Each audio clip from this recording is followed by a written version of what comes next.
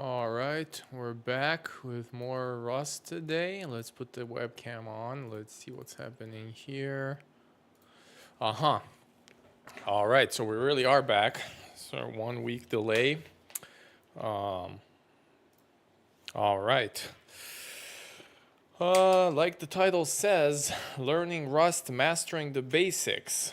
So let's get right back to it. Seems like the Rustling course is gonna go in a more advanced direction.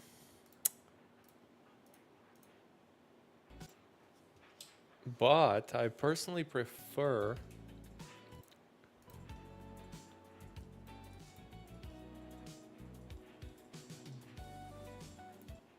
to master the basics when I learn something. So let's see what's going on here with the audio. Is it live or? All right. Okay, we should be good. We're live on Twitch, live on YouTube.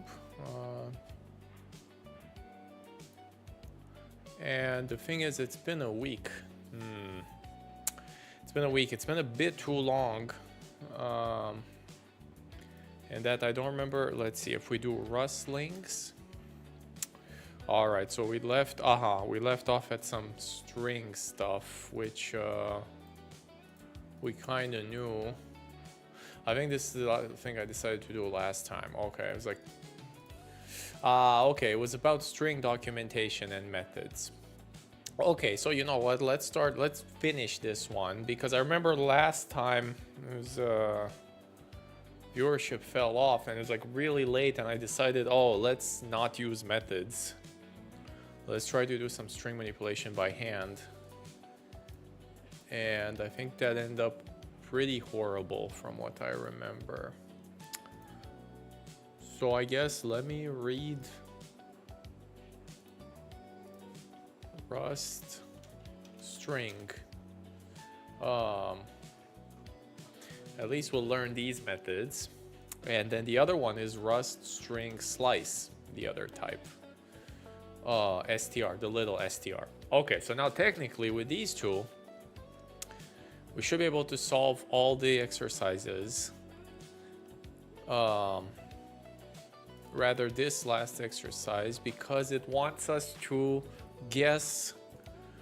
So there's two functions here. One of them takes a string slice, a reference to little str. The other one takes a string. Just pick the right one to use in either case. So pretty easy, right? So let's see. I believe this is a string slice. Okay, so the double quotes are a string slice. Obviously, let's see, a string slice to string. This is obviously a string, but let's confirm that the principled way, right? So if I go to little str and I say to string, I'd better find the method. Is it so basic that it doesn't even have documentation? No, it must have, right? To, is it a trait? No. Maybe it is so fundamental that they don't even...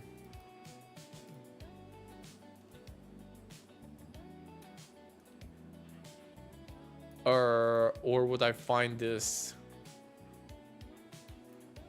standard string module? String primitive type. Okay, well, it takes me back here. So where do I find the docs for toString? This is an interesting question. A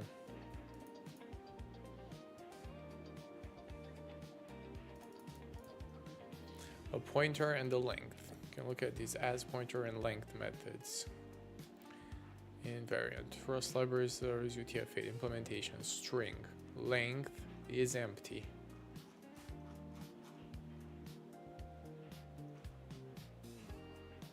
Oh, there's no section on implement.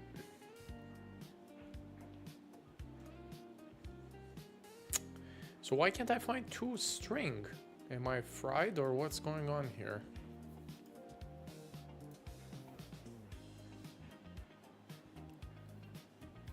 Oh, why can I not find toString? You can stack allocate and you can take a Blah, blah, blah, blah, variant to string. Huh. Where are the docs for toString? Oh, it's a trait called toString. Interesting. So I would have found it in the trait called... It's not even here though. Okay, so it's called a blanket implementation. And I see, so toString. A trait for converting a value.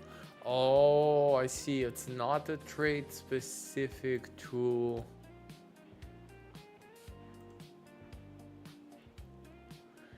It's a trait that takes a reference to self and returns a string. So it is centered around the string type. So would I probably find it here more?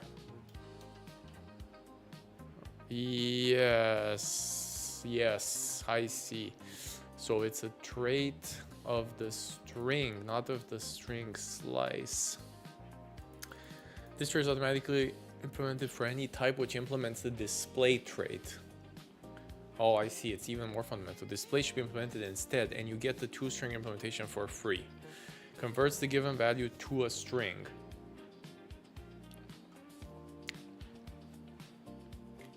Okay, so we're supposed to know that this is a Rustism, I guess. And so the answer is obvious then. This one returns to a string. Now, string from. Obviously, this is a string, but I would like the docs to confirm that. So, what do we do now? We go in string. Oh my god, there's so many things here. And where is from? Aha, from T. Aha, so it's... Okay, it's also a blanket implementation, so it's one of the basic traits in Rust, which we have to learn. Converts to this type from the input type. Okay, so that's all the docs we're gonna get from here, I guess, for this one. Can we see the source code of this?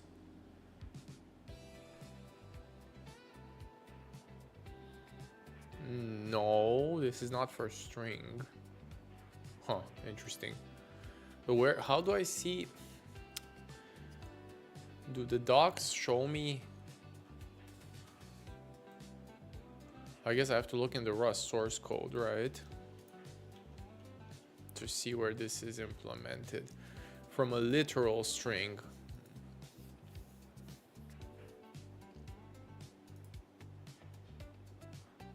String literals are string slices. The string type, also called string slice, the most primitive string type, just in its borrowed form, is also the type of string literals. String is the most common. Okay, it has ownership over the content stored in a heap allocated buffers closer to its borrowed counterpart. Okay, so then obviously, anyways, so from is also a blanket trait. To owned. Now this is obviously a method of the string slice. And this one I actually don't know what it does. So instead of guessing, let me look at the, why don't we look at the string slice docs. And we go to owned. Creates own. Aha, now we have a real answer. Ah, because it's a borrow, creates owned data from borrowed data, usually by cloning. And this one, of course, because string owns its data on the heap, gives me a string. Okay, interesting. So let creates own data from borrowed data.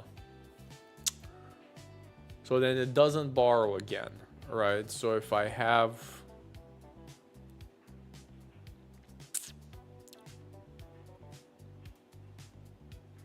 a mutable string slice and if I clone it. Okay, well, this is a good segue into messing around with borrow checking to see if I remember anything.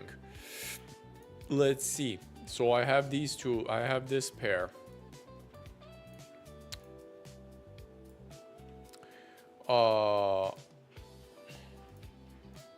Okay, well, first, can I print?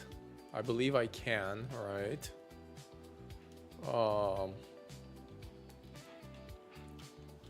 SSS. Okay. Oh, can I print a new line here? Is it new line? It is new line. Okay. And now if I say let mutable s,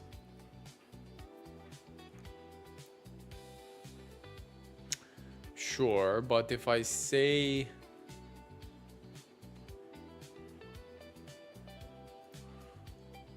okay, so now let me look at the string slice methods and let me see how do we mutate this, because I have no idea.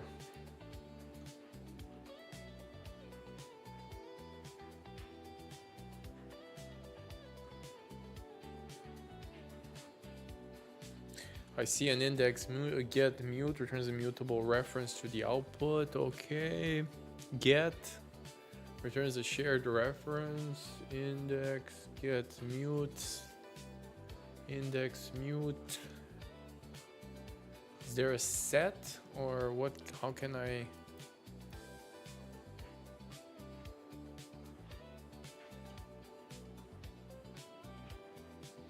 I've never seen a mutable slice, have I, yet?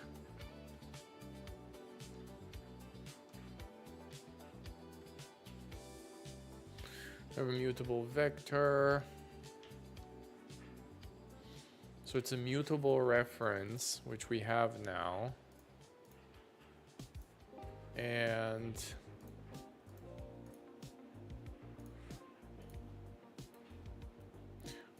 how to mutate string slice in Rust. What am I missing here? Yes, okay, sure. So I need to make it also mutable.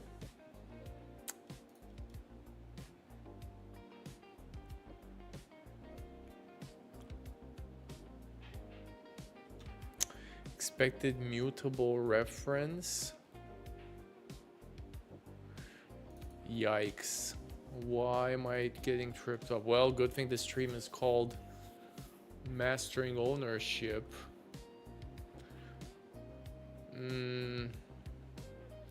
Yeah, okay, I can do it own and I've seen the push, but I want to do it in place.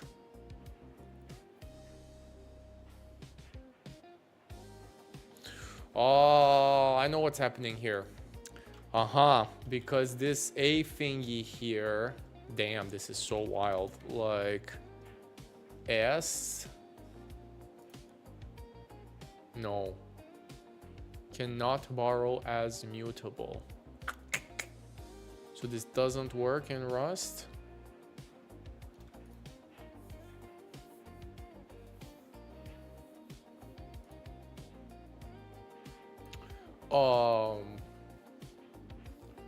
Let's slice. Yeah, so it's a mutable string.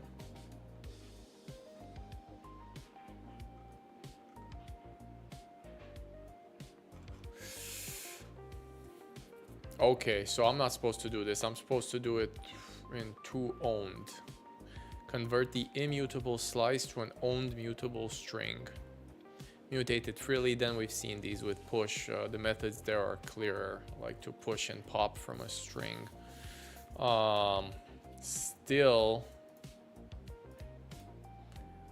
a bit sketchy what's going on here.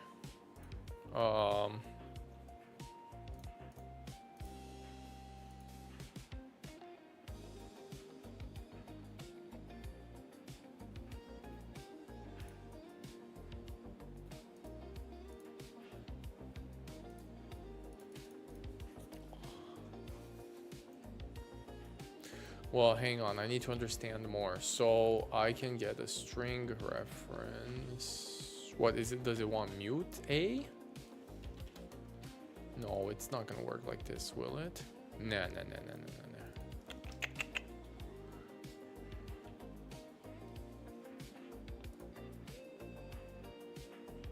Yeah, I mean, sure, this one I can do now, like SS push strb. And this works because it's Of course, I need it to be mutable. And this works from a borrow checking point of view because S is to owned. It's not a borrowed, right? Yeah. Can a capital string borrow a little string? Or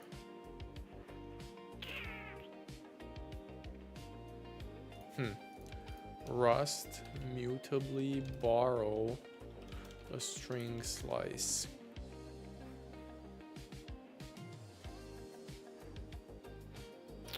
But it's the other way around. So you can get a string from which you own it. Okay. So it must always, you can only borrow from owned. Take a mutable slice of a specific range. Mutate the slice data in place.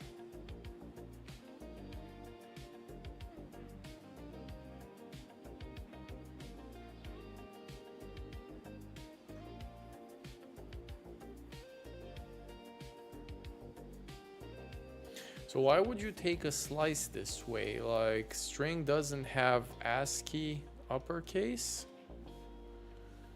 As mutable string.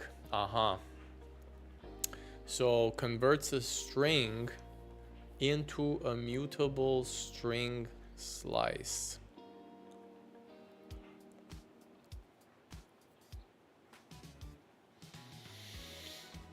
And if I take this and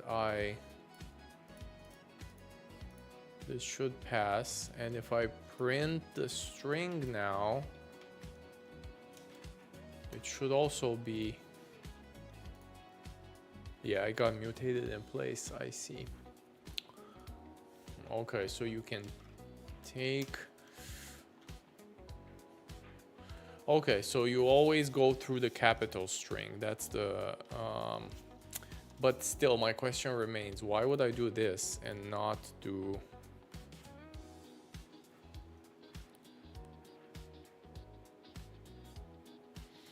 like it doesn't have a method?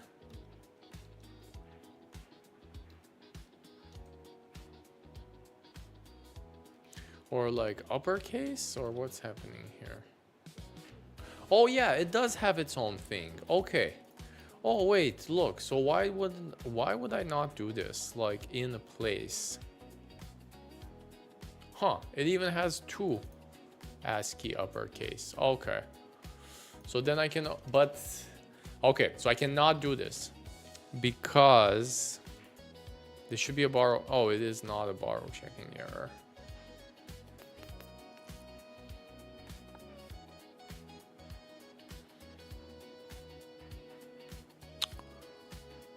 Why is it not a borrow check? Oh, it's because I don't print the slice anymore.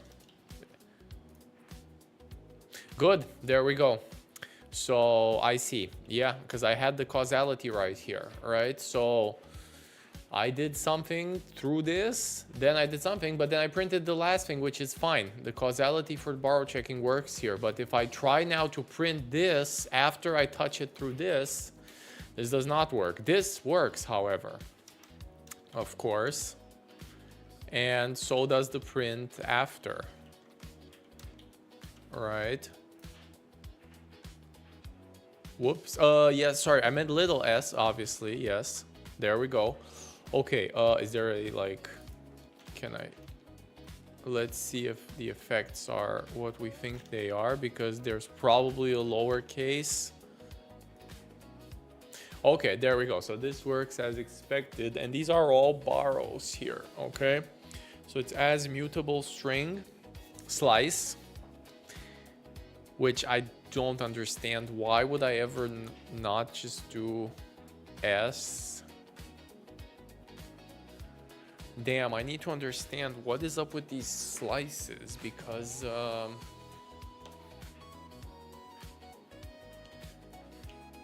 is it like some coding ergonomics, or like I need this types somewhere?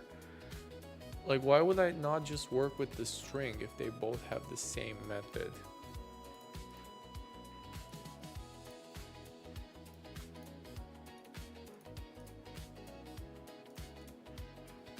Okay, this one is trickier to understand. All right, Sure. Let's continue. So to owned is a string. We know this now. Into. It's a method of a string slice. What is into?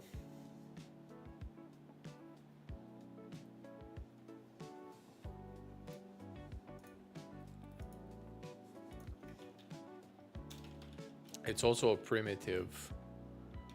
It has to be a primitive trait. It's not into string, it's into. What the heck is that?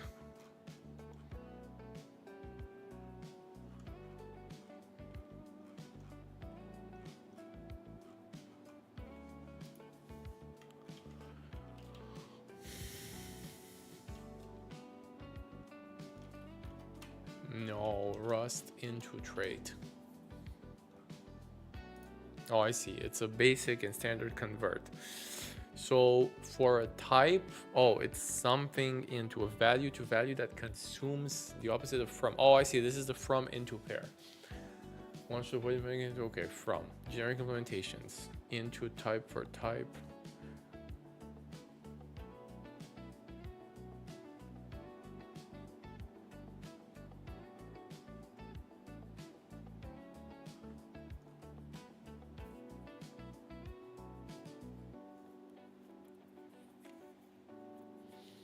String implements into, so from evacuate to a string.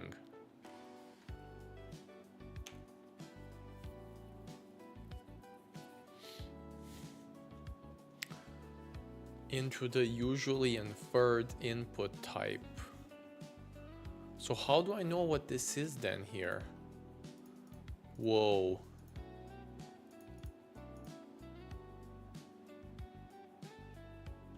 String slice into. Rust into method for str.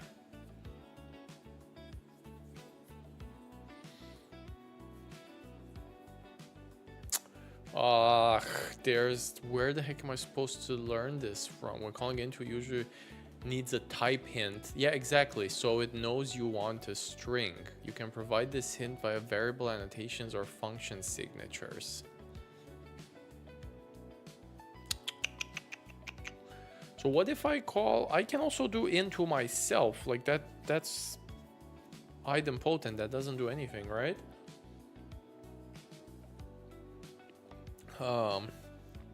Like what are which one are we supposed to use here? Obviously they want you to use string, but like could I not use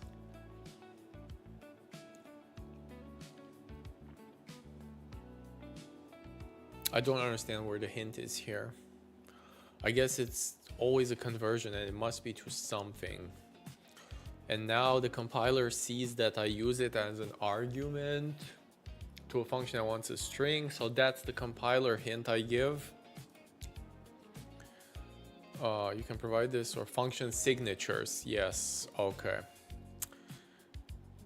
I see. So Rust from and into are inherently linked, and that's actually part of the implementation.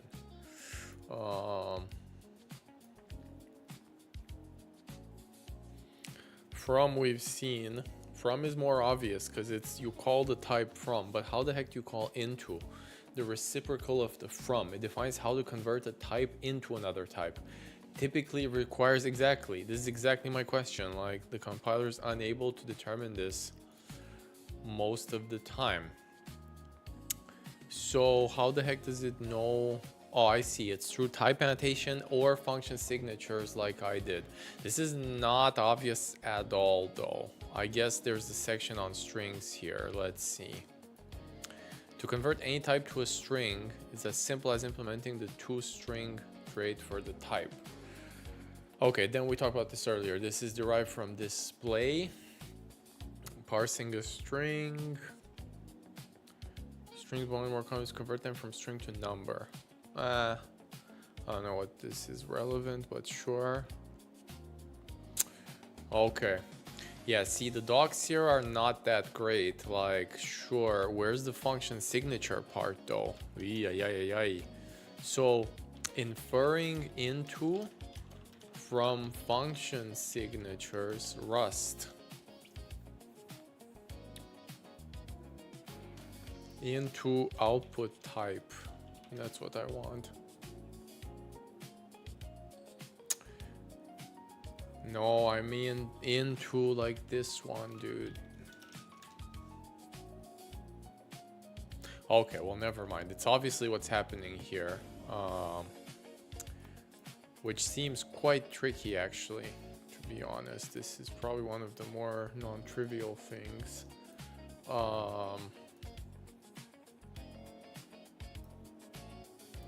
Okay, so this is obviously a string because we're giving the compiler a hint to be a string. Now, format macro. Interpolation station. What the heck is the Rust format macro? And what... This is a good general question. How the heck do we read Rust macros? Rust format macro. Format. Arg of type creates a string using interpolation of runtime expressions. The first argument format receives is a format string, which is a string literal, a string slice. The power of the formatting string is in the interpolants contained. Additional parameters replace the interpolants unless named or positional. Okay, so this is very Pythonic, like test hello world. I mean, honestly, we use this. Oh, I see. So print line has this burned into itself. Okay. A common use is concatenation and interpolation of strings. So anyways, the point is creates a string, which, how the heck do we infer this? Beats me from here.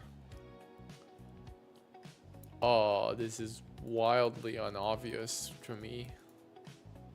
Like, what the heck is this? Macro rules format. How am I supposed to infer this is a string output?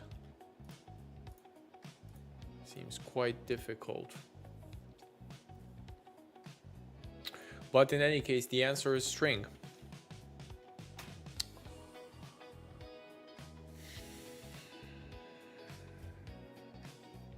So we create the string. Obviously, this is a string from a string slice.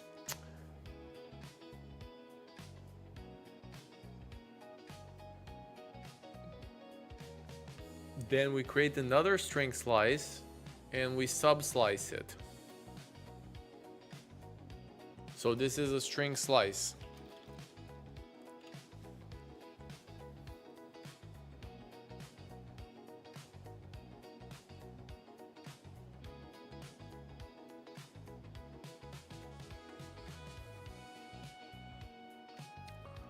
Is it?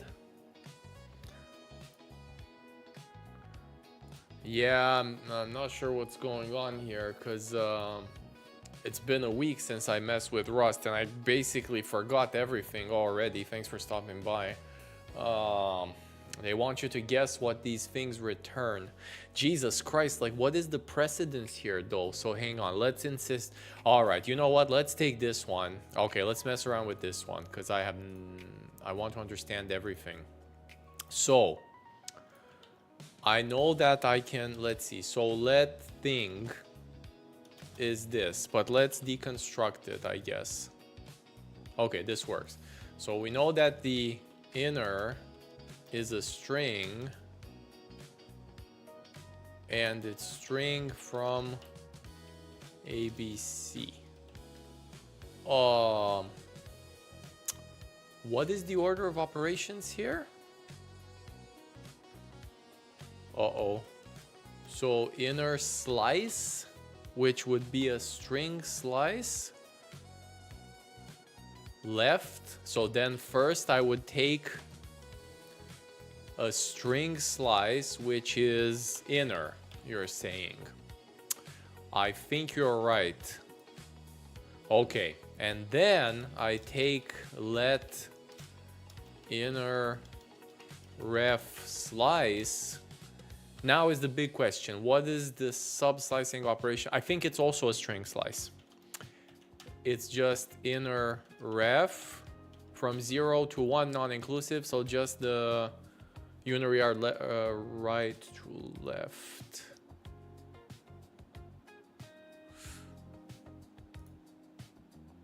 Oh no.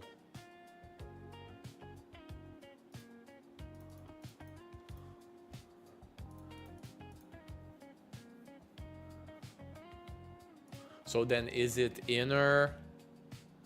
Okay, so it is the other way. Okay, I see. Yeah, so it's right to left. Okay, I see. So it's like parentheses, like, I see. Okay, so then this is inner ref then. Okay. What?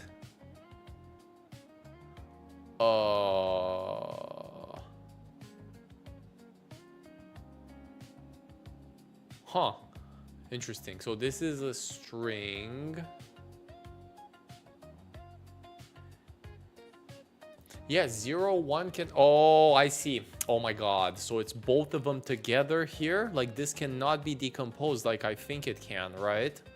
It has to be like this. Okay. Yeah, okay. All right.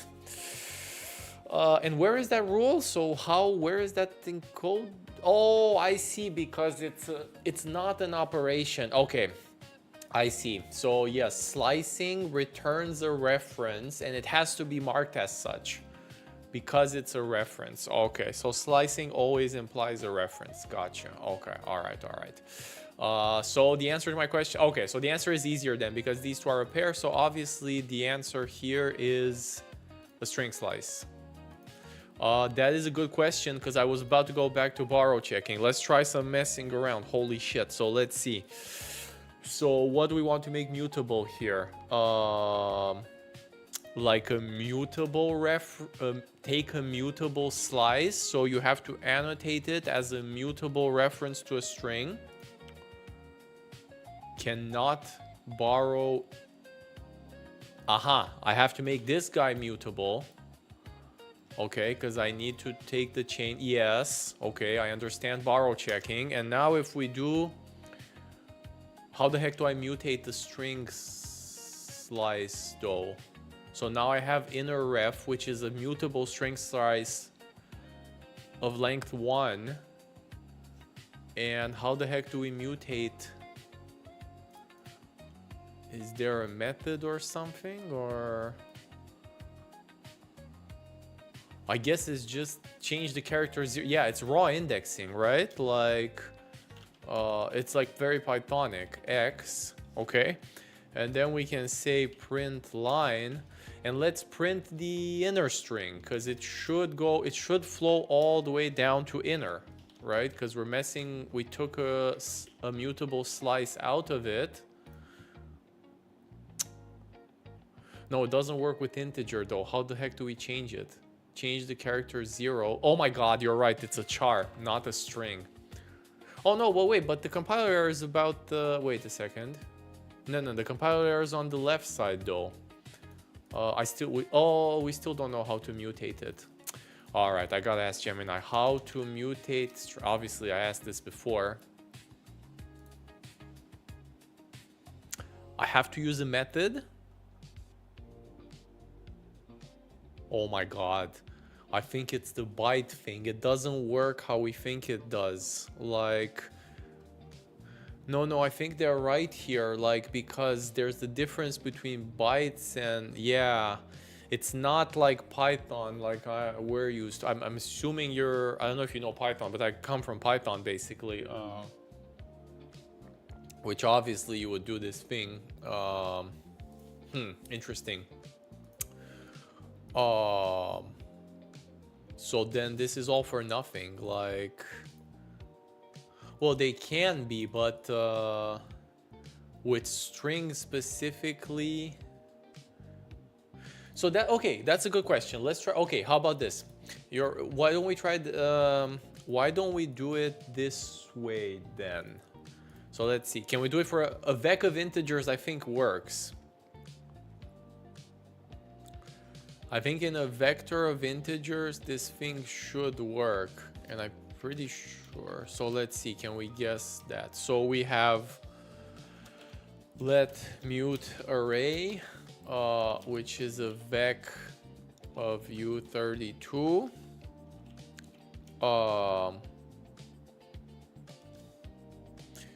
I don't know the syntax, so Rust vec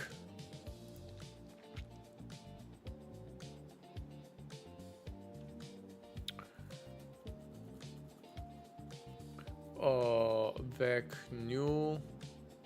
Okay, so it is the vec macro. Yeah, okay. So it's vec 1, 2, 3. Then we take let array ref, which is no, it's a slice of u32. No, it's with brackets. Okay, so a slice of u32. Mutable slice of u32. Yeah, you have to keep the length. Yeah. It's the same with the vec. You have to keep the... That's why for strings it's more complicated, because it's like you have to reach into the bytes inside. Because I think it's all... Rust is UTF compatible, so you're not guaranteed... Like, I can type an emoji here, and it's gonna be like more bytes.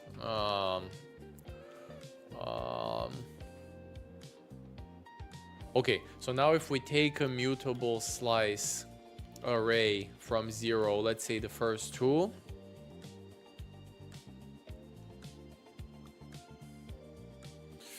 change character problem if it's the same length.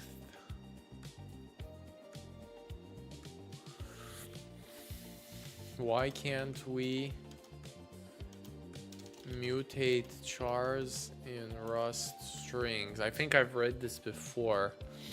Yeah, so Rust strings are encoded in UTF-8, which uses... It's just not guaranteed. Like, this is core to Rust, and it's only about strings, which uses a variable number of bytes per character, because it's like for compression. Like, if I type X... yeah, UTF-8 is variable width, basically. That's it. Like, it's up to 4 bytes. Yeah. A string is stored in memory as a collection of UTF-8 of unsigned of yeah.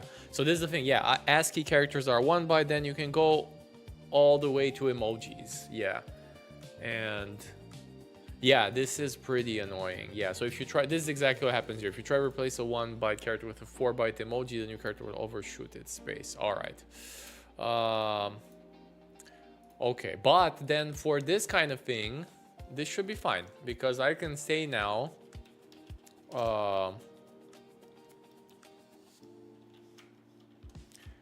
array before, and I can do array ref 0.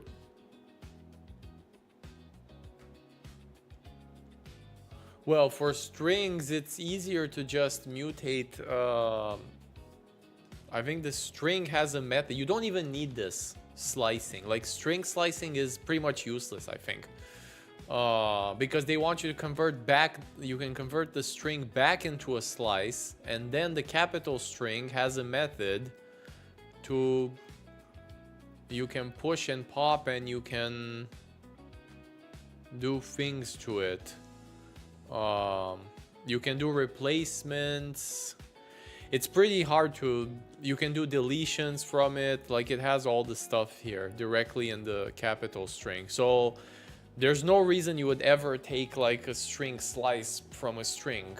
I think I was actually talking about that to myself before you joined. No, you can... No, because strings are on the heap, right? PQRS? No? Yes, you can push into a string. Like string ABC, push 1, 2, 3, and then it's ABC 1, 2, 3. Strings are on the heap. Slices are the ones that are fixed, right? The slice string is the one, because once you take a slice, then you can't push onto a slice, yes. But basically, like, there's no reason to ever work with string slices, it seems, because the capital string gives you pretty much anything you want in Rust. You can even do the bytes thing.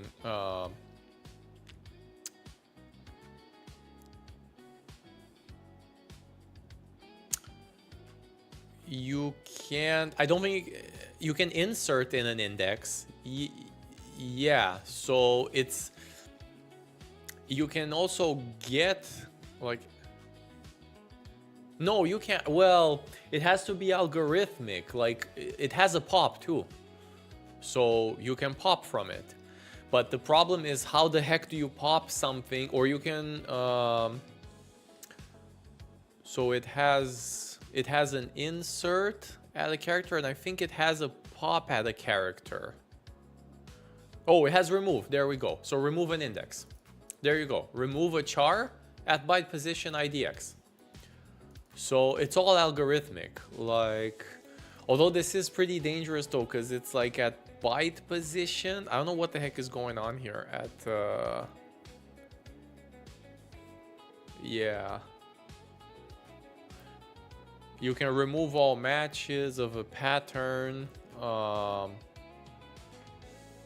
Yeah, it's basically insert and remove, right? They take an index. But why is it remove? Yeah, it removes a char, which is just... Oh, no, this is UTF. Okay, so it's a Unicode scalar value. Yeah, it is. Strings are... I mean, in a way, it's very Pythonic, because they are pretty powerful. Like, the big string gives you everything you need. But you need to know what to... Yeah, it depends what you want to do with it. Yeah, it just takes a while to learn all these, because... yeah, you can even insert a string slice into a string at a byte position IDX. I'm still a bit confused about this byte position, though. Well, let's try this then. Okay, you know what? Let's do something quick. So, emojis. UTF-8. Something is wrong here, and I'm not too happy. Okay, so then we take the watch. And we say, all right, let me finish this. So array ref, you can make this 5 and then print ln the array. I know exactly. This is exactly, yes, this is a bit confusing. Like, what the heck does it mean to insert at a byte position? Because I am a bit worried now. Like, I want to test it with an emoji. Because if the emoji takes 4 bytes and I insert at the second byte position... I see Vec doesn't implement display, so we need this stupid debug thing. Cannot borrow array as immutable. Oh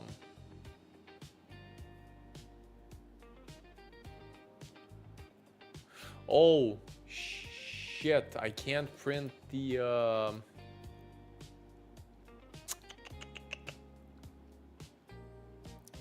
Huh. So I can do this probably.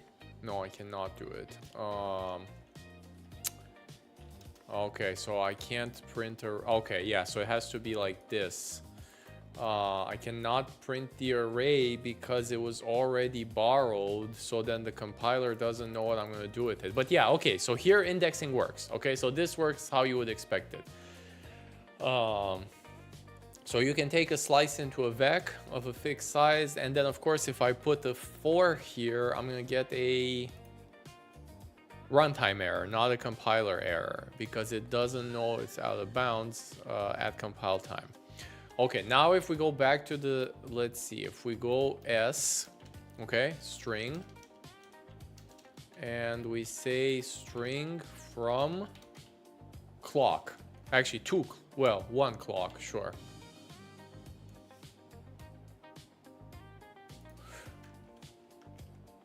Okay, what the...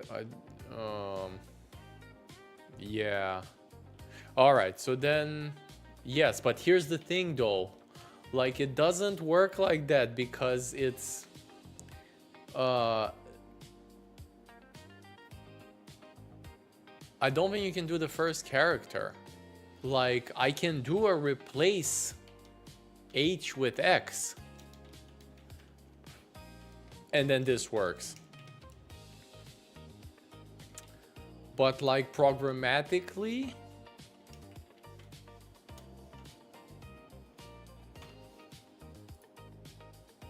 yeah, no, wait, S replace, oh, it returns the new, oh, sorry, so let new S, Okay, so this works. But how do we replace?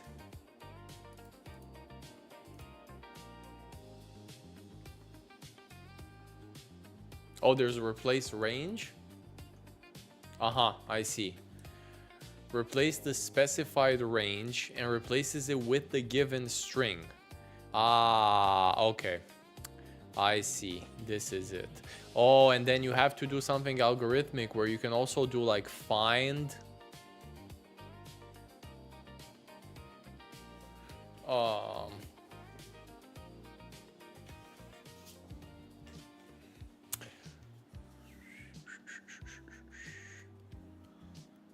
Oh, thanks for the raid. We got my first raid ever, pretty sizable. CM Griffin G.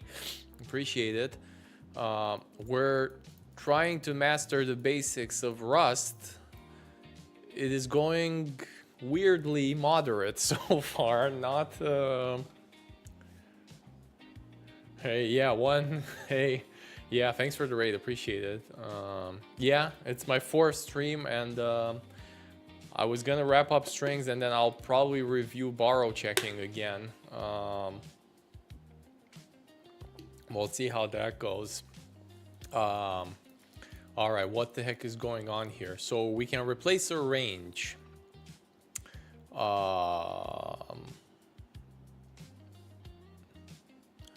wish they had an example. Rust replace range. What the heck is a range though? Yeah, it's been pretty mixed so far. I've been doing this is all from the Rustlings exercises, so they have this project you go through. I do want to build. I am doing this because I want to build like maybe an incremental game type of thing, like the backend for it. So it would start with pretty basic. I got the data structures down, but like the borrow checking is still tripping me up a bit. And yeah, it's been going okay. Hey, thanks for stopping by from the raid.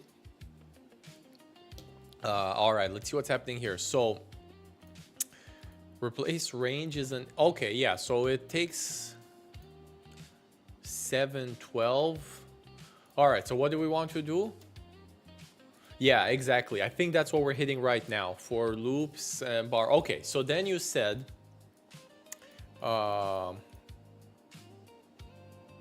yes, that's the thing. I'm trying to force myself to not clone anything, because then you kind of force yourself to do.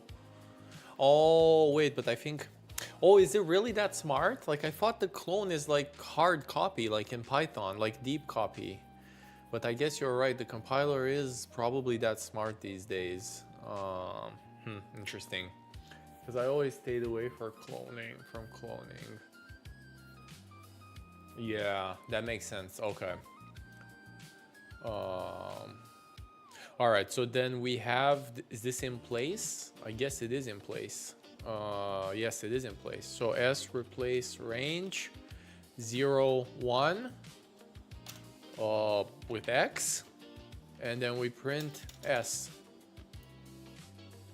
Okay, so Xello worked.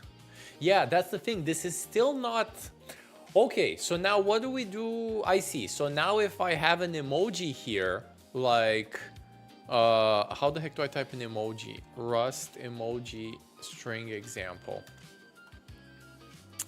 Okay, so if I have the hand wave here, this is still gonna be XLO now, because it's smart enough to replace.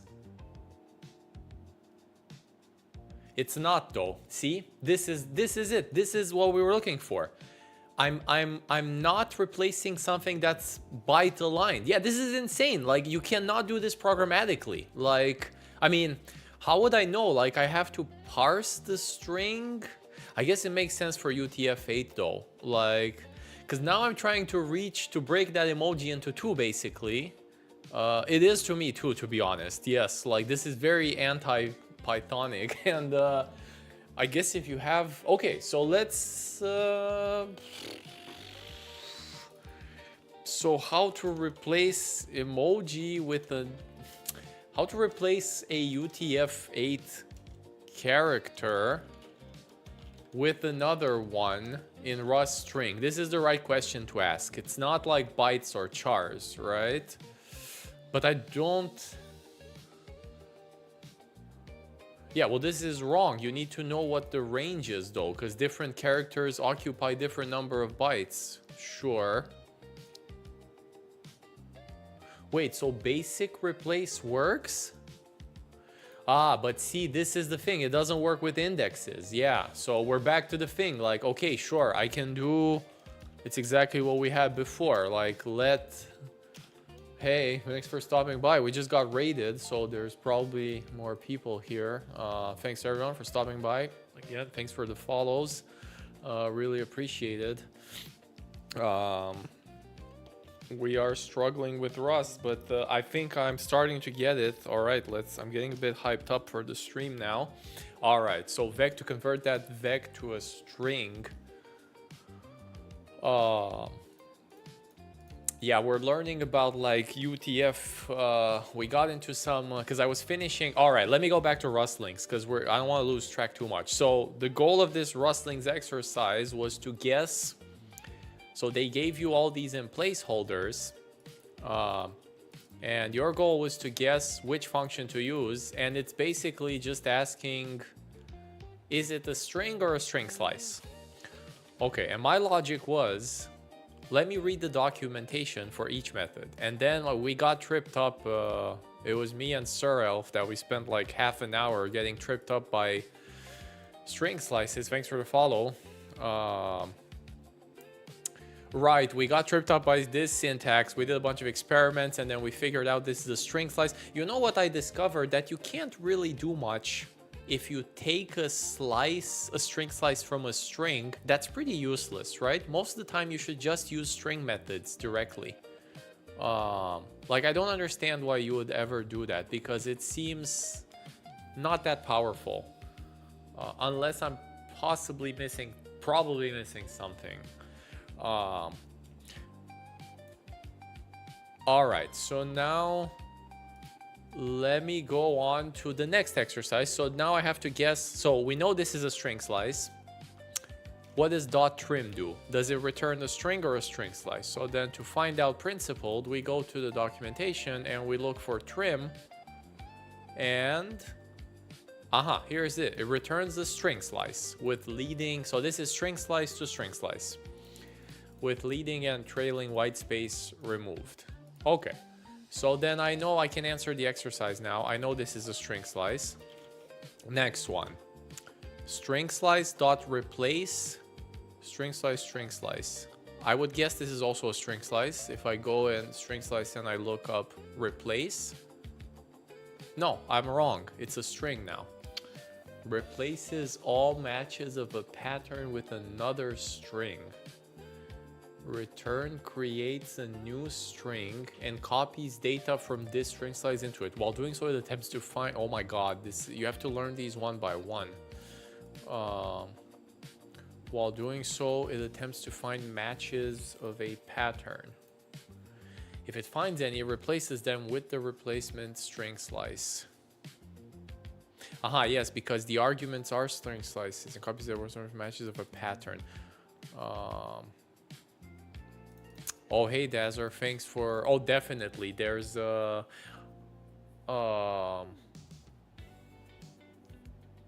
yeah, replace makes a new copy. There's definitely, like, learning Python. I would just use the official website. Yeah, Python for beginners. Python.com, Python for beginners. And let's see, what do they have here? Online documentation. There we go. So Python 3.14 tutorial. And there you go. Oh my god, it has so many things here. Yeah, like this is the website you're looking for then for Python, right? So yeah, Python and Rust, pretty nice. They both have nice documentation, explained everything. Let's see. So strings, the UTF-8 not good. Yeah, so this makes a copy. Okay, so now we know the answer to it. So then we know that this is also a... No, we know it's a string. A string is a... Yeah, it stores bytes. Yeah, thanks for stopping by, and yeah, feel free to lurk around. I'm still beginner in Rust, so I think the learning process. Thanks for the follow. All right, last one. My shift key is sticky 2 lowercase. So string slice, calling 2 lowercase. So let's see what 2 lowercase does on the string slice. And we go to documents and 2 lowercase. It's a string. Returns the lowercase equivalent of this string slice as a new string though. I wonder why do they sometimes do, since some characters can expand multiple characters, okay. So since some characters can expand into multiple characters when changing the case. Oh my god, so it's UTF stuff again. Like they mean a char here, right? So since some characters can expand into multiple characters, this function returns a string. This makes sense though, because a string slice has a fixed size. So you cannot, like, what does it even mean to do 2 lowercase? It actually means to construct a new string from that string slice and return that. Unlike char to lowercase. Okay, this is more complicated. So now my question is, okay, so now we know the answer to this. So it is string. And if I do a save, yeah, I mean, it supports, it's the oh, actually, wait, you're right. It's not the emojis because you can't do 2 lowercase on an emoji. Okay, so we passed. So we guessed everything. Can you do 2 lowercase on an emoji? It's like, you're right, it's Greek. Yeah, it's the Greek alphabet. That's capital alpha, lowercase alpha, and stuff like that. I'm very curious now if I do S2 lowercase. What the heck does this do? It's gonna runtime panic, right? It does not runtime panic. I guess it knows how to skip characters that don't have a lowercase, right?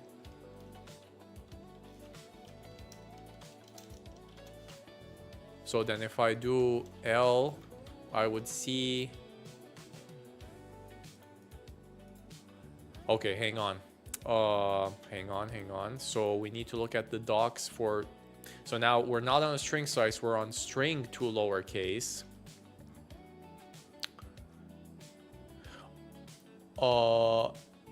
And it returns as a new string. So I have to do let. This is what's happening here. So let s new, which is also a string. And I print s new. Okay, yeah. So it just... it's smart enough to, I guess there's a mapping somewhere, which is standardized. Okay, all right. Okay, well, we finished the strings, the string chapter. Now, here's the problem. The next chapter in Rustlings will be about crates and cargo stuff. I kind of don't want to do this. Instead, let's do something else, because I found... So there's the Rust programming book, which has a bunch of stuff, but there's a fork of this, which is called from CS Brown. So it's Rust book minus CS Brown edu. I kind of wanted to check out this book because it's made for learning too. And I wanted to start, we're going to skip some, we know these, like variables, data types, variables and mutability. Oh, thanks for all the follows, guys. We met the follower goal, 20. It's 25, and maybe we'll become a Twitch affiliate and get a sub button. All right, so let me look a bit at mutability, because this is supposed to be a nicer book than the other one, or more hands-on. But I'll skim over this because we know this. Thanks for all the follows again. Appreciate it. Thanks for sticking around, messing around with Rust. Feel free to lurk or type in chat. We have some regulars here that'll answer all your questions. Like it just works okay. We'll answer anything you want to know about Rust, so don't be shy of asking. All right, so then basic mutability we know. I guess let me try to do one of these quizzes. Which statement best describes what it means if a variable x is immutable? You cannot create a reference to x. No, that's wrong. You can create an immutable reference to an immutable variable. X cannot be changed after being assigned a value. This sounds right. This is wrong. X, there is no such thing as immutable region of memory. Okay, it's obviously the second one. What is the keyword? Okay, so this is obviously mute. Determine whether the program will pass the compiler. If it passes, write the expected output. Let x1. It does not pass the compiler because they... Wait. It's not mutable, right? Or are integers, are scalars special? I don't remember. I'm gonna go with does not compile. Okay, that makes sense. Yep, of course. Yeah, so yeah, I was thinking of something else. I remember there is something special about integers, but it was something else. Was it? Oh, it had to do with the copy trait and the cloning. Yeah, exactly. You're right. It's invariant to types. Well, exactly. The copyable. Yes, that's what I was thinking about because we learned about that. You remember it like last week or something. Okay, good. All right, I'm gonna skip a bit over this because I do want to get to the... So my goal, by the way, with switching to this book is I want to get to the ownership section because they say it's a bit different. If you read the section about like what's different in this book, they say that the biggest change is the ownership. So it seems I've heard good things about this book because they have a different way of explaining ownership. So I kind of want to master it today, especially because we started with that string stuff. That seems like a good goal. All right, so then we did this one, constants we've heard about. Let me do another quiz quick. Which of the following statements is correct about the difference between using let and const to declare a variable?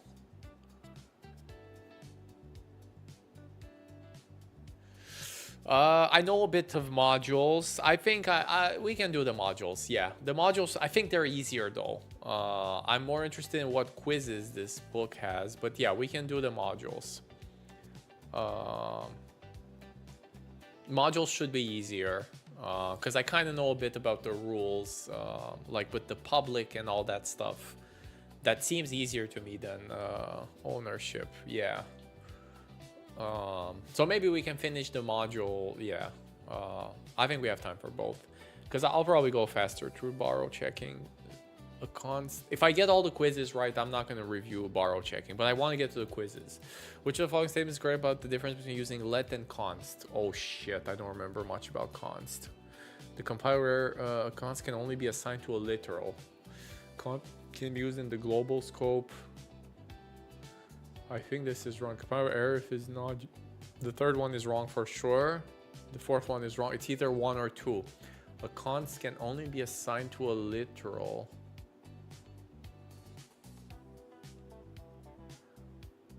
I think this is wrong. You can do basic computation like multiplications on the right hand side because I remember the second example. So it has to be the second one. Consts are only global. You can't do a const inside, right? You can do a const. Yeah, exactly. Everything is an expression. So the first one is wrong. It's got to be the second one, right? Let me click that one. Whether the program passes, if it passes, okay. So const 2. Well, this better compile now. Oh God. Let's see. Okay, I got both of them right. Okay, thank God. Okay, so I do know consts. Okay. Shadowing, we know about shadowing. This is pretty basic. I'm not going to bother with this. I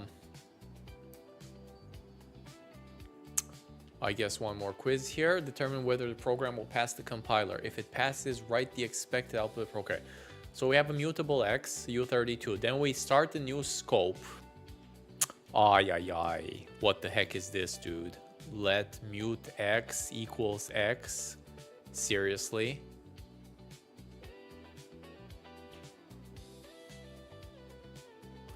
If it compiles, it definitely prints 1 because this x gets dropped. Like, I don't know what the heck is going on here.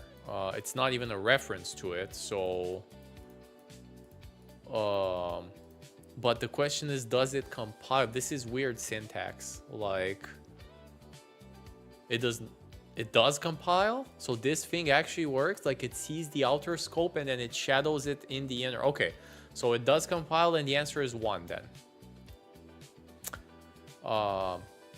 Determine whether the program will pass the compiler. If it passes, write the expected output. Let mutable x u32.1. This does not compile because this should have been shadowed. Let x. You can't just assign. This is wrong type. Okay, I got both of them right. Oh my god. Okay, so pretty good. All right, data types. What do we have for data types? I guess we'll do some quizzes here just for fun. 8-bit, architecture dependent die size, integer overflow, floating point types. We know this, the Boolean type, the character type. All right, let's just YOLO quiz. Oh my god, the largest by I28, it's 2127 minus 1. I don't care if I get this wrong. I don't, because it's half on that side, half on that side, right? So 2128, 2127 minus 1, because 0 counts. I think it's this one. It's minus 2127 all the way up to this one. Okay. If x 0, what will happen when computing x minus 1?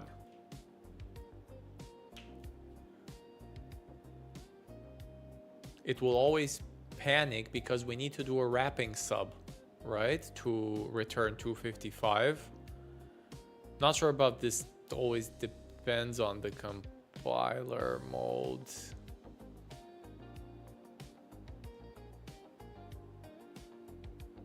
It depends on the compiler mode. Well, okay, fine.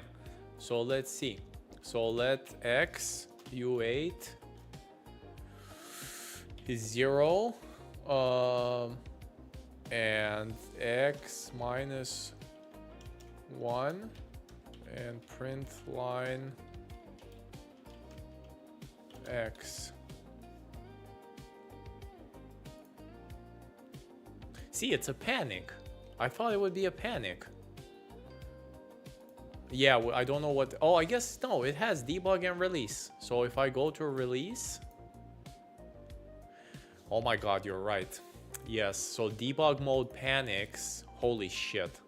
Release wraps. Okay, well, this is pretty wild.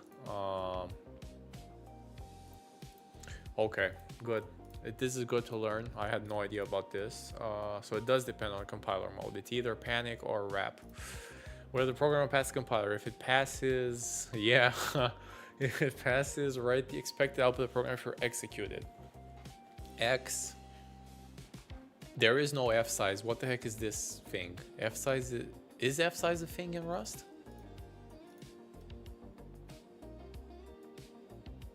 Yeah, there's no F size, right? It's yeah, Joe, I think that is kind of wild. Like yeah, there's only I size and U size, right? Yeah, this is a hallucination. Does not compile. All right, we got this one right too. Compound types. Tuple, we've seen this. Oh, this is the ugly indexing. We can unwrap a tuple. This is called a pattern. The array type, we've seen arrays too. Array element access, we talked about this earlier before we got rated, so pretty Pythonic here. Invalid is a panic. 2 questions and we're done. Determine whether the program will pass the compiler. If it passes, okay. Let message, this is a string slice. The temperature today is. Let x. What the heck is this? An array with heterogeneous data types? I don't think this compiles. All the elements have to be the same. That's in tuple it works, right? Yeah, a tuple can have different things, but like an array should have the same data type. So I'm gonna go with does not compile. Now this is a tuple. And the first one is, each of these are slices or vex or arrays, right? Or yeah. And the first one is 1 repeated twice. The second one is 3 repeated 4 times. And then you unpack it into A, B. Yeah, exactly. It's the type and well, it's the initial value. It's not T, right? 1 is not a type. It's initial value. Well, I guess it implies the I32 here, but it's actually 1 repeated twice, right? Yeah.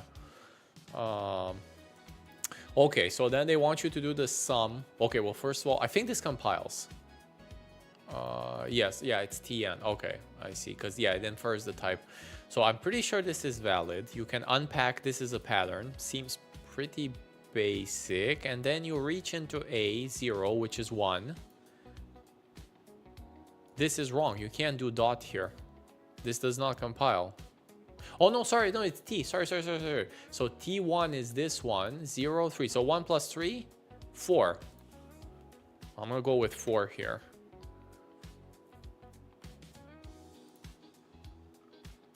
All right, we got this one too. Oh my God, I'm acing everything. Well, this is good because it's been a week, so I remember all this stuff. Functions. Okay, functions we've seen too. This is pretty basic. Another function, there's a bit of discussion to scope. We can call in by entering set parentheses, blah, blah, blah. Parameters, we know parameters. We know types, signature annotations, return types. Print, we know function, you must declare the type. Cargo run, quick quiz. The keyword for, okay, this is fn. I'm not even gonna bother. Determine whether the program passed the compiler. Okay, if it passes, write the expect docs. So we have a function that prints X. Okay, this does not pass the compiler because it's not type annotated, obviously. Like, there we go. So you can't, a function must declare the type. So what's the other way? Wait, it's not fn? Really? Like macros, or what are you talking about? Or impl? Or are you talking about impl, like traits, or? Oh, like closures, right? Oh, yeah. Okay. Fair. But I think those are called closures, maybe? Fair. I remember closures. I mean, we haven't got to them, but I know what they are. Statements and expressions. Oh, they are functions technically. Okay. Let's look at some examples. Okay, statements we know. Let statements do not return. You can't assign a let to an. Obviously, this is not Rust code because the statement is the whole thing. Expressions instead are basically everything, including stuff like this. This is a giant expression which returns 4, evaluates to 4, but closure is type of an. Okay, functions with return values. The arrow, we know this. We know the arrow. Blah, blah, blah, blah, blah. Okay, quiz. In Rust, a curly brace block, it's definitely a scope, but it's also an expression. It's 1 and 3. Right? Yes, it has to be. I'm going with 1 and 3. It's definitely an expression. It's definitely a scope. Unless I'm getting tricked. No, but even if they are the same thing, it has to be 1 and 3. All right. Determine whether the program will pass the compiler. If it passes, write the expect. Okay. So we have a function that takes an I32, returns an I32, the value plus 1. Pretty good so far. Nothing weird here. Jesus Christ, what's up with the parentheses? So print line ends here. We call the function ends here. We call the function with an expression as an argument, and it's an argument that is 2. So then this, I think this compiles. Everything is an expression in Rust, including you can pass an expression to the argument of a function, right? Yeah, I will go with, and then it prints 3 because we pass it 2, and then it prints 3. Good. Okay, we're done with functions too. Comments. We didn't even get to the comment section, to be honest. Maybe we vaguely read about this. So double backslash, pretty classic. This is like C, also like C, multi-line, also on the same line. Okay, there's no quiz here. Control flow. Oh, this is the big one. Okay, last quiz before we get to ownership. I'm just gonna blast through quizzes. Hopefully we get all of them right in ownership. If I don't get one right, we'll have to review. If is basic. So if number, expression, well, scope, I guess, not expression, right? So if number, okay, all right. Pretty basic. Rust expect a Boolean. Oh yeah, so you can only test Booleans. Okay, that's good to remember. Number not zero. Else if, else if, else if. Pretty basic. There's the if let trick, which I remember. So let number if. So now you have to write expressions here. So if condition, then evaluate this expression and assign it to number. Okay, else 5. Typing conflict, obvious. Quiz. True, false. Executing these two pieces of code results in the same value for x. Snippet 1. Okay, so it's an I32, it's either 1 or 2, depending on condition. Okay, so it's a bijective map. Let x. This is good, both compile. If condition 1. I think this is valid. You're allowed to initialize non-mutable variables once. So this is valid code. So if cond, else, I'm gonna go with true. It's exactly the same thing. It's just deferred initialization, right? Yes, I'm going with true. Determine whether the program, well, that's good. I got it right. Why? I mean, unfortunately, because it's ugly. Yes. I mean, I remember the deferred. Yeah. Determine whether the program passed the compiler. If it passes, write the expected output. So, let x1, let y.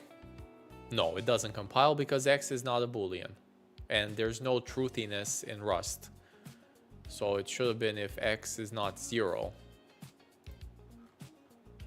Okay, we got this one too. Loops.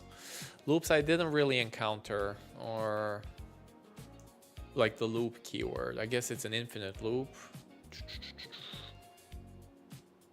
Oh damn, I'm kind of not remember. I see, so there's the break syntax here. Loop, counter plus 1 if counter is 10. Okay. Before the loop, we declare a variable named counter and initialize it to 0. Yeah, this looks pretty basic. Oh my god, there's the loop label stuff where you can break from the inner. Okay, so if you have two nested loops, Rust allows you to break either the innermost one, which doesn't need to have a tag, or you can break everything. Okay.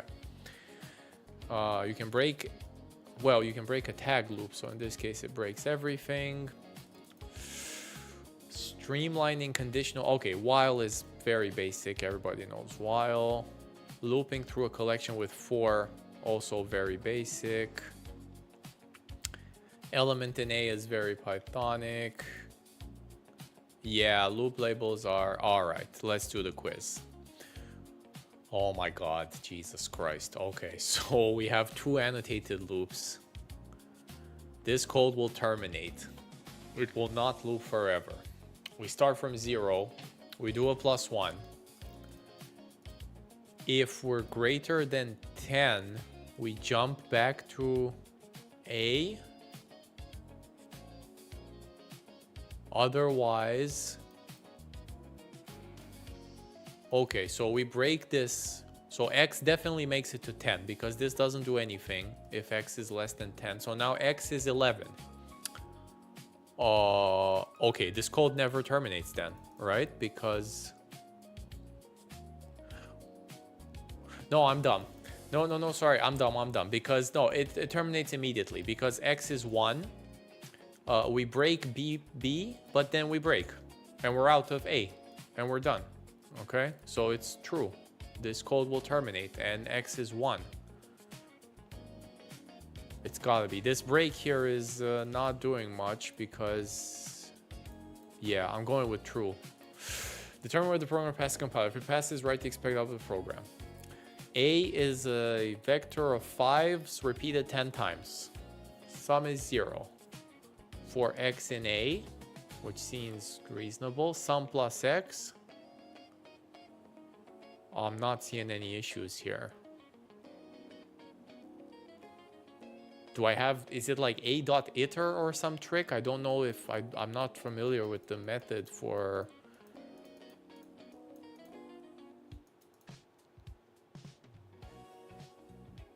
Uh-oh, is there some tricky borrow checking happening here? This is fine since scalars are copyable. Wait, that sounds suspicious. Yeah, so anyways, my guess would have been true and it's 50. For x in A and for x in A iter, yes. But why did you mention copyable though here? That sounds a bit more subtle then. Is there a drop that would happen?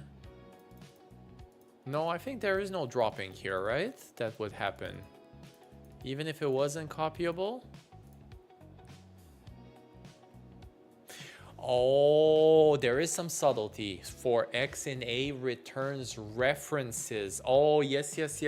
I think you're, yeah, good point. So then I can do a plus x magically here. Otherwise, oh, it's an iterator, right? So it's not a reference. Okay. So there is no, okay. So it directly iterates in the data. Okay, yeah. Okay, so we're going with does, and 10 times it's gonna be 50. Okay, we got both these two. Okay, I almost got tricked by the loop, by the way, but we salvaged that one. No, you're good. No, I like these kind of things because it's good to understand everything. All right, that's it. We literally aced everything. So we know the basics of Rust, which is pretty impressive because it's only one stream a week, only for 3 weeks. Not bragging or anything. Pretty impressive. Now we can go to ownership. Ownership is Rust's most unique feature and has, okay, we know this. Maybe we can speed this up, although they do have some interesting concepts here. So ownership is a discipline for ensuring the safety of Rust programs. To understand ownership, we first need to understand what makes a Rust program safe. See, like we didn't find this in the other book. Safety of the absence of undefined behavior. Okay, this is good. This one is obviously wrong because you're reading, I mean, you're assigning X before it's even defined. So any basic programming language is, I guess this is undefined behavior, but it's okay. I guess they call it unsafe, but sure. When a program is executed by an interpreter reading X. Oh, I see, because Python would make its way to the line and then raise an exception. But Rust comes at compile time. Okay, sure. Pretty basic syntax. I mean, not syntax, but like causality in code. Sure.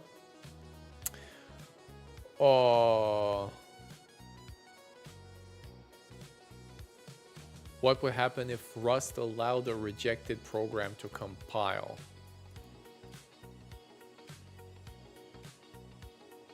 Sure. Read will expect, I guess it reads some junk from memory, right? And yeah, I'm not sure what's going on here. Like, I mean, sure, you can write this assembly and then it calls it and it reads something from memory, which is obviously unsafe or undefined behavior. Yeah. Rust doesn't specify what happens if you try to run if y when y isn't true or false. That behavior, the code executes other kinds. Foundational goal of Rust is to ensure that your programs never have undefined behavior. That is the meaning of safety. Undefined behavior, essentially read needs a value in EDI to do work. Yeah, so it'll cause you B because I guess the processor will still work. It'll do something, but God, it's completely undefined. Especially dangerous for low-level programs with direct 70, blah, blah, blah, blah. This is ownership as a discipline. Since safety is the absence of the undefined behavior, this is ownership. The Rust maintains the behavior considered undefined. Interesting. I have not seen this before. Yeah, I should definitely know that because, again, I work for Intel. You would think I know processors, but apparently not that much. Behavior considered undefined. Rust code is... Okay, so they give you a list here. Data races, accessing to a place that is dangling. Okay, I think we're getting a bit too low level here. Yeah, this is basically examples of unsafe. But like, there's no point. As long as we don't use the unsafe keyword, the compiler guarantees this, right? So we're all good. Yeah, it's a bit... Let's leave this for the unsafe. Variables live... Okay, we've seen this before. Variables live in the stack. And, well, the stack is compile time. Sure. +1. True. Frames are organized into a stack. Okay, this is also a bit low level. Hope they live on the stack. Boxes live on the heap. Copying data. Okay, so dynamically sized things live on the heap, more generally speaking. Rust uses pointers. Okay, we've seen this. There's the pointer thing. I will hope that... Okay, let's do a quick quiz then. Which following describes the difference between the stack and the heap? Oh boy. The stack holds data associated with a specific function, while the heap holds data like other function. The stack can hold pointers to data, while the heap only holds data without pointers. The stack holds immutable. No, it's not the third one for sure. The stack holds copyable. It's not the fourth one. It's either 1 or 2. Now this is where I'm not a computer science graduate, so I'm not that good at these things. I'm gonna YOLO it and say it's 2. The stack can hold pointers to data, while the heap only holds data without pointers. I don't think a heap pointer is a thing, right? Like a pointer, that sounds about right. Yes, I'm going with 2. Right? Like what? It's like a list of pointers that's dynamically sized that would also be on the heap? Like, can you even have that in Rust? No, you cannot have that in Rust. Like,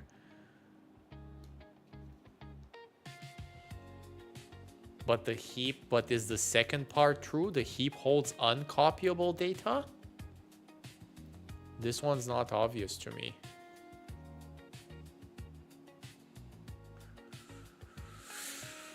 Okay, so I would have gotten, this is the first one I would have gotten wrong then. All right. It doesn't mean it's not. What's the difference between clone and copy then?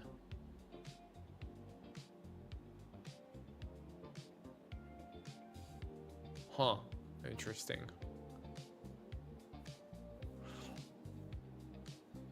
Oh, sure.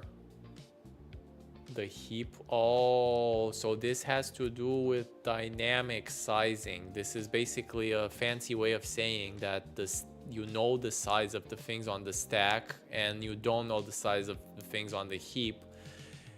Hence, oh my god, okay, this is actually like a CS exam question. Okay. Sure. So we make a box on the heap. Okay. We let be A. Yes. And we make another box on the heap. In the final state, how many copies of number 15 live anywhere in memory? I believe the answer is 2. No, wait.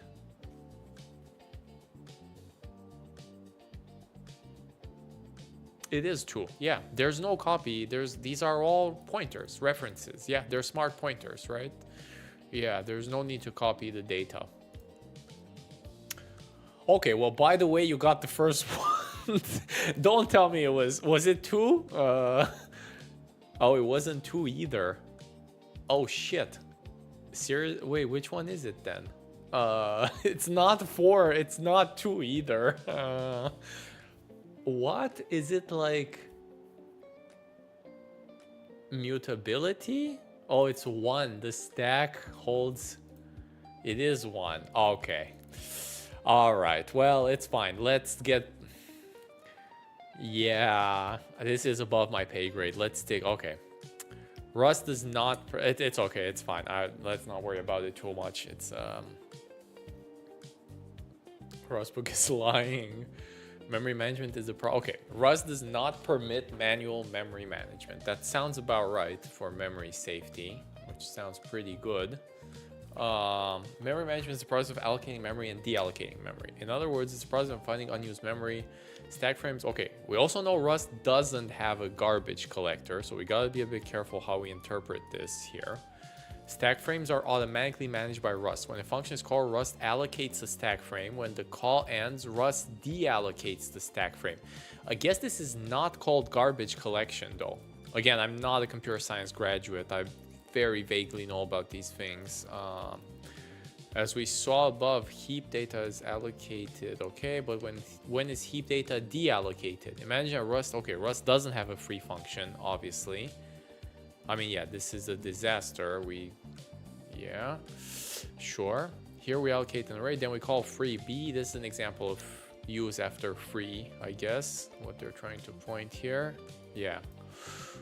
Rust does not allow programs to, okay, a box's owner manages the allocation. So this is the drop, right? So automatically frees it, yeah, when the box goes out of context, the underlying data is dropped. We've seen this before. There we go, make and drop. So a box is instantly dropped as soon as it exits this. So what do we have here? So L1, we have an a num 4 on the stack because it's on a compile time.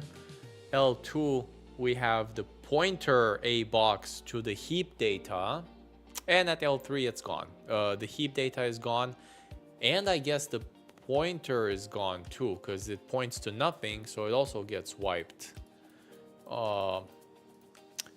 Which again, I guess this is not called garbage collection, although it does look suspiciously like somebody picking up garbage here. Sure. At L1, blah, blah, blah. The box is heap. What if we abuse this system? What happens when we bind two variables to a box? So we have a box from 1 million zeros. Rust would try to free the box.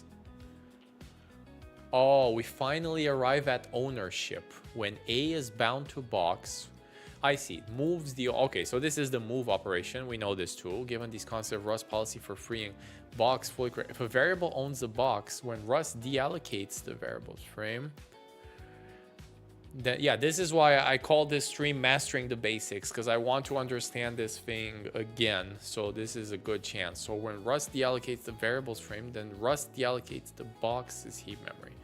B owns the boxed array. Therefore, when the scope ends, Rust deallocates box only once on behalf of B. So this is just causality that the compiler infers. So pretty good. That means it's forcing you to write code causally, which we know for references and all that stuff matters a lot. So that's also very good. Let's see. To avoid this, okay. Collection, oh god, collection boxes are used by Rust data structures. So I guess we're going a bit ahead because we never met box, but it's good. So vex string hash map to hold a variable number of elements. Oh yeah, hash map comes after modules, by the way, which maybe makes more sense we do hash maps next, actually. Maybe we can defer modules a bit. For example, here's a program that creates, moves, and mutates a string. Okay, so now nice, we're going back to strings. So we have a string first. Yeah, box is just a smart, yeah. But I like that this book, we haven't met box yet. Yeah, it's I can understand now because we did meet strings, so it seems to be basically like the underlying thing behind the string. So all right, so what's happening here? So on the heap we have Ferris because this is a string slice, and then we have first on the stack. Then we enter add suffix and let's see, well, okay, then it's a function takes string. So name push string. Oh, Ferris is the rustacean, the crab. Okay, interesting. I didn't know that. What the heck? Where is Junior? It's on the heap too. Yes, because we push the data on the heap.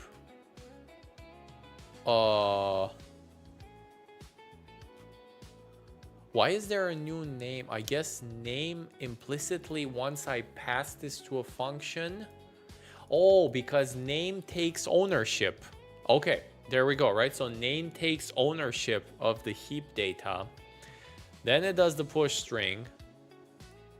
Then it gets returned, so it doesn't get dropped. Well, it does get dropped, but it gets passed into full. So now this guy is the... okay, so sorry, let me say that in correct Rust. It passes ownership back to full, right? So now we have two smart pointers, and full owns the data on the heap, which is Ferris Jr. And we print Ferris Jr. I think I got it right. Allocate on the heap. Yeah, this seems to make sense. The function return name. Well, nothing got dropped. Yes, nothing got dropped. Yes. No, wait. Yes, it... oh, but do we not say that... I guess name itself gets dropped in a way. Like it vanishes from the stack, and then full... okay. It gets popped from the stack, right? That's the right term. So name gets popped, but then full gets pushed, and then full has ownership. Yeah, the variable gets dropped. Yeah, exactly. Which is still on the stack. Yeah, it's not data, but it's... yeah. Okay. Variables cannot be used after being moved. Yes, this we know. This we understand clearly, right? Once first loses ownership, it is gone. Because it's a pointer that no longer has ownership on the data, so goodbye. You cannot even print it. So all the code you write must be causal in that sense. Okay, pretty good. First points to deallocated memory after calling...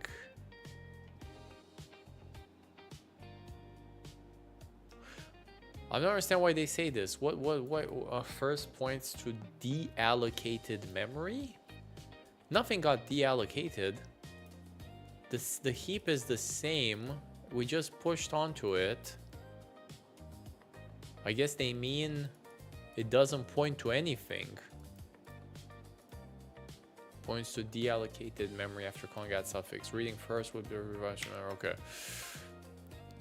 I think I understand it better, like if I say it like it doesn't own, like the pointer is dead, right? Or it lost ownership of the heap data.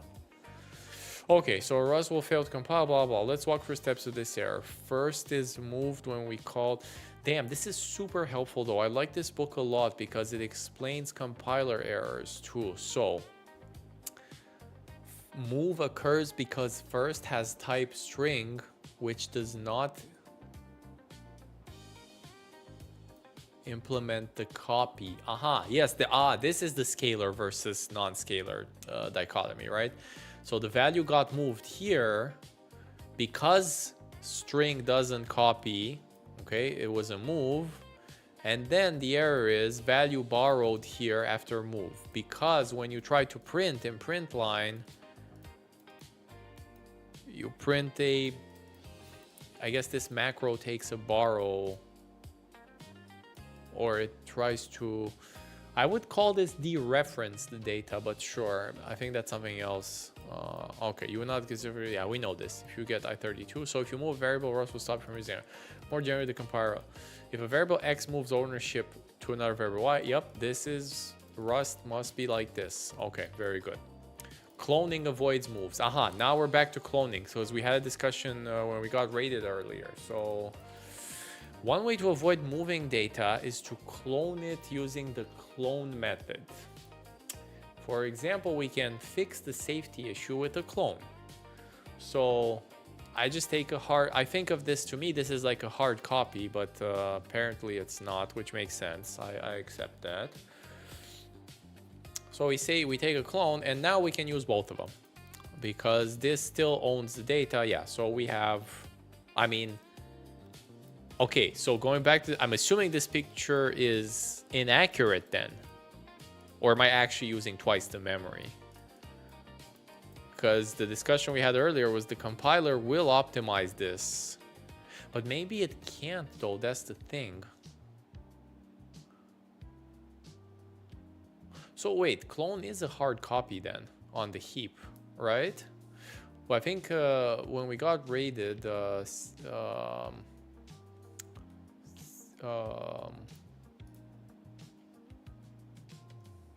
CM Griffin mentioned that.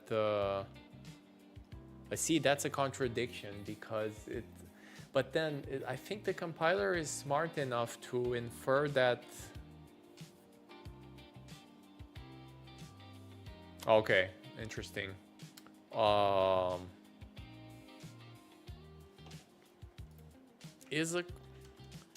Can the Rust compiler optimize clones?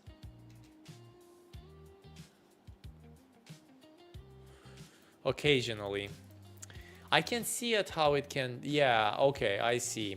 I mean, I can see in this case it's easy because it's very easy to infer that. Well, maybe not. Yeah. Well, no, in this case, no, it's not because you need two. Okay, I see. So had we not done the add suffix, definitely I can see a compiler optimize. But yeah, I guess it depends how. Oh, okay. So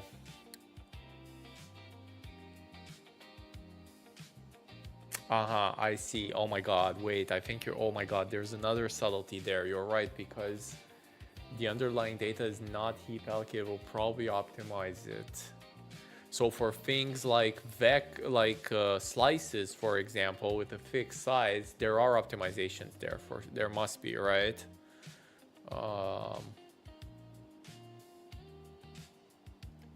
Yeah. Okay. Interesting. All right. It's a bit too advanced. Oh my God, we have a giant ass quiz. All right. So which of the following is not a kind of undefined behavior? Using a pointer that points to freed memory. This is a disaster. This is undefined behavior. Having a pointer to freed memory. Freeing the same memory a second time is also undefined behavior. Using a non-boolean is, I guess it's second because just having a pointer is not undefined behavior as long as you don't use it. Freeing, this is definitely undefined behavior. This is definitely undefined behavior using a non-boolean value. I'm gonna go with 2. Determine whether the program passed the compiler. Oh boy. So we have add suffix. So this is a function that transfers ownership. Yeah, as long as it's not used, or I guess in more advanced terms, dereferenced. Yeah, it must be that one because all the other ones were undefined behavior. So we take ownership of a mutable string. That's the right way to say it because it's not a reference. We push and then we return, we give ownership back. So then I do let s string from hello. This works. There's no causality violations here. It does not work because they forgot to put let mute s. Or is, wait. Oh shit, does that work? Do Rust function signatures work like this? I think they do. I think this is even trickier. No, it's not though, right? Like, they should have put the mute s in here.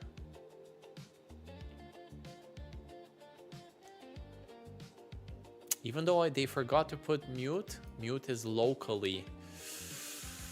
I think we encountered this before, so you can't do this trick where you just do it in the function signature. Because I guess you give ownership anyways. So you already lost ownership, right? Unless...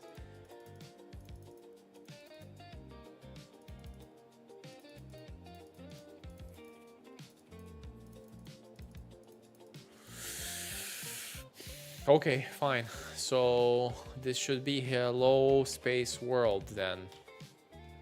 Because this is definitely fine inside the function. So hello space world.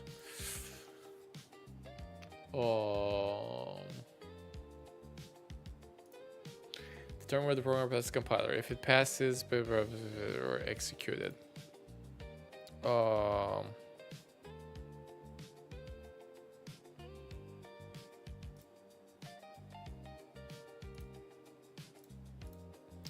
So we have a string.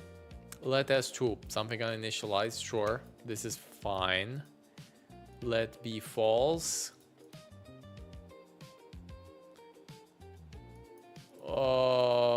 Sure. Oh my god, but this is some gruesome...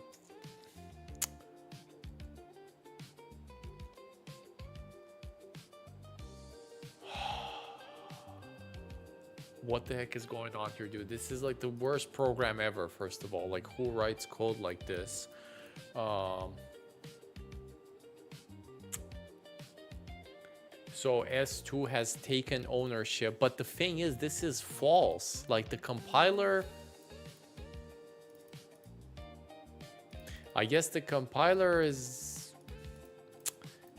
It won't know to optimize this away, right? Because this will never execute. This is obvious from these two lines in this order. Which is a bit weird to me. If B... I think this works. This does compile. Because even if it did take... No, if it took ownership, it would be lost. Yeah, no. If it... Damn it. I think it doesn't then. I don't think the compiler is smart enough to optimize this away, right? Alright, we have to try this. It's too hard. I do not know how the compiler works. So... Yeah, it doesn't. Okay. So it doesn't even matter that this never hits. I guess if I do release mode... Nah, it still doesn't work. Yeah, okay. I guess if I do if false, it still doesn't matter. I'm a bit surprised by this. I think the compiler understands that something like this is dead code.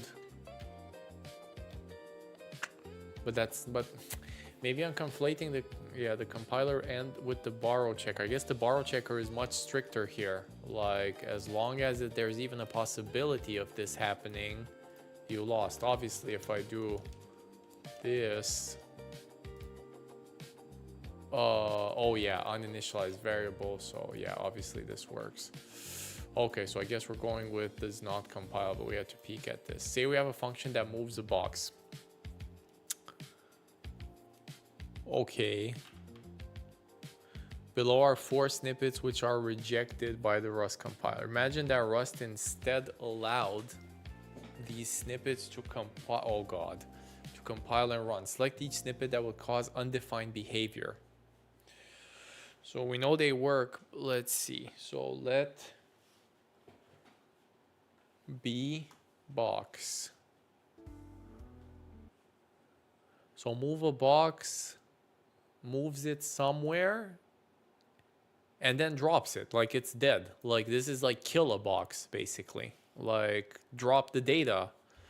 Okay, so this always drops the data then, basically, right? Because you move ownership into the function exits immediately, so the underlying heap data is dropped. So then, let's see what's happening here. So B box new 0, move a box.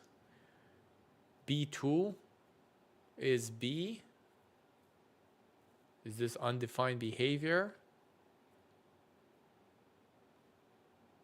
Oh.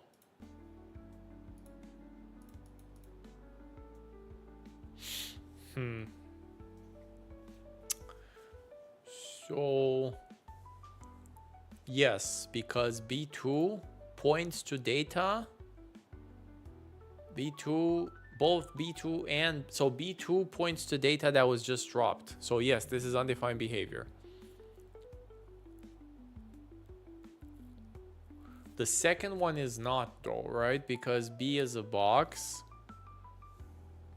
B2 points to the same data. But I can't print anymore. It's still undefined behavior. Because this order here is busted now. Because I try to print Yeah, it's messed up. I cannot do this print here because I gave ownership from B to B2. So then this print is undefined behavior. The move doesn't even matter. I mean, the move itself doesn't do anything because there's nothing after it. Third one. This one is not undefined behavior, right? Because I take a box, I do another pointer to it, I drop. It is undefined behavior because I drop something that. So B no longer points to any data. So then I drop whatever is inside B, which is undefined behavior.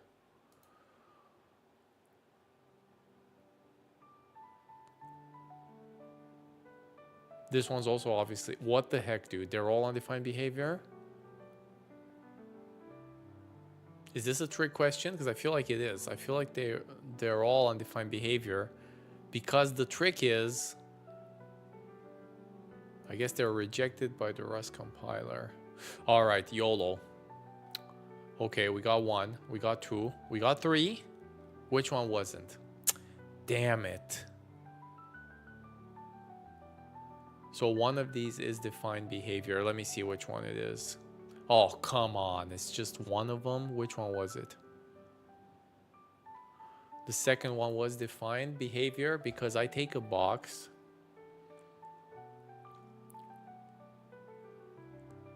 I guess I'm dumb because nothing happens between the let and the print. So it is defined behavior.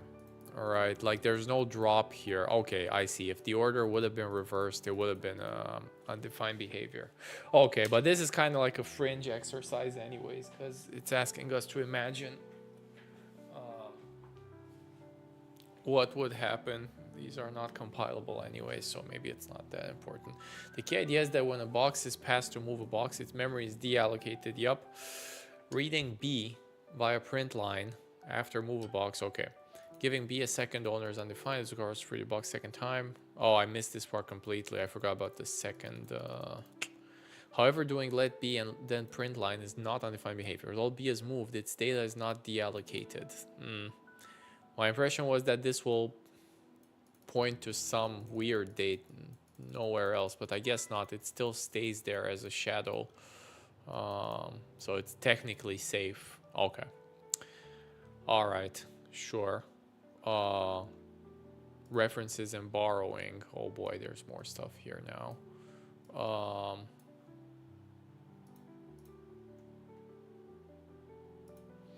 Ownership, provide a foundation, heap, remove all APIs. Yeah, so we know this because otherwise you have to keep moving data around. So that's why you have references. Borrow, move value. This move behaviors programs often need to use a string more than once. Alternative greet could return ownership. Okay.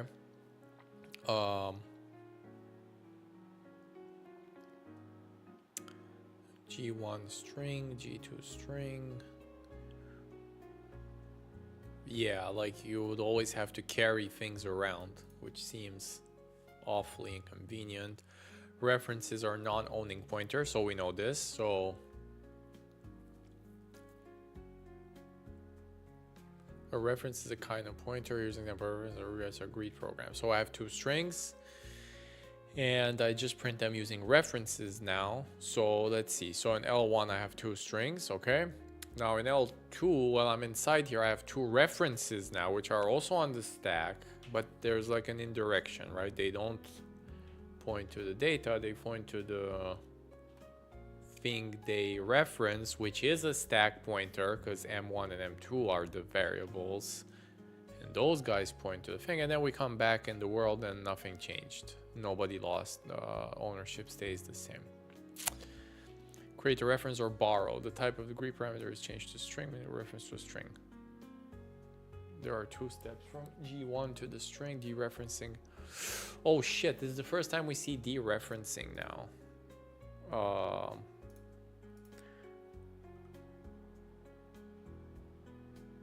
Uh-oh. The previous example using boxes and strings have not shown how Rust follows a pointer.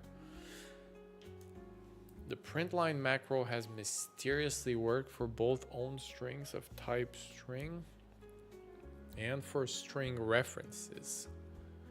The dereference operator, written with an asterisk. For example, here's a program that uses the dereference in a few different ways. Oh boy, there's so many things going on here. So we have a box of i32s with a 1. Okay, so we have data on the heap, that's 1. Then we have this thing star x reads the heap value. Okay, so it creates a variable on the stack, which is the value on the heap at that point in time. Then you can raw mutate star x plus equals 1. Okay. So x now, yeah, so we can directly touch the heap without a reference, basically. Then we have a reference to a box, which is a reference to x. Oh my god. So then we can get the value by double dereferencing. R1. Yeah, because R1 is a reference to x on the stack. Right, so then you have to chase it double. Don't tell me this works triple too? Or is there some shenaniganery happening here?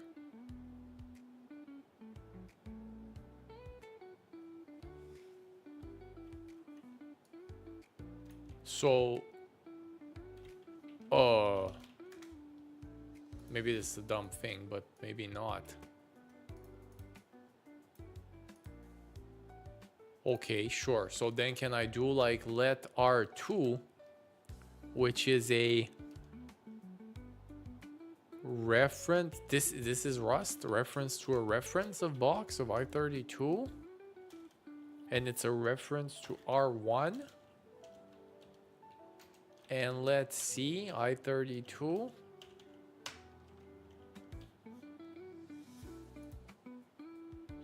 Okay, well, I'm never doing this. This is wild. And I can keep going. Like R3 is... No way. I guess I can, right? So it's a box. And it keeps on going. It does seem... I mean, yes, it should, right? So let D... Okay, this... So then I can quad dereference this? All right, it actually... Okay. And what happens if I triple dereference this? Now I get a reference to an i32. Oh, sorry, to a box. Yes, to a box of i32s.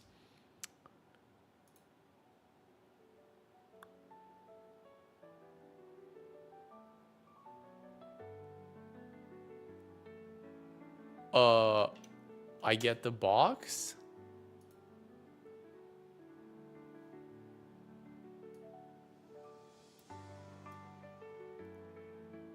Uh-oh, I'm getting into weird stuff. I've never seen this before. What the heck is this? Consider removing the dereference here.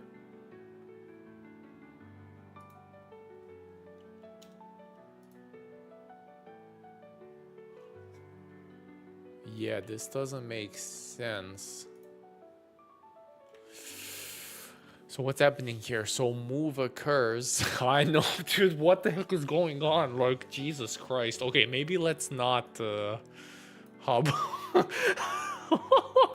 about we just don't?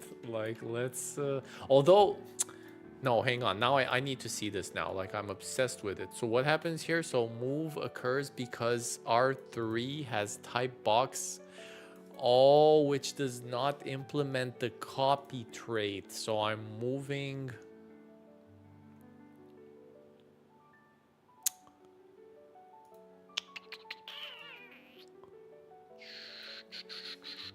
Does not implement. So what? I can't move?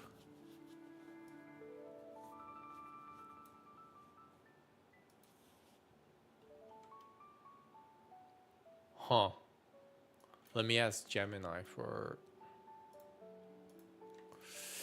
You need to clone it or you need a ref.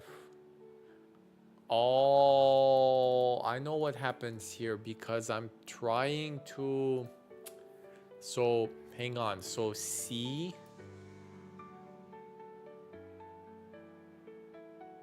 Yeah, something weird. I'm basically moving the original, which is behind the shared reference.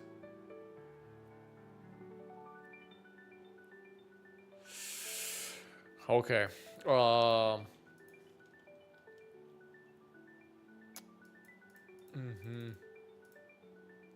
So I can dereference, which is a box. So let me go back to the... Okay, let's not dabble too much. So I get R2. Yeah, okay. In the last one, you're assigning the unique pointer by value. And why? Okay, fine. Yes, I want to. Yes, that's what I want to do. But why does the compiler stop me from doing it? Because I don't... This is all causal code, right? Last one, you're assigning the unique pointer by value, which is a... Oh, I see. It's a copy and it doesn't have... Okay. It doesn't have the trait implemented. I see. Okay. So it just wants the trait, basically. It's nothing else. So this would have been an issue. Okay. All right. Okay. Is there a difference? Okay, you probably won't see the reference. Oh yeah, they did the thing here. You probably won't see the reference very often. This makes sense because it's the first time I see it. Rust implicitly inserts references in our case or common method with the dot. Two equivalent ways of calling the absolute value and length. Box -1. I can call... Sure, I can be a sane person and call abs. Or I can do... You can use the I32 abs method and dereference the box. Ugh. And then, of course, there's this monstrosity. But I can also call abs. Oh, I see. We know this because references are special in Rust. They allow you to call the methods implicitly, which is a very ergonomic for code. Otherwise, we'd go insane here.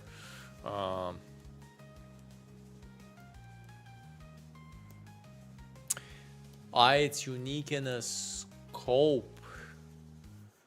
Not supposed to do... I see. Yeah.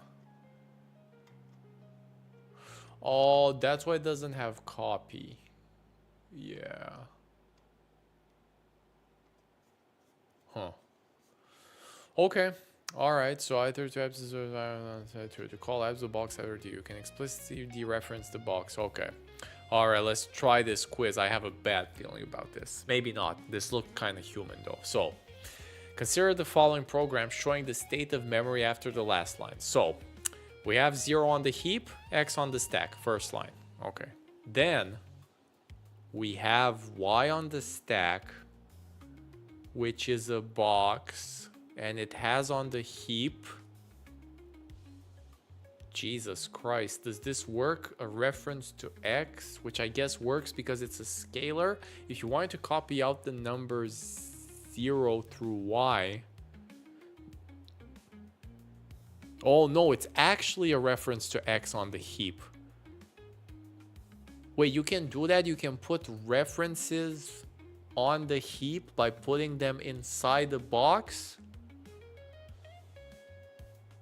What the heck is that data? It's like actually a pointer on the heap then? Or like the whole smart pointer is on the heap? So if you wanted to copy out the number 0 through Y, how many dereferences would you need to use? Well, let's see. If it's star X, that's 0. If it's star on a reference to X, so it's 3 stars then, which matches also the drawing. But then it kind of makes sense from a syntactical point of view, because this thing requires 2 stars, but then I put this inside the box, so to get to this one I need a star. I'm going with 3. All right, consider the following program showing the state of memory after the last line. Oh boy. All right, so we have a vector 0, 1, 2 on the heap and a v pointer to it on the stack. Then we pass a reference to v to a function that gives us back ownership of an integer 32 on the stack. So this is an integer on the stack and it's the first element in the vector. Print line v1. Which of the following best explains why v is not the... Oh, this is easy because it's a reference. What the heck is this question? V is not the allocated after calling get first. Because I passed a reference to it, not the v itself. VR is a reference which does not own the vector it points to, obviously. All these are like shenanigans, right? Get first, blah, blah, blah, doesn't matter. VR is unmutated, v is just current. Yeah. Let's see if I got it right. I got both of them right. Okay, that's good. All right. Okay, feeling better now. All right. Rust avoids simultaneous aliasing and mutation. Pointers are a powerful and dangerous feature because they enable a confusing question why the second box. I know this is definitely horrendous. So let's see. So in question why the second box has a pointer to an... I don't think this is empty though. This is like a smart pointer that's drawn with a closed bullet. I don't think this means empty, right? These are all smart pointers, I'm guessing. So it's like a smart pointer. You put the smart pointer on the heap, which is this reference, and then it points itself to a smart pointer and then it points to a number.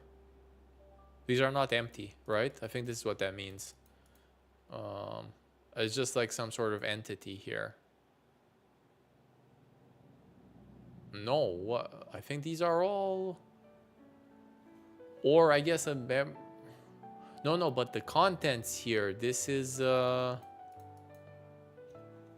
guess it's not a smart pointer. It's just a U size then, right? Like an int32. Except they represent it with this bullet here. Yes. Yeah, the pointer object is itself operate. Yeah. It is pretty gruesome. Like you can put the pointer on the heap. It's like some sort of messed up. So yeah, I mean, this makes sense because this is basically, you can create a box of pointers. Yeah, it's a U size. Yeah. So I guess you can have an array of pointers on the heap and start popping them and doing, which basically starts to smell a lot like C code, but it's still memory safe, I guess. Yeah. Okay. Rust avoids simultaneous aliasing and mutation. Also sounds pretty human.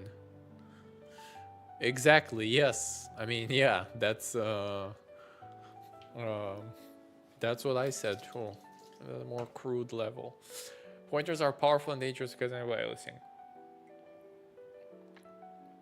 But combined with mutation, whenever it's been removed, can pull the rug out. Yeah, we know this. So this is the basics of concurrently mutating alias data. Data array says, for example, we're going to look at programs using vec. Push adds an element. So we have 1, 2, 3 on the heap, a v pointer to it. Push a 4, put a 4 on the heap. Pretty clear. Holy shit. So it's not just a pointer. Wait a second. It's... Oh my god. Oh no, it is the raw pointer. One important implementation is that v allocates a heap array of a certain... Oh no, so v is a smart pointer here. It's not just a U size. It's this whole monster, right? That's on the stack.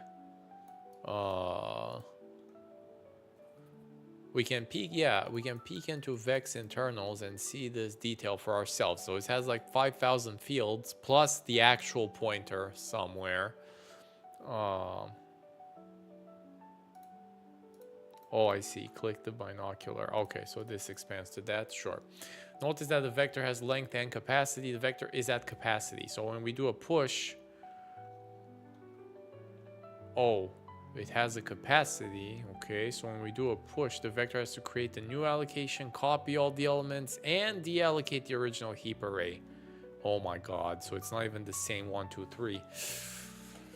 Okay, sure. To tie this back to memory safety, let's bring references into the mix. They create a reference to the here. Okay, so now we're gonna see something, of course. So if I get a reference to v2 and I try to dereference it, although I don't understand why they did the star here, by the way. They could have just printed with num, right? If we would try to use it after, this is just causality of borrow checking, right? So you're not allowed to, yeah, because you touch the underlying data, so this will not compile. It's pre-referencing incorrect. It doesn't. Putting the pointer wrapper. Yes, exactly. Hence why the answer was 3 stars here. Right? So you take, so yeah, this is why the answer is 3 stars, not 2.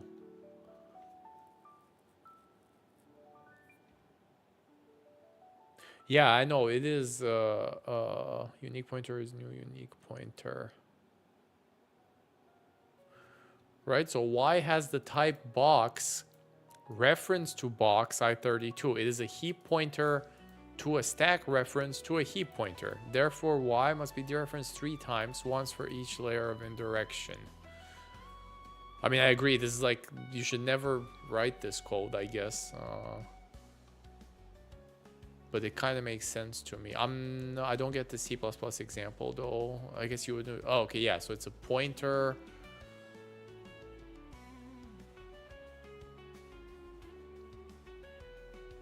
Yes, that is. Well, no, I think that would be a double pointer in C++, right? That smells like you would write that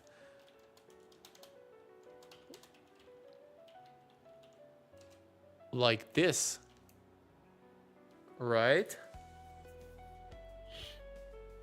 I think that makes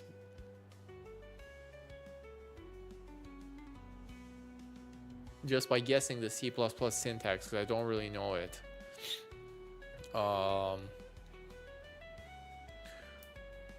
Okay, so we know the vec internals, then yeah, so we can't have a reference and then touch the underlying thing that we took a reference of and then try to use that reference. Makes sense. So we have to write our code carefully. All right. Initially v points to array blah blah with 3 elements on the heap. Sure. Then num is created as a reference to the 3rd element as seen at L1. Oh, is there? Let me switch. Oh, damn it! No, is there? Okay, I'm going with auto. Sorry for blinding everyone. Initially points to an array with 3 elements in num. Okay, in more abstract terms, issue that the vector is both aliased and mutated. Sure. Data can be aliased. Data can be mutated, but data cannot both be aliased and mutated. Yeah. So Rust enforcement for boxes, assigning a box. References, change permissions on places. Read, write, own. These permissions don't exist at runtime, only within the compiler. Describe the compiler thinks about your program. By default, the variable has read own permissions on its data. If variable is annotated with let mute, it also has write. Oh boy. I guess this is some programming language syntax thing. So v read write own, because it's mutable. Then v only has read. Yeah, because it loses write and own because there's a reference to it.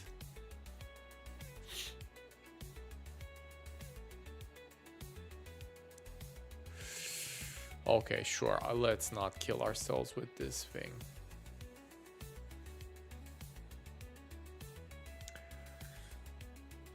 It gains RL, so the data has been borrowed. 3 things happen. The borrow removes cannot be read. The variable has gained read own.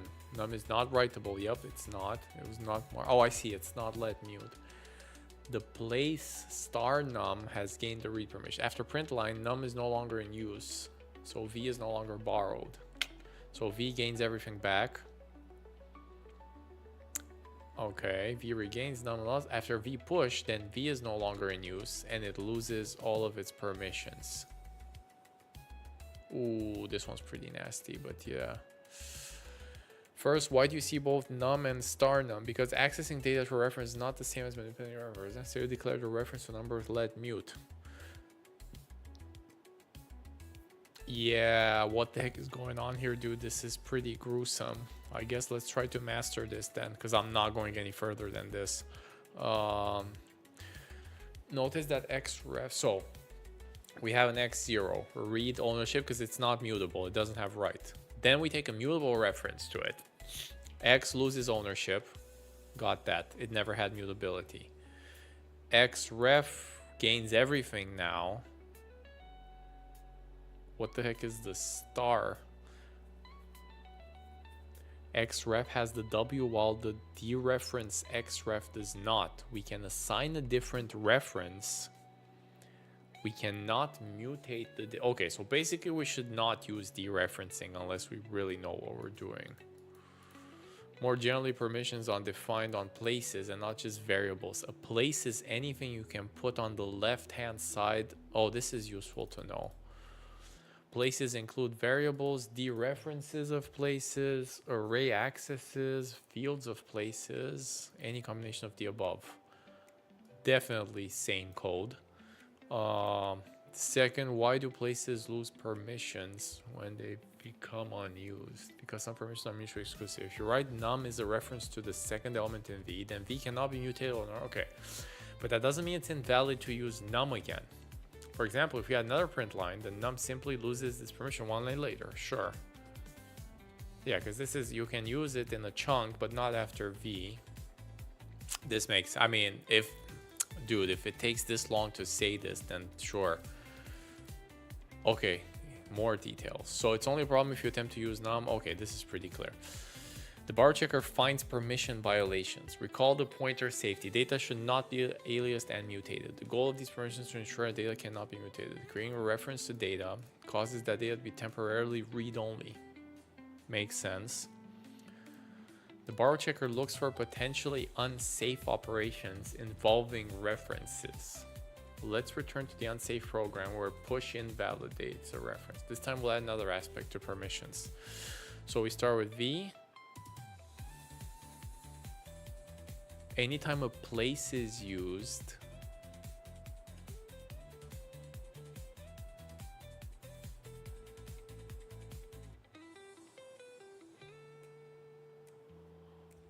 the const pointer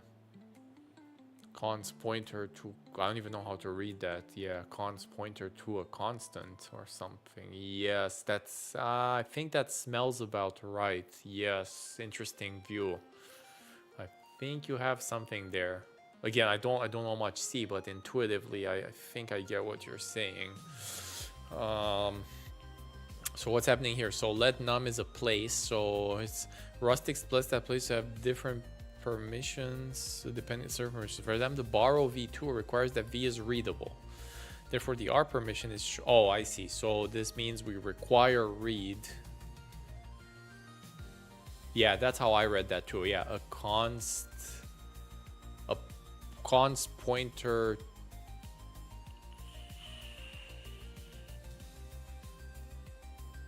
Actually, I don't know. No, I think I would put the parentheses const parentheses x. Maybe. Anytime a place is used, Rust expects for them to borrow. Okay. By contrast, the mutating operation requires both write and read permissions. Both read. Okay. However, v does not have write, so the letter is hollow. Okay.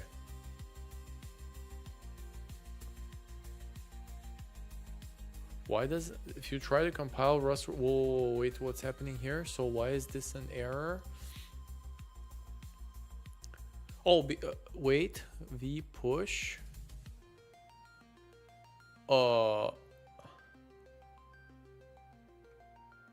Immutable borrow. Because you can't have, oh, I see why it doesn't, because I have this line after. Sorry, I was thinking, yeah, okay, obviously, yeah, if I delete this line, the program works.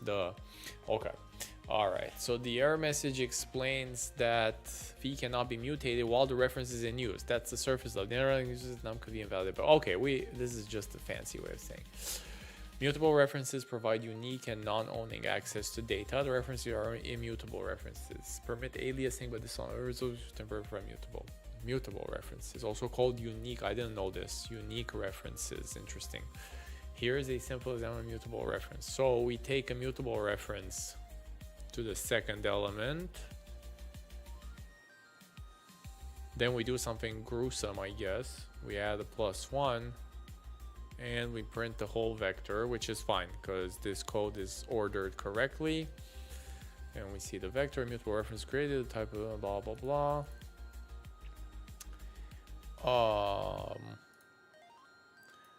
When num was an immutable reference, v still had the R permission. Now that num is mutable reference, has lost all permissions. When num was a mutable reference, first version makes mutable references safe. Allow mutation but prevent aliasing. The borrowed place becomes unusable, so effectively not an alias. v2 can be mutated through num, through dereferencing num. Num has the W permission, but num does not.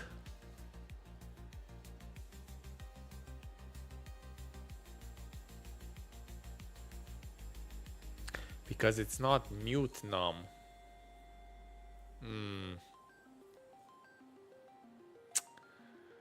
This feels like a really ugly way of writing code, but sure. This program to borrow. Oh boy. Here we go. This is. Holy shit. What is this? Like, you can reference. Mutable references can be also downgraded to read only. So I dereference and I borrow immutably.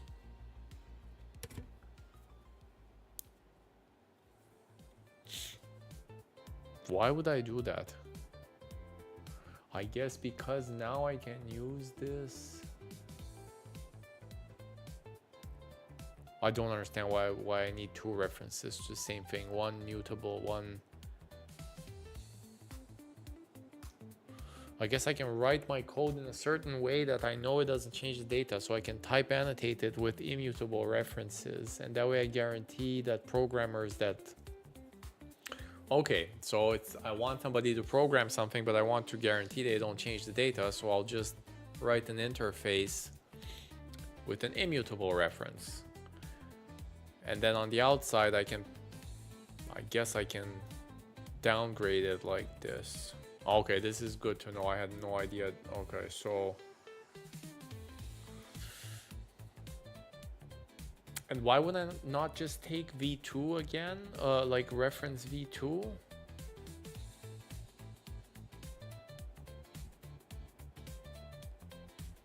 Can you repoint a reference variable if it's declared mute?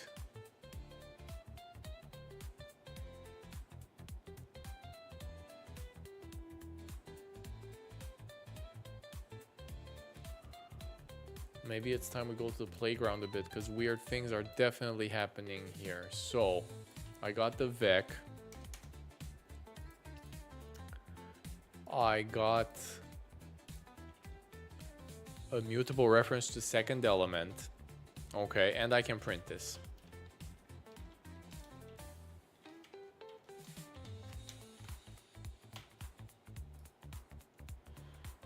Okay, so far so good.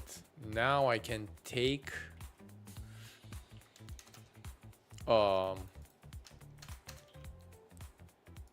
I can do this, right? Yes, I can do a num2 and I can print num2 num mutable. No, that's shadowing. Like you have to do it with let, right? It works with let if you shadow it like this, but it doesn't work with yeah, you can't do raw repoints in Rust. Cannot assign well, wait a second. If I no, wait, if I make the thing mutable, oh, if I make the variable itself mutable, yeah, it works. Yeah. So this is, so you have to make the thing itself mutable, all right?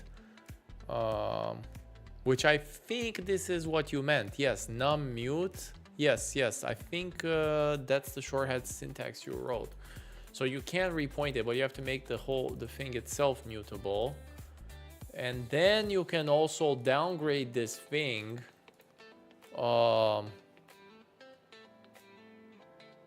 And we have a panic because I'm so dumb. Oh yeah, of course there's it's out of bounds. Yeah, this changes the reference. Yeah, it changes it because it's mutable itself, but it's fair game. Yeah, it's not shadowing though. Yeah, like it's not a read declaration.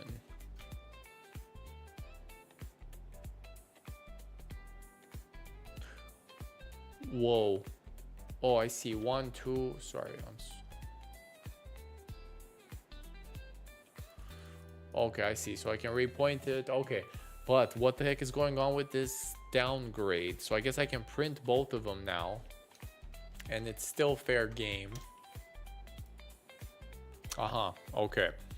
So because num2 is downgraded to an immutable reference, I'm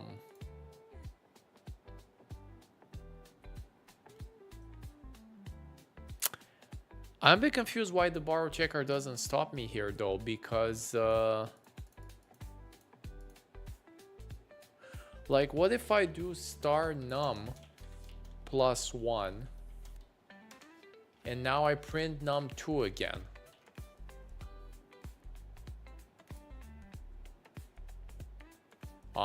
Okay. Yes, okay, because I took a reference to it, I can't assign to it. Sweet mother of mercy, what's going on here? So if I do this, yeah, this, no. Oh, yes. This works, yeah. Okay, gotcha. I see. So print num, this should be a 4 now, right? Yes, it is. But then, so when I take a reference to the dereference data,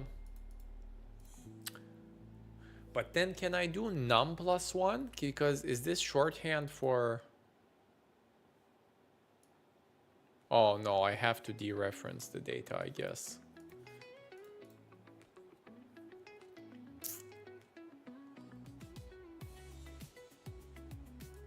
Or num equals 1, does that work?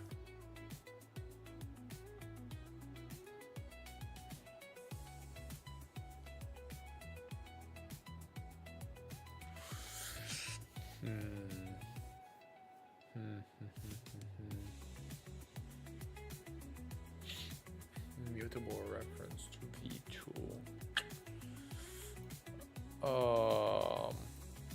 I guess it would have to be star num, so it's always through dereferencing here, but then of course I get the same error. Okay.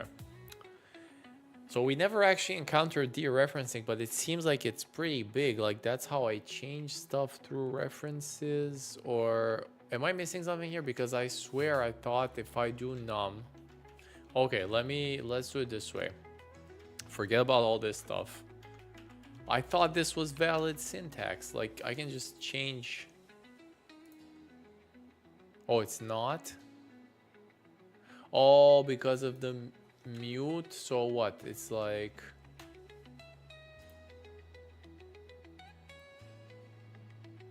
So I always need dereferencing to change this? That's the lesson here?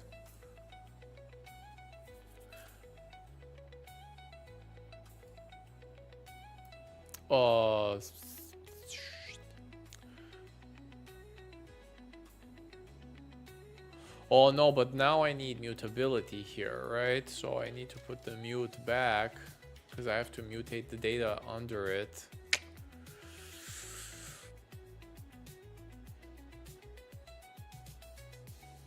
Well, I kind of...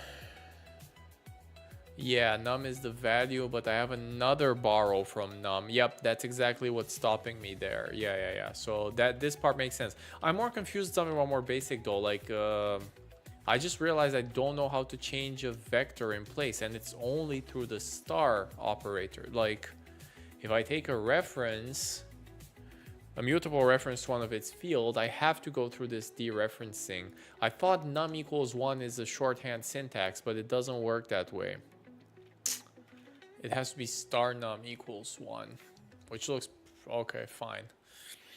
Okay, so I always have to peel this off. Interesting.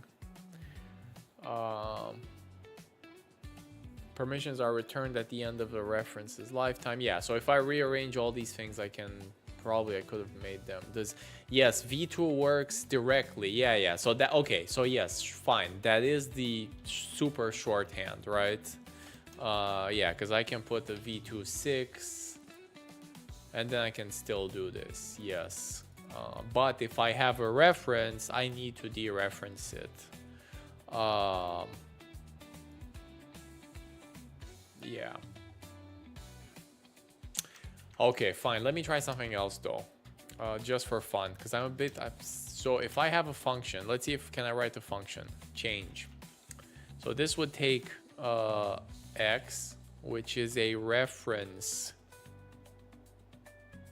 mutable to an i32, and would do star x is 4,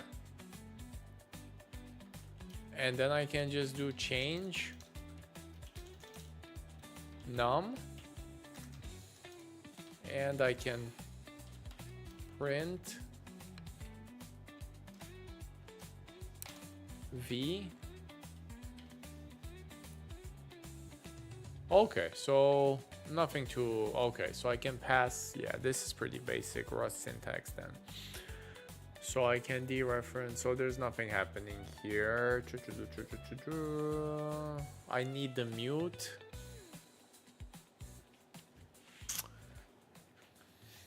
There's nothing I can cut from this, right? I need the mute here for sure.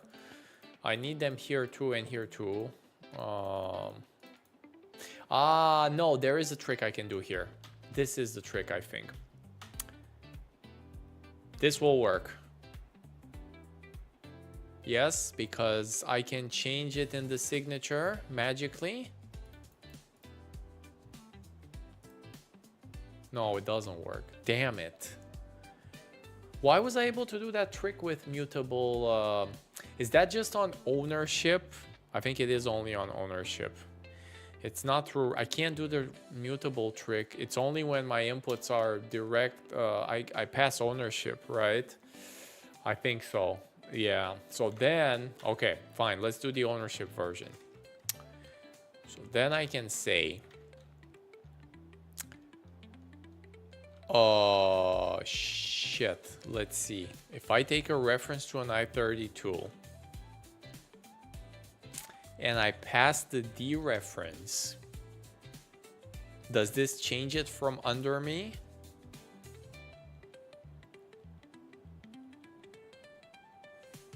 Yes, it was. Yeah. The function, yes, that's what I was doing in the function, but I want to see, does this work? So I take a reference, non-mutable. I dereference it, I pass the i32, but then I give ownership to the, and this guy says mutable.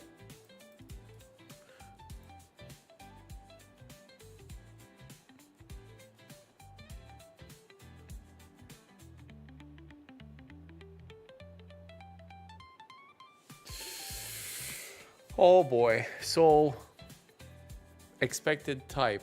Am I dumb? Is it like mutex? I think I don't. Oh, sorry. I think it's, first of all, I got the Rust syntax wrong, right? It's mutable x i32. It works. Okay. But it doesn't. Whoa. Wait a second. It doesn't do anything. Wait, what the heck is going on here, dude? Like, it's not 1, 2, 4. No. So I give this code runs, right? Value assigned to x. Oh, wait. But it's not a reference because I pass it dereferenced.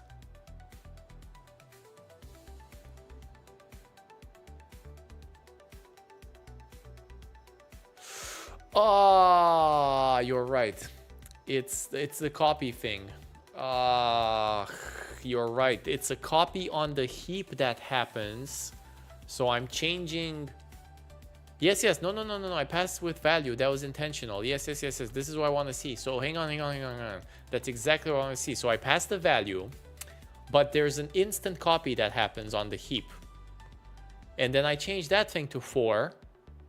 And everything is fine, except nothing happens on the outside. And this is still memory safe, right?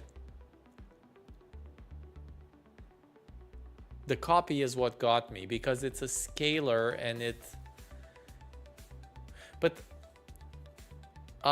yes, it's because of scalars. Had this been a non-scalar, I would have actually passed ownership, right? It's the scalar thing that got me. Yeah. Yes. Yeah. So now I'm tempted. Okay.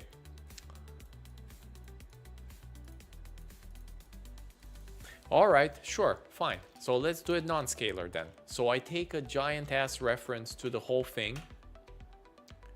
Yes, exactly. This is exactly, not with strings, with the vec directly, right? So look, I take the vec, okay? And I take a reference to the vec, and then I dereference it. And now this thing is a mutable x, which is a vec I32. And I say x of 0 is 4. Does this work or not?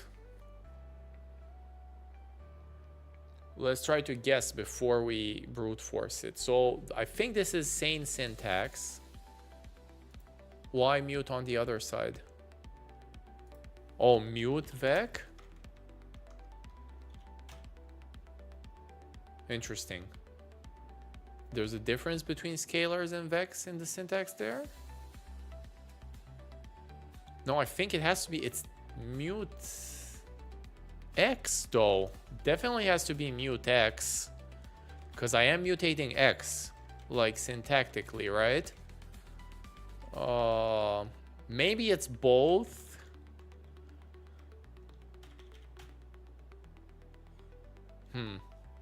Okay. That's what I would have guessed too. Okay. Now there's no refs to I32.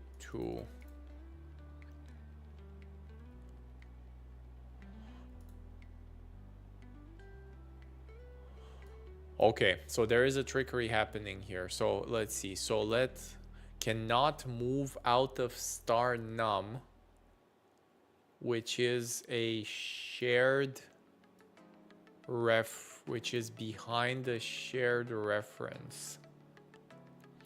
Move occurs. Ah, it's the copy. Okay, okay. So I hit the copy wall. Okay. No. Wait a second. So yes.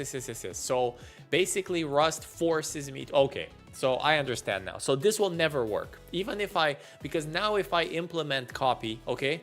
So let's say I implement copy for.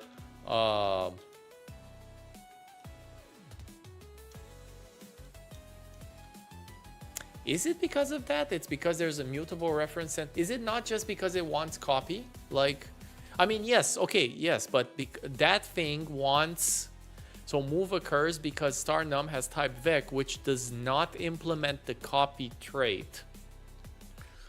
I see, so that forces a move. Okay, so maybe it's not what I'm thinking. So anyways, yeah, if I do the copy, I'm back to square one. We're back to exactly the same thing. Like I can implement copy, but you can change the data. It's not gonna do anything because it changes the copy. Now, because the thing doesn't have copy, Rust defaults to a move instead of a copy, okay, which we know for strings. But now I have another problem. Cannot move. It's because you're trying to mutable value in a vector, which currently, where is the immutable? Aha, yes. Okay, so basically okay, this is what I wanted to see. So the compiler is smart enough to track, so I cannot change data from under me. Okay. Okay, so basically Rust works. I mean, this was just a long ass way of confirming that. because yeah, this is what I was trying to do here. I was trying to change the data from under, like, directly, but then of course, because this exists, what's interesting here is that the compiler judges cross scopes though. Like, this exists in the outside scope.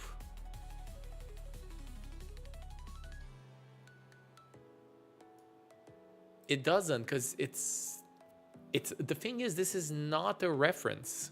Like, there's not even a concept of star num. Yes, it's not a reference, right? So it's just like we're directly, I mean, it's, oh yeah, but no, you're right, because wait, you're right, because this is a smart pointer to a smart pointer, and then I dereference it here, I get back a smart pointer. Ah, yes, but it doesn't own the data. So then, no, but that worked, like, okay. All right, let me try this tricky then. Okay, check this out. What if I do something jank and I say this? I create a reference on the fly, and I also dereference it immediately. This is like a nameless reference, right? Will the compiler stop me now? Does this count as an immutable reference? It's the same error. So the compiler still, even though I didn't store this in a value, in a variable, it's still not enough for the compiler to let me change the data, because now technically there's only one reference, which is this whole triple thing. But it's not, because there's also, I guess there's, yeah, okay. All right, well, it's called Mastering the Basics, so I think the stream title is pretty accurate. Like, I think this is good learning though. It's pretty interesting. Okay, let's go back because we gotta do the quiz. All right, so yeah, we saw, oh boy, we saw the, but I'm not crazy. Otherwise, this syntax is, I mean, this is a perfectly valid syntax in Rust, right? Like, I create a reference and I immediately dereference it. Is there any way I can showcase this? Like, for example, what? I do let x equals dereference a reference to v at index 0. I think this is what I think it is, right? Shouldn't be too surprising.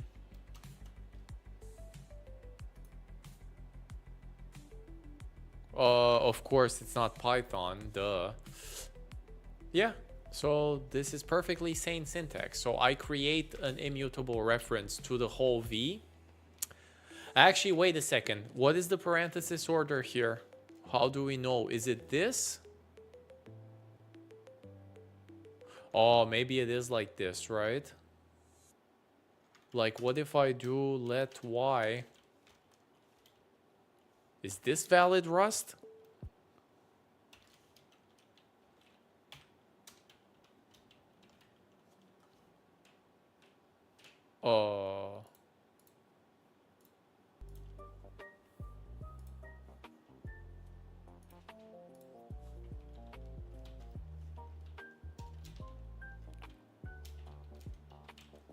I think it is. I think these are the same thing if I were to guess.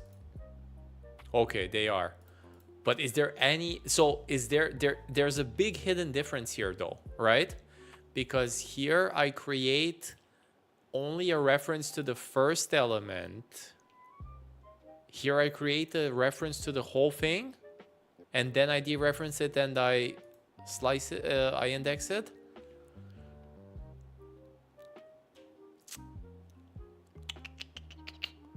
So technically then I can do here, I can do another thing where I take another index and, well, let's do it this way. Okay, check this out. Hang on. Okay, so no, actually it's easier. So let's do it this way. So v1 is 2. So then this code works. Because I specifically create a reference to v0, I change v1, then I print v0, it should still be valid.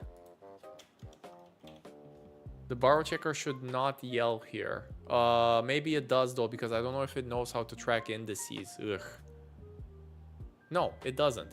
But on the opposite case, if I try to do this now, if I take a reference to the whole thing, and now I say v1 is 2, this doesn't work, because now this thing has a reference to the whole vector, and then I change it under it. This should not compile. Damn it. Okay. I don't understand then. Like, the parentheses don't matter at all. It's always a reference to 0. Is that the trick that's happening here? Because obviously if I do 0 here, it's not going to work then. Okay, well. What the heck is going on here then? I'm actually stale in the data. Oh shit, it's the copy thing again. Damn it.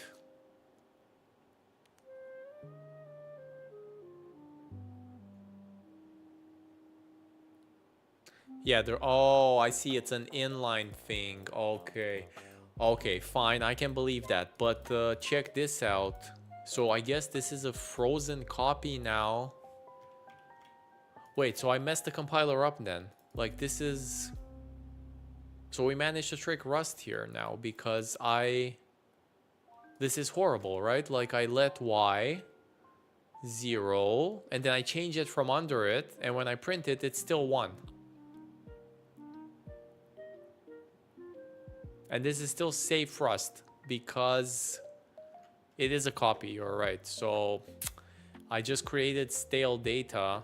So I should never do, I don't know, okay, this is my fault, because this pattern is horrible. Like, okay, that's why. Okay, I'm pretty happy with this, I think. All right, let's move on. Permissions are returned at the end of reference's lifetime. Step by step to use a phrase and use describe reference lifetime. Okay, where reference, for example, is running lifetime of y starts ends with z. Yes, because this is the last time y is used. It has nothing to do with the dereference here, sure. And then x plus z, the w permission is returned, okay, to x. Yes, so now x can write. Okay, this makes sense. This is actually easy to understand, because, I mean, this is how we write code anyway. I mean, this is how the compiler forces you to write code, except for this bullshit that I just wrote, but sure, because now the lifetime of y is the whole program, but then I am able to change v from under it.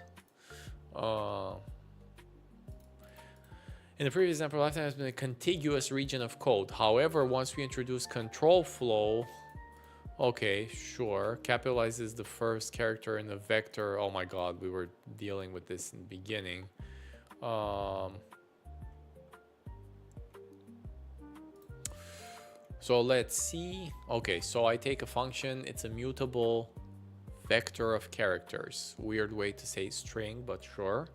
I take a reference to the first element. Oh, okay, which I don't even do it. Okay, so it's not mutable. Then if it's low, I just use this for some logic check. Let up, I get its uppercase, and then I put it. Okay, so I'm not seeing any borrow checking issues here. This is pretty basic, right? Because I don't change v from under c, basically, or yeah. I only change v after I'm done with c in both cases. Pretty clear. All right, quiz time. Holy shit. Okay. Oh no. Consider the permissions in the following program. Okay, so I start a string with all permissions because it's mutable too. Then I take T, a mutable reference to S. I push world and I print S. I swear this looks okay to me. Okay, sure. At the point marked here, what are the permissions on the path S? What is the point? Oh, before this line. It doesn't have right because I cannot change it from under T. I would betray T if I, okay. It does have ownership. Shit. Does it have ownership or not? Because this is just a reference, right? It's RO.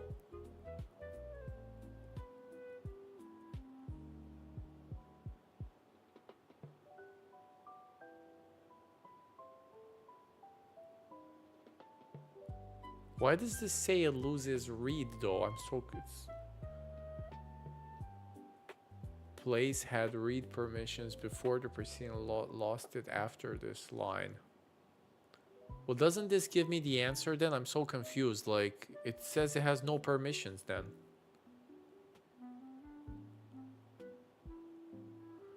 What are the permissions on the path S? I don't understand why it loses read though.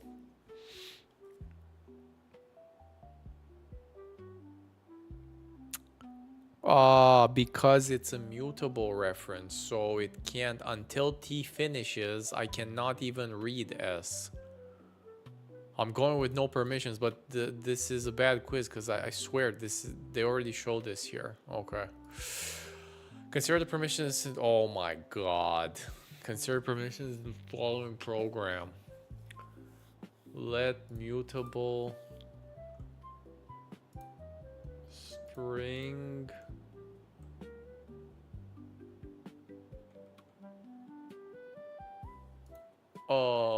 okay, so it's a vector of two strings. All right, it has all of them. Let first get first. Which of the following best explains why strings loses and regains right permissions? So it lost it. So this function returns only a reference from a vec.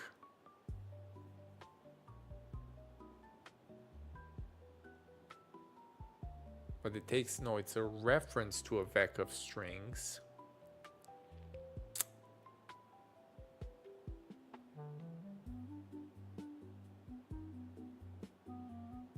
I swear this is a double reference then or something, right? Because it's, oh no, it's a reference. Yeah, it is double reference. It's the same. It's like a reference to a string, which is itself a reference to a string slice. Okay, I guess. So it's a vector of strings. So you take the first, okay, vector. All right, let's just read this. I feel like, so strs is not writable while the immutable reference strings pass to is live. Well, the immutable reference strings, yes, this is immutable, is live. Because first refers to strings, then strings can only be mutated within a nested scope, like the if statement. First refers to string. No, this sounds wrong. It can be mutated after first, for sure, anytime. So this is wrong. Strings does not need write permissions until the strings push. No, this is also wrong. That's not how borrow checking permissions work. It's not a need basis. Get first returns an immutable reference to data within strings. This is the answer. Yes, this is an easy question, right? So yeah, strings is not writable while first is live because it returns an immutable reference and you can't change strings from under it. It's gotta be this one, I swear. The only question is it this one? Strings is not writable while the... No, because this dies immediately. That's the trick here. Or it goes out of scope, right? Like the whole V, the V reference itself. Actually, I think it's exactly the same. It's very similar to what we were messing around here. Like this reference dies immediately. So, okay. I'm pretty sure it's 4. Consider this unsafe program. Oh, God. 1, 2, 3. Let mute v2, v1, v2 push 4. Okay, obviously this doesn't work, sure. At the point at which undefined behavior occurs in this program. It's the line print. Oh no, but what do they want here? So v1, 0 reads v1, which points to deallocated memory.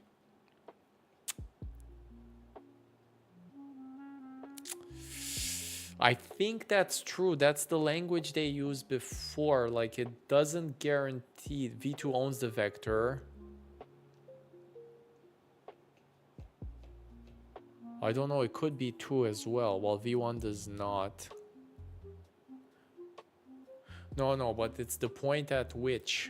It's a point in time. v1 has been moved into... No, this is wrong. v1 has its pointer invalidated. This is also wrong.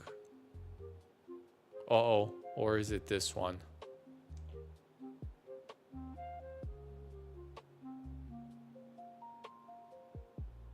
No.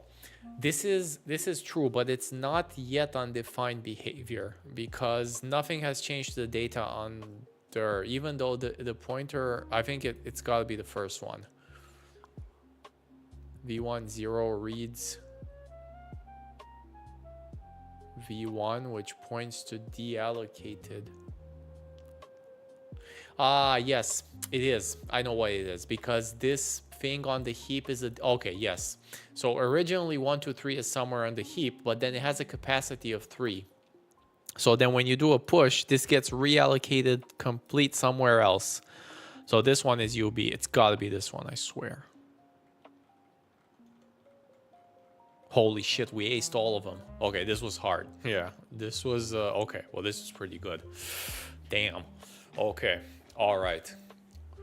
And I didn't get help from chat, so that's very nice. Okay.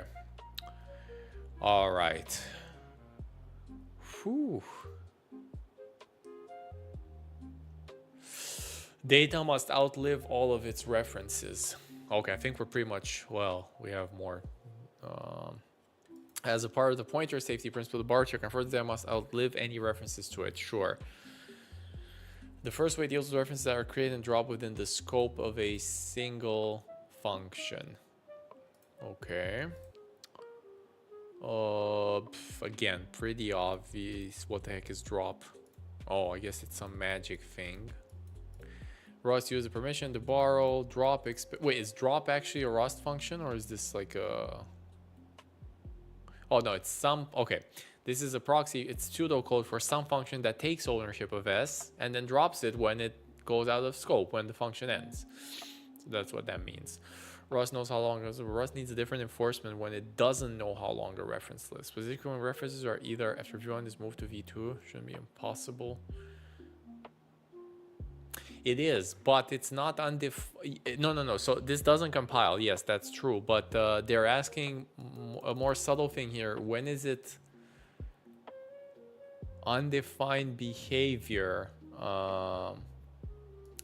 Like when does it actually happen? And the trick here was that when you do this push, if you remember, the data gets... It's not the original data anymore because the vec thing has a capacity and it gets completely reallocated. Yeah, exactly. It's in unsafe mode. Yeah. It's if you run this in unsafe mode, this line completely destroys the original data. Like it deallocates and it allocates 1, 2, 3, 4 somewhere else. Oh, that's true. Even unsafe. So I would not be able to compile this even with unsafe then, or I guess it's one of those hypothetical questions. Like if this were to run. Like if this was C code or something, when would UB happen? The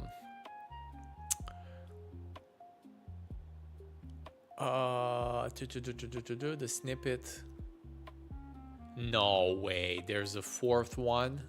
The snippet introduces a new kind of permission, the flow permission. The F permission is expected whenever an expression uses an input reference or returns an output reference. Flow does not change. A reference has the F. What the heck is this? A reference has the F permission if it's allowed to be used. That is to flow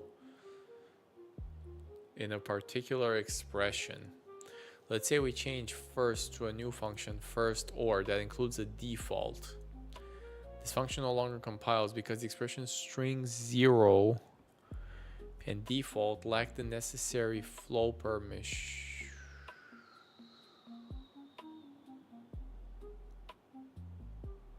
Oh, this is some lifetime shit though that I don't understand at all. Like, what the heck is this? ABC? Am I supposed to learn about lifetimes earlier? No, right? There's no way. Okay, sure. Missing lifetime. Oh, I see this. So fn first or missing lifetime expected name lifetime parameter is mysterious, but the helper, if Rust just looks at the function signature, it doesn't know whether the output string is a reference.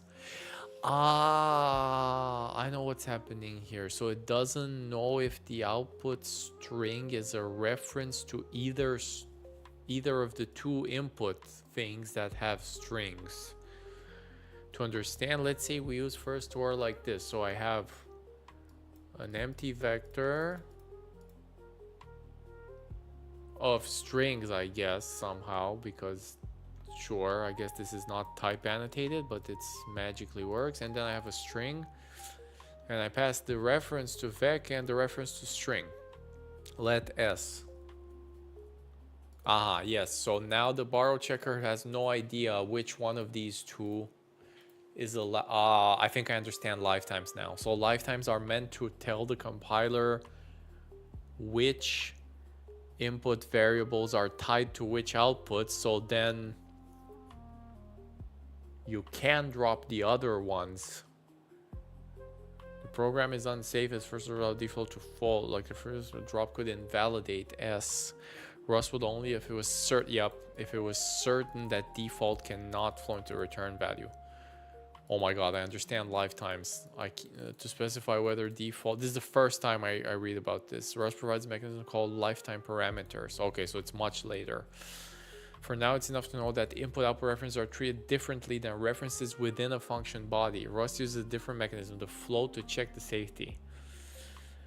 Just say you try to return a reference to a variable on the stack like this.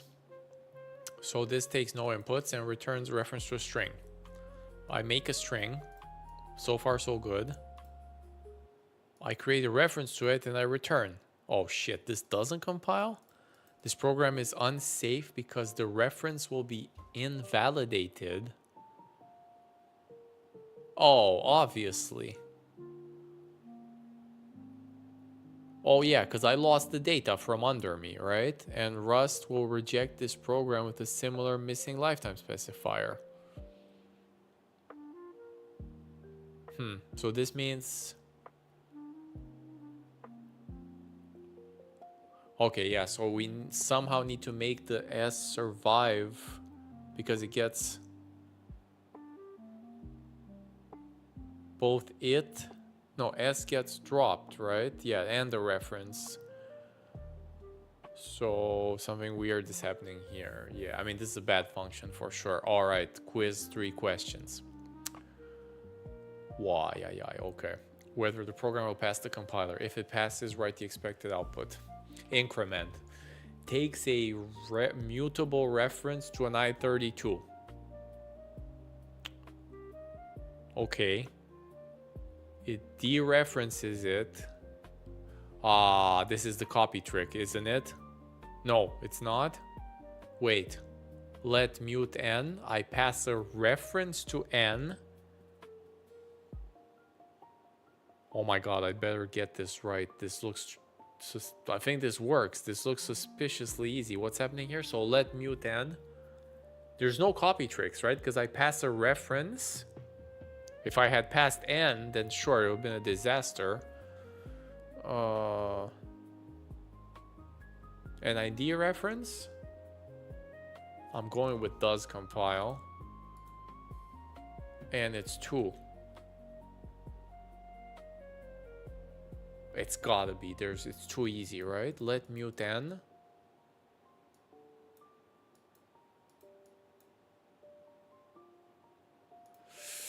Okay.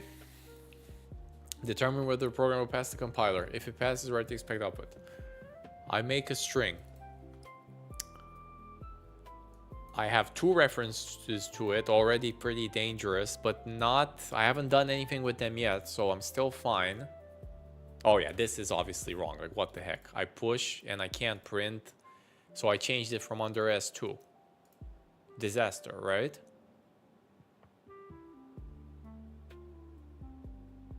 Yes, this is basic, come on. Like, it does not compile, right?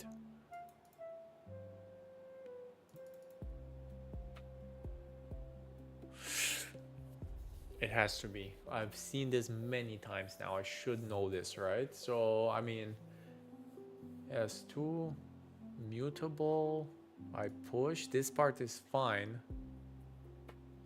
But then I lost S2.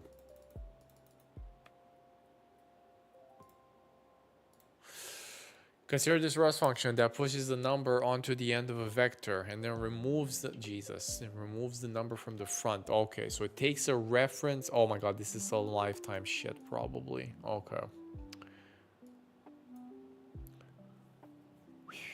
So it takes push n and remove the first. Okay, sure.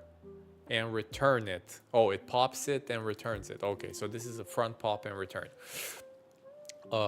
If you try to compile this function, cannot borrow star v as mutable, as is behind the reference. Consider this. Okay, yes. Consider this changing to be a mutable reference. That sounds obviously enough. V is a reference, so the data refers to cannot be borrowed as mutable. Dude, what is this? Assume the compiler did not reject the function. Select each of the following programs that could possibly cause undefined behavior if executed. Oh boy. So I make a vector on the heap 1, 2, 3.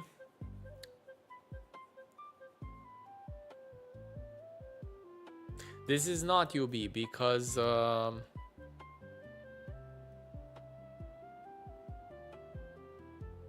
I don't do anything with n, so there's nothing here. If I try to print, okay, this is UB because it's exactly the brother of this, because I try to print n and it's UB because I change v from under n. This is also UB. I don't know what the heck is going on here. Like, I take a reference to it and then of course I change it from under it.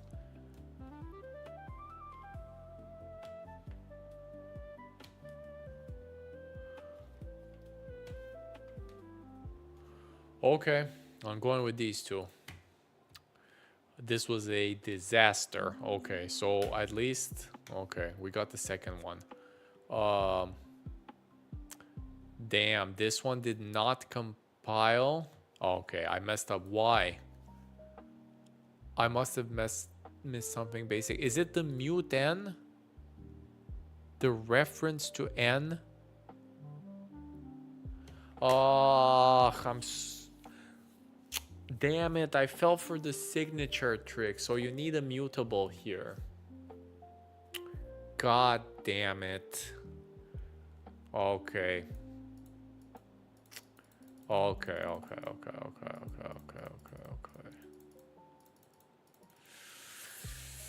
Okay, so it doesn't work through the signature. It only works on the variable itself. Like, I could have magically put a mute n on the left side, but it doesn't help me here. Okay.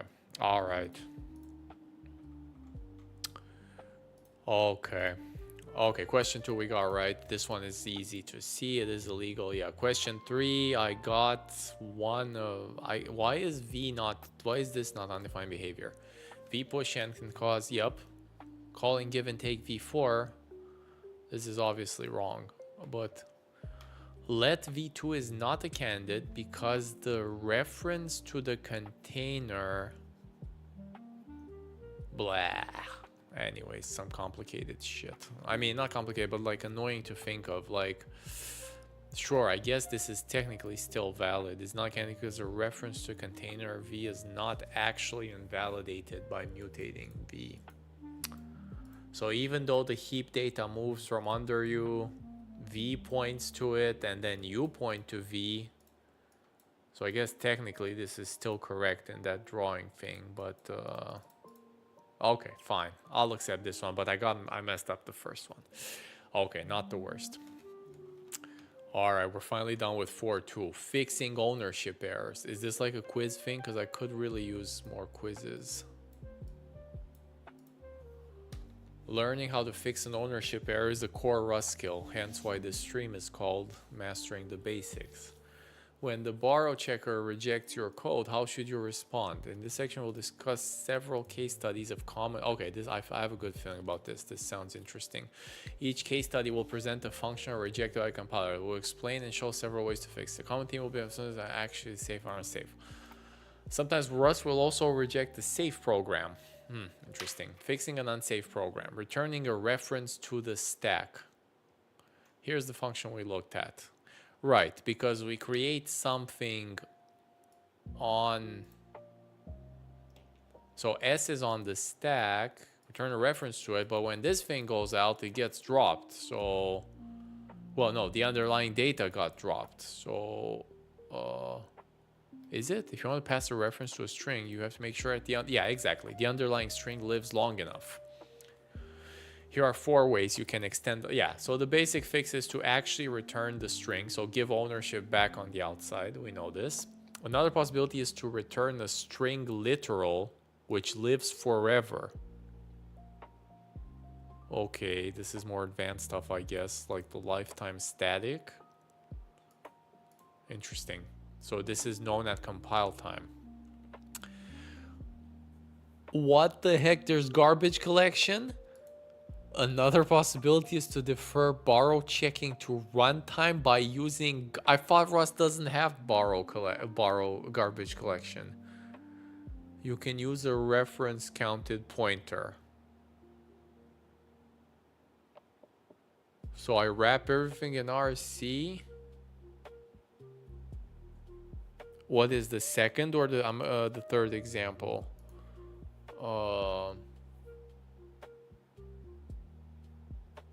Damn, this looks gruesome though. Like, this is way too advanced. It's like chapter 15. Let's not even... Oh, I see what you mean. It's just sugar for something. I see. Okay.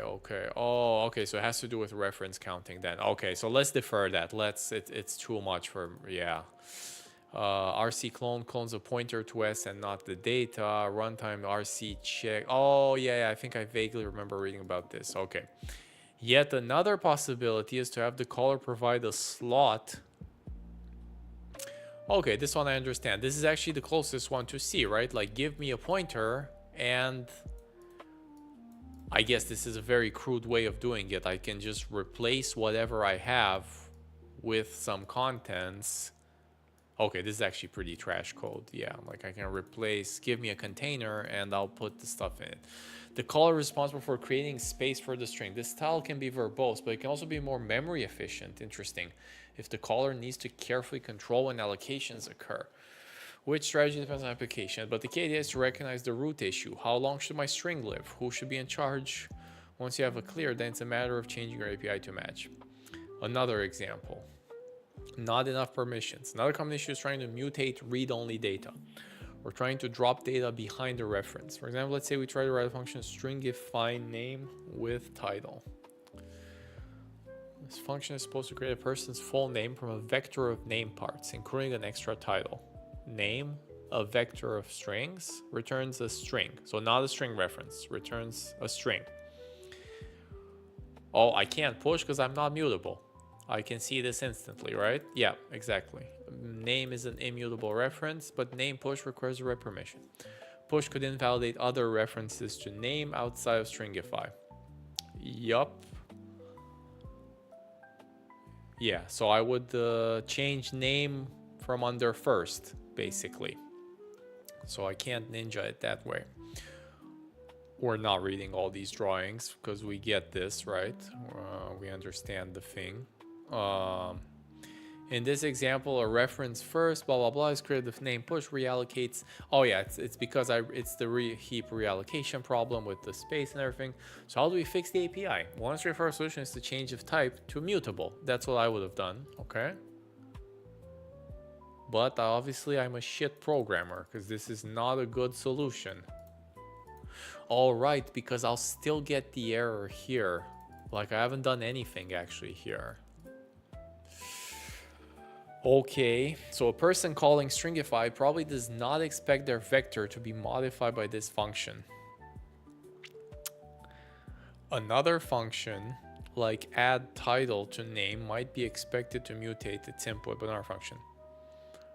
Another option is to take, so this is the crude solution, take ownership by changing, just don't use references. Give me the string, give me the vec. But obviously this is a disaster because I dropped the whole name, right? Yeah, like I'm destroying everything here. Like this is also not a good solution. It's very rare for Rust functions to take ownership of heap because then I delete everything in name once this function ends. Would make the input name unusable. Yep, it's very annoying to a caller. Good. Oh, so this is the choice? Oh my god, it's the clone thing. Okay, so the choice of vec is actually... Oh, so this is why... I think you're... yeah. So I think I got suggestions the past streams to just use clone, bro. And I was like, no, I'm not going to use clone because I want to understand borrowing. But... so the choice of immutable vec is actually a good one, which we do not want to change. Instead, we can change the body of the function.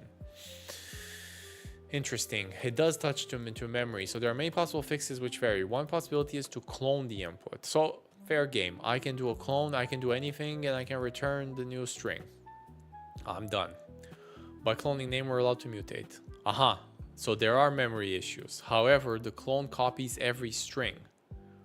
We can avoid unnecessary copies.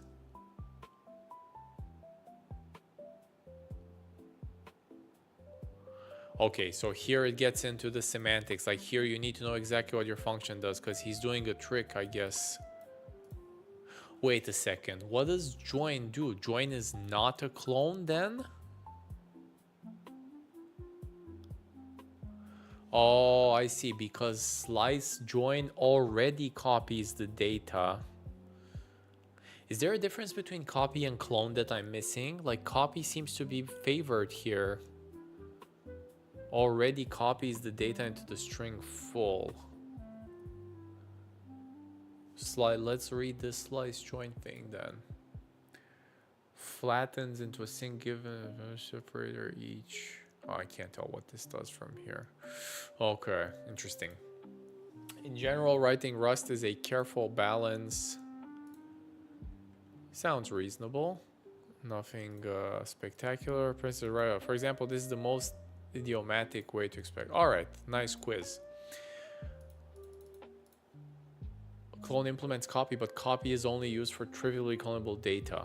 Okay, I see. But like, what is the actual on the heap difference then? Is there any difference, or they're both heap duplication? Like they result in duplicated data on the heap, or what's happening there?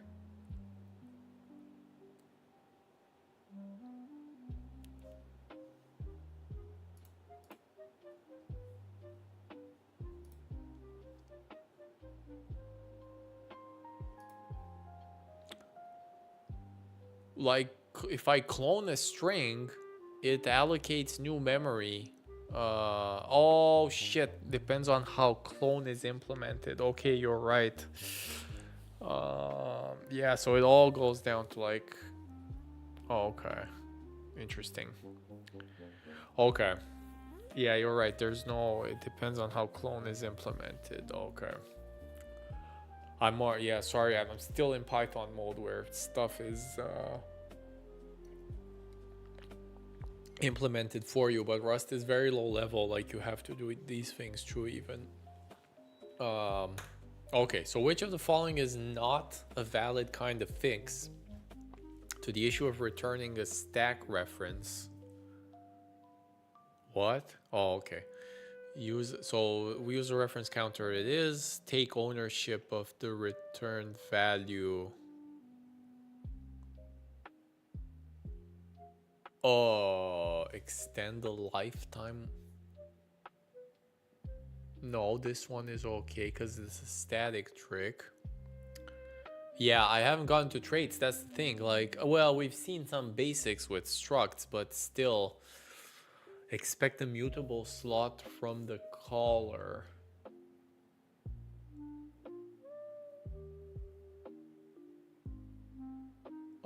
This one is a solution for sure. This one is a solution for sure. It's got before by exclusion. I don't know what the heck this means. Why would this help with yeah, this doesn't help at all with the mutable stack like a stack reference, because I oh no, it does. No, because I can write in a container. Wait. This is the trick that I do. Wait, are these all the 4 solutions, or which one of them is? It's the reference counted pointer. I'm dumb. Yeah, okay. Containers like vec are a struct containing a pointer. So what you want to... So normally containers like vec and string are a struct containing a pointer. Yes, because they're smart pointers. They have other stuff, right? Other fields. So what you want clone to do is to both copy the whole metadata. Oh, I see. Okay, that makes sense. Oh shit. Okay, so then clone is what it's like a deep copy. Yes, like a deep copy. With the shallow copy, you'd get the same the same pointer but different metadata. Yeah, 2 structs. I see. Interesting. Okay. And yeah, I guess these are all, you can see how these are all implemented for vec, for example, right? Because in the Rust open source code, yeah. Okay, so I think for this one, it's the reference counted. I think it has nothing to do with the returning a stat. Yes, it's gotta be this one. This is okay. It's a theory question, so I'm not that upset if I don't get it. Let's say a programmer tried to write the following function. A word PhD, I take a reference to a name, string. I take a reference to a string, and I return a string. So I give ownership back to a string. Okay. Oh, oh god, this dereferencing thing again. This looks horrible. Like, what the heck is going on here?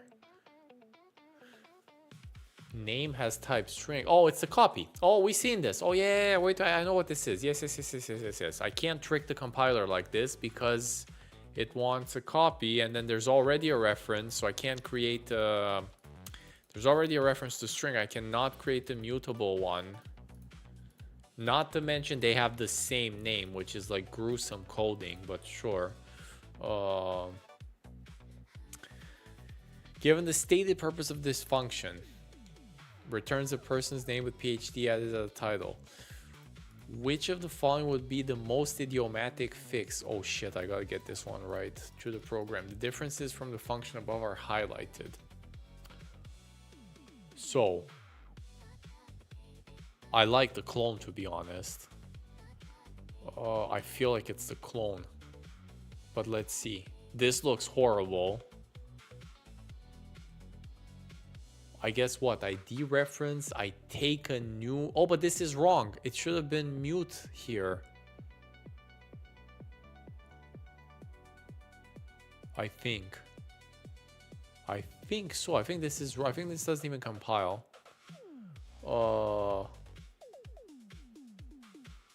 This is also not idiomatic because it's... Well, maybe this compiles. Okay, I'm going with this one, but I want to mess around with this a bit. What the heck is going on here? Because this damn... Dude, this goddamn dereferencing operator. So what the heck is this? Is this even compiling or not?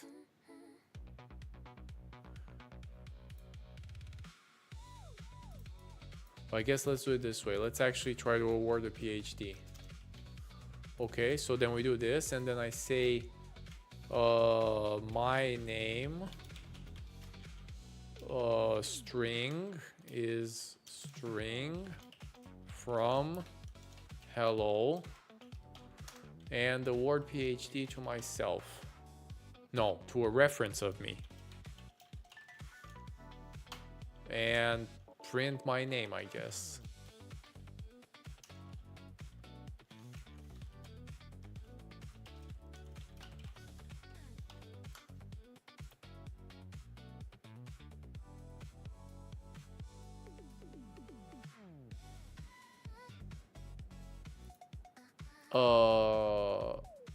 What?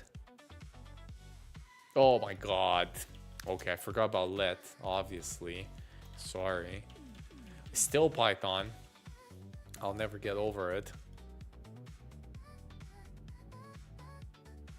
Yeah, this doesn't work. Okay, I knew it. Yes, this is a reference. I don't know what the heck is going on here, but it's not giving ownership back, right?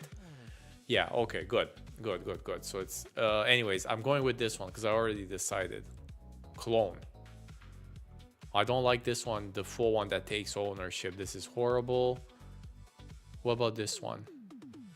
No, this is not good either because I'm mutating it. I'm messing up the outside. It's got to be the clone. All right. Let's say again. Oh, man. Let's say a programmer tried to write the following function. Rounds all the floats in the vector nearest integer in place.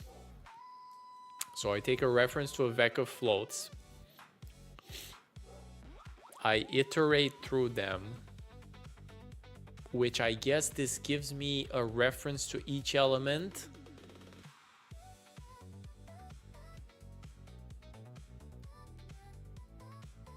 Yeah, the thing is, there is a trick here. You're not supposed to do this. I think it's considered bad practice actually to... I think I'm over typing my code. The problem is I'm used to type Python and I'm obsessed with typing code. Like if it was me, I would have typed this too, because then I know it's a string.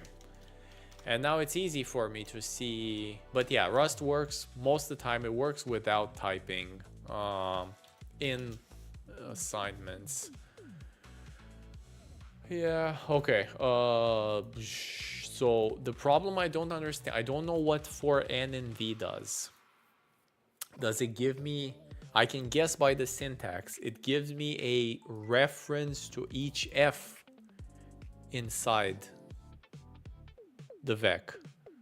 And then I dereference that and I do a round.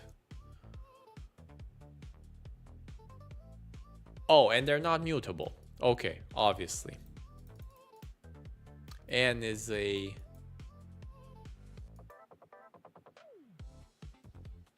Is this the bug? What the heck is this? Oh, it's also I need...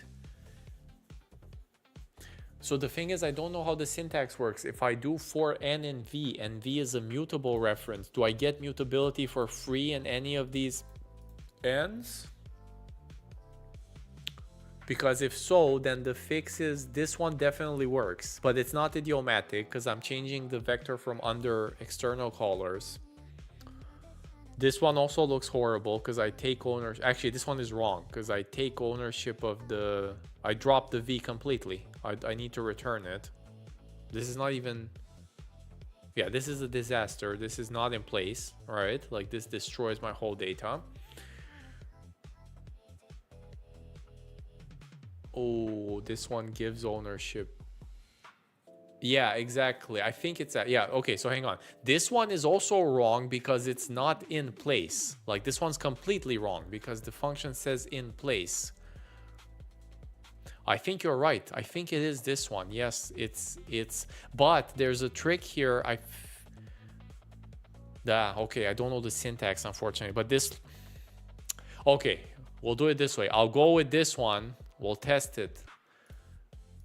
I guess even if it's wrong, I'll stick to it because I don't know if it's... I don't know if this works. I don't think this works. I don't think this gives you mutable stuff. If I just make this... Okay, so let's do it differently then. Uh, Iterating over a vector in Rust. Let's try to consult the docs, not AI. For and range. Okay, so we gotta go to the book, I guess. What about vec Rust? Is there any way I can learn from here what happens? Nah, I don't know how to read. Like, it would have to be iter, right? Or something. But where the heck do I find that? Because I'm not using any methods.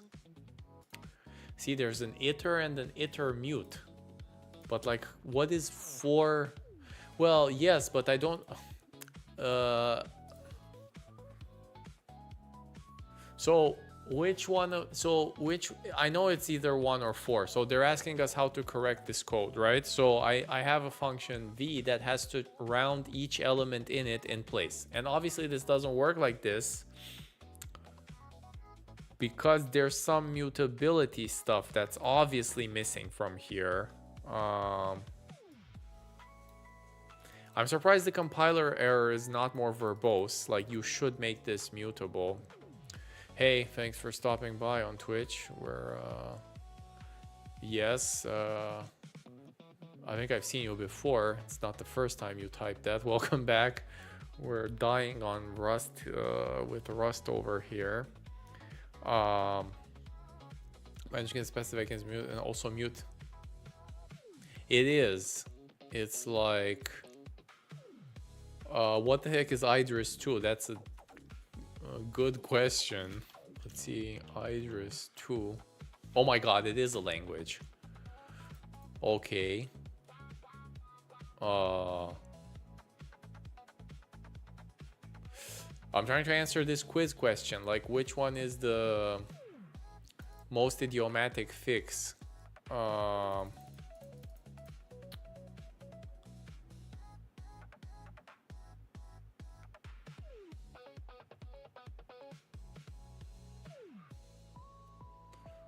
Okay, I think yeah, I think it has to be. What I'm trying to do is I'm trying to find where are the so given the stated purpose, which of the following would be the most idiomatic fix to the program? So which one fixes the program and in the cleanest way? Now I'm pretty sure that 1 and 4 are both valid, but I'm trying to understand if option 1, does this give you, are these little n guys mutable too? Yeah, but they don't let you. That's the thing. Yes, okay. So yes, I would call iter mute, but unfortunately none of the solutions has it. So one of these must be right. I know it's not 2 because it's horrible, like it drops the data. This one is also not in place. Which one is it between 1 and 4? I think it's 4, because I don't understand if this 4n in v. So my question is a bit more fundamental though.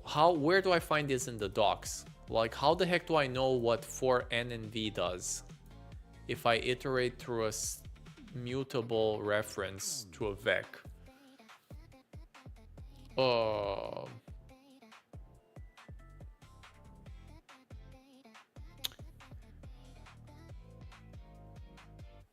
Oh shit, 4 is not in place? Oh my god, you're right. Okay, it must be 1 then. Oh, I would have fallen for it. Yeah, okay, well I already said I'm picking 4, but yeah.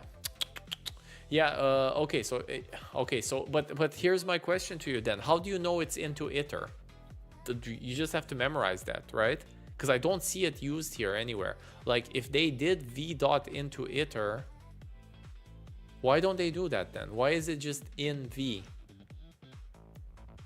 Is that default in Rust? It's okay, so I have to memorize that. So every time I see 4n, yeah, it's just sugar. Okay, now I know, because now I go here and I look at into iterator, right?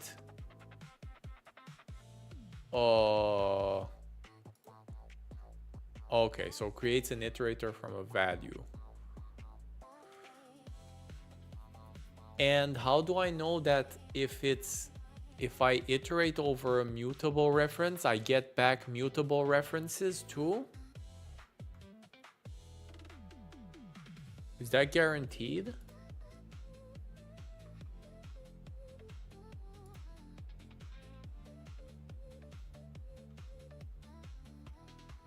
The three forms of iteration. Iter, which iterates over t. I guess, wait a second. So, so it's actually iter mute then. So I go into iter mute here, right? Because I iterate through a mutable vec. So I go into iter mute, which I'm guessing if I look here,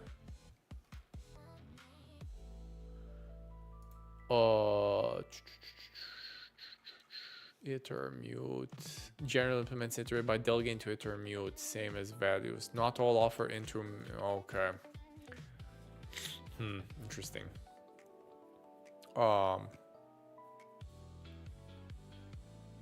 Yeah, it annoys me that exactly. It annoys me that we don't see the mute values apparently the same. Iter into iter mute. It annoys me that they don't clearly say like. I guess again, these are all implemented for the base type, so you have to read the code. Okay, so yeah, it is the answer. It is no, because all the other three ones are not in place. There's another subtlety here because this one destroys the data. This one's not in place. This one, as Cadabrium correctly noticed, I would have gone with this one and I would have gotten scammed because it's a clone. So obviously it's not in place. Let's see what we did here. Okay, not too bad. We got 3 right. Yep. We got this right. We got the first one wrong, but it's like I don't care about theory. What was it? I swear to God, isn't this the static thing? Like, why is this not a valid solution to a valid fix to the issue of returning a stack reference from a function? Because they taught us about the static thing, returning a reference to a stack. Yes, make it static. Okay, whatever. It's just theory. Okay, let's move on. All right. Fixing, another example of fixing unsafety. Aliasing and mutating a data structure. Okay, this is probably, we should know this by now. Another unsafe operation is using a reference to heap data that gets deallocated by another alias. Okay, so this is just a classic drop or whatever. Let the largest string destination. So I enter a function with a destination and the source. So a mutable vector of strings and a reference to an array of strings. Okay. The largest, which is a reference to a string, is some bullshit here. Okay. Oh god, dude, what is this syntax though? It's pretty complicated. Like, then I iterate in source if the length is greater, add big strings.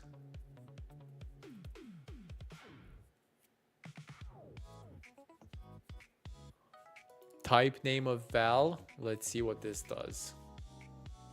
Standard any. I don't know why my chat I gotta mess with the Twitch settings. But I got what you mean. Standard any type name of val. Yeah, let's do it. This seems like a superpower then to debug, to be honest. Like, so you can use these things that.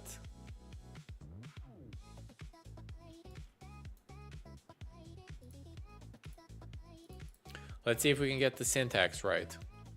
Yeah, I mean, of course, it's, yeah, exactly. I get that. No, this is like super deep debugging, right? Like, you should not, it's like, so then let's do a let v, which is a vec of f32s, equals vec 1, 2, 4.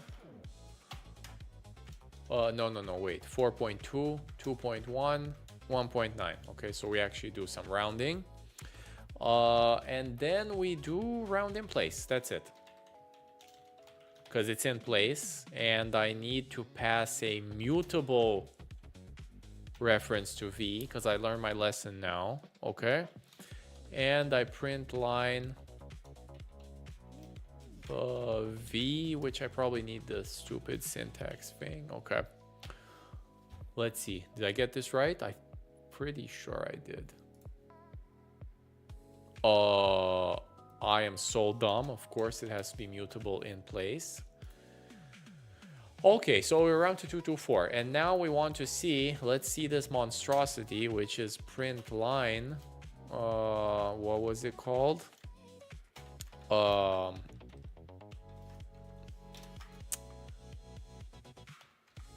Standard any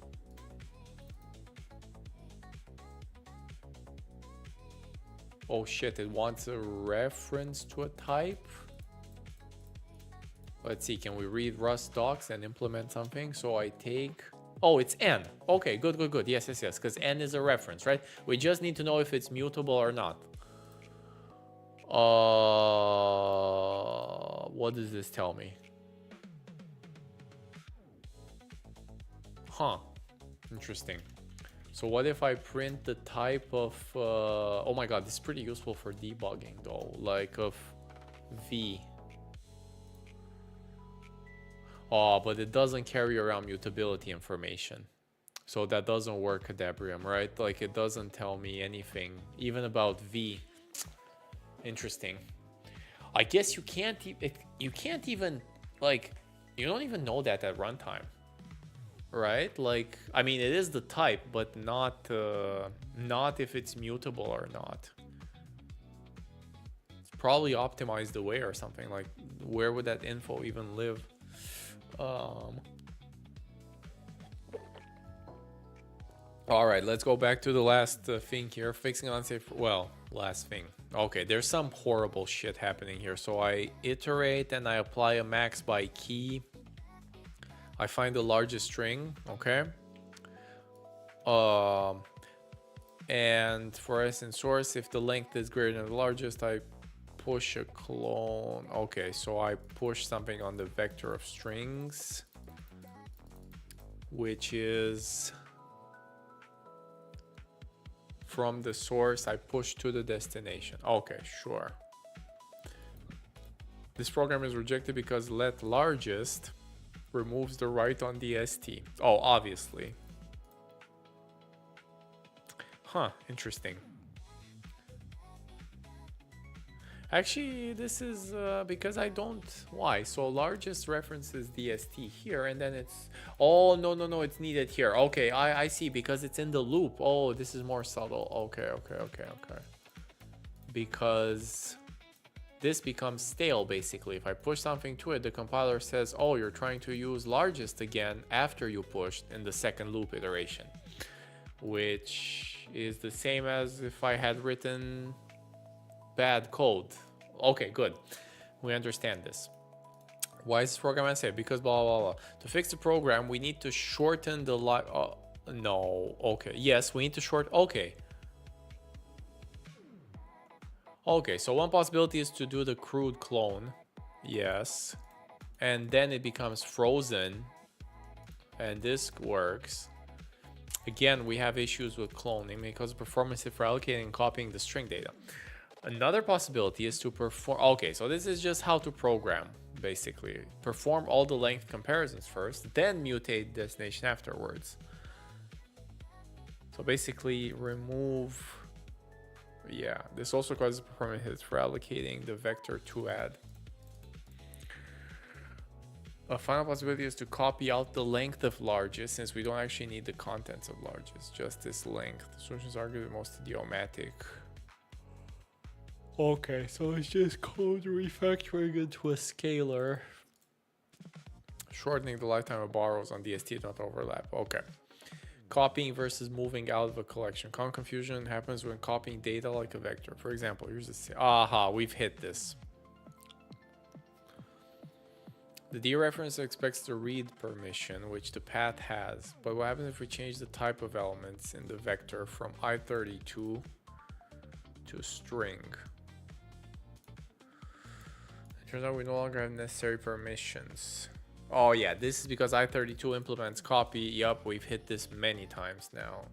Yup, so I can't take a reference and I cannot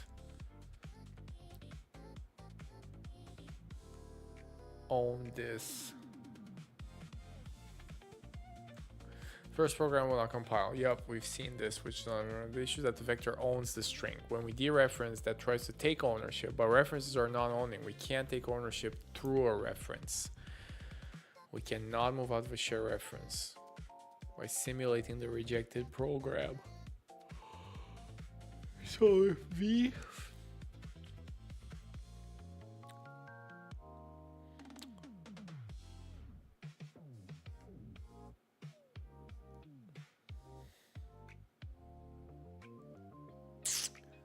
So I have sref, which is a reference to the first element in V, okay, which is on the heap now.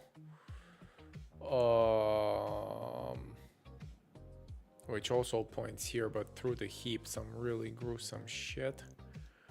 Okay, and then S dereferences sref directly to the data. I drop S. Yeah, I drop S, everything goes out like it's toast. I see. What happens here is double free. After S getting left S and V and S think they own hello world. After S is dropped, then V is dropped. Undefined behavior when the string is free the second time. After executing S, ref, we don't even have to use V or S to cause undefined behavior to double free. As soon as we move the string, oh, okay, this undefined vector contains I32. The difference is that copying a string copies a pointer. Copying on 32 is not. In technical terms, the type implements the copy, yep, but the Rust does not. We'll discuss traits. If a value does not own heap data, then it can be copied without a move.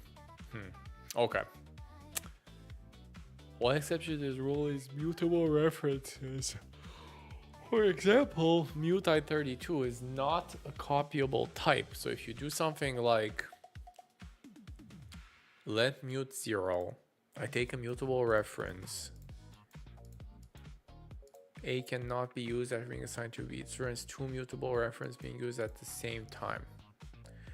So if we have a vector, how do we safely get access to an element? Here are a few different ways to safely do so. First, you can avoid taking ownership of the string and just use an immutable reference.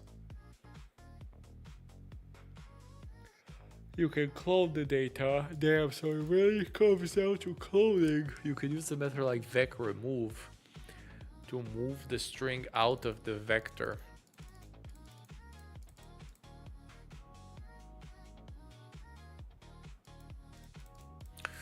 Finally, a harder one. The above example are cases where program is unsafe. Rust may also reject safe programs. One common issue is Rust to track permissions. However, Rust may conflate two different, really. Let's first look at an example of fine-grained permission tracking that passes the borrow checker. Borrow one field and write to a different field of the same tuple. So we have a tuple of two strings. Pretty basic so far. Everybody has... Okay. Then I take a reference to the first element of the tuple, but I lose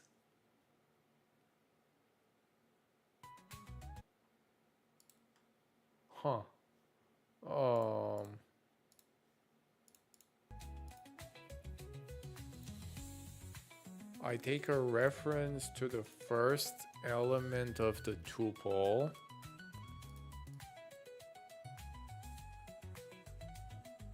but I lose write permissions on everything because I can't change the tuple from under it. Okay, I still have write permissions on the second element separately though. Borrows name 0, so this borrow removes right. It also removes permission from name, but name 1 still retains the right. Okay, good. Oh, I see. So the compiler is bad here. Rust can lose track of exactly which places are borrowed. Let's say we refactor the expression into a function get first. Notice after calling get first name. I see. So this doesn't build. Interesting. Oh yeah, because the compiler is obviously not going to track the 0 inside the function, because that would be insane. Like you could have 50 nested functions. Okay, so just don't code it like this then. It's bad coding. Now we can't do name because, yeah, so we lost more permissions than we should have. The edit we made doesn't, so why does it matter? The problem is that Rust doesn't look at the implementation when deciding what get first should borrow. Rust only looks at the type signature, which just says some string in the input gets borrowed.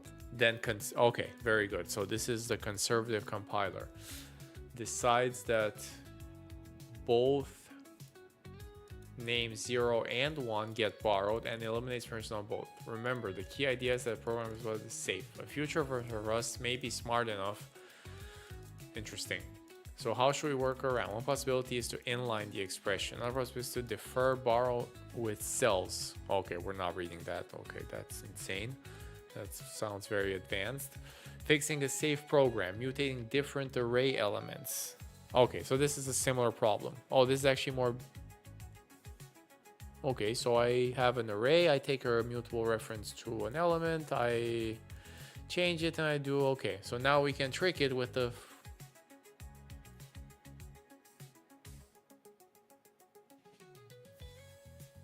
Yeah, so I can trick it with the function, right? Like... It uses the borrow checker does not contain different places. It uses a single place that represents all indexes. Yeah, so unfortunately you can't do tricks like a dynamic index. Rust is not going to guess, so you lose write permissions. But even with numbers it doesn't work, which is a bit surprising to me. Like, I guess the compiler doesn't want to check any numbers at all. Like, it doesn't care if these are different indices. You lose it. Oh, I see. We could use slice split at mutable.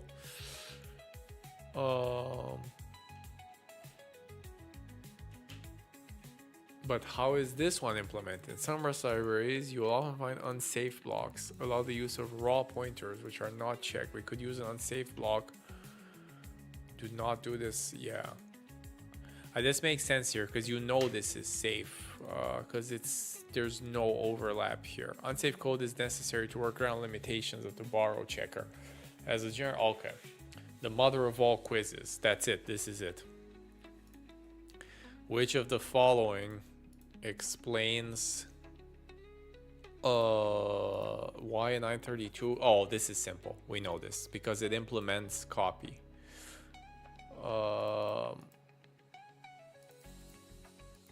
Because the second reason, the i32 does not own data on the heap. Right, because it always copies, right? So it never drops. An i32 is small. Yeah, yeah, these are all, I think it's gotta be this one. Okay. The following code snippet does not compile. I have a string.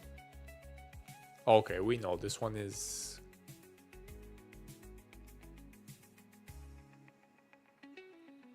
It's the read of S. There is no undefined behavior. The string is freed. It's the free twice at the end of the program, right? Because I dropped the S and then the S2. But S2 is also a string, but then I already dropped the underlying data, so I can't have two strings pointing to the same data. The following program does not compile. Which of the following bytes current undefined behavior? So copy to previous. I have a vector and an index. Oh, this is out of bounds? What the heck is this?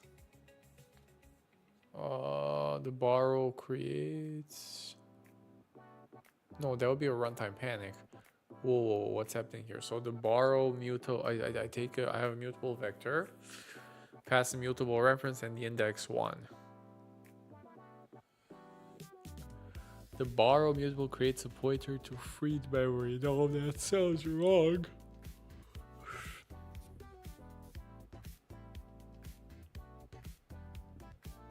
Oh, there's some stupid indirection here. Like I take another mutable reference to it, and then I forcefully dereference it. I could have just done like v. The assignment n is a use of freed memory? No. The read of v.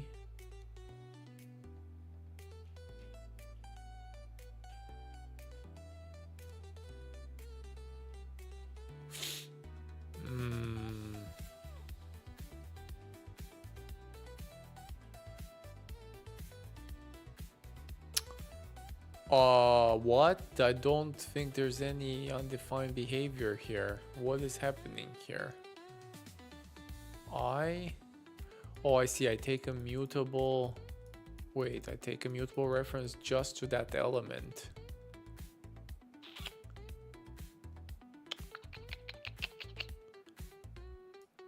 And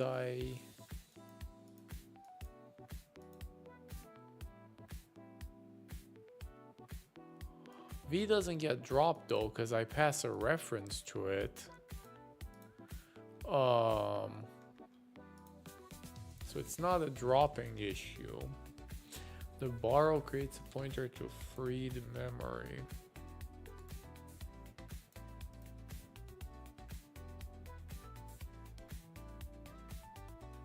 Why would this be freed? This is not freed, come on. Like it's V is nice and safe here. The assignment is a read.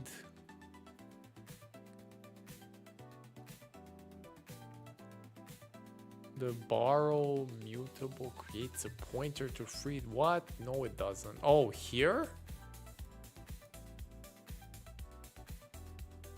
I swear there's... Okay, I'm going with... I don't see it. Like, am I blind or... Okay, fine. For this one, let's play with it then. Might as well learn something.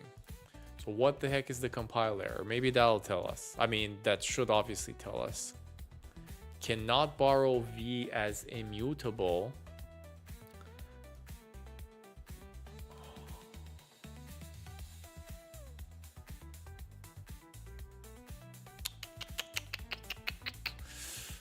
So I borrowed it as n, but I don't do anything with it.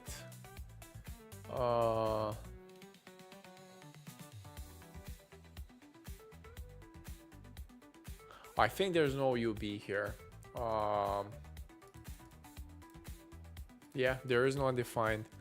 Like, I get that you can't have the reference, but wait, so what's happening here? So yeah, so I already have a mutable reference. Now I'm trying to get mutable borrow later used here. Immutable borrow occurs here.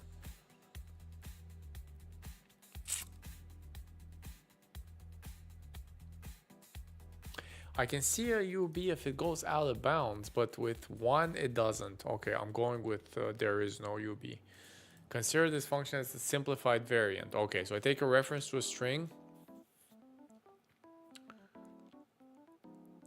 Okay, we know this error. We cannot, yeah, so move occurs because name which does not implement copy. Consider borrowing here. Sure, so the compiler did not reject this. Oh god, I hate these questions. Select each, if any, of the following programs that could possibly cause undefined behavior. So I have a string name, I award PhD to the name, and I print it.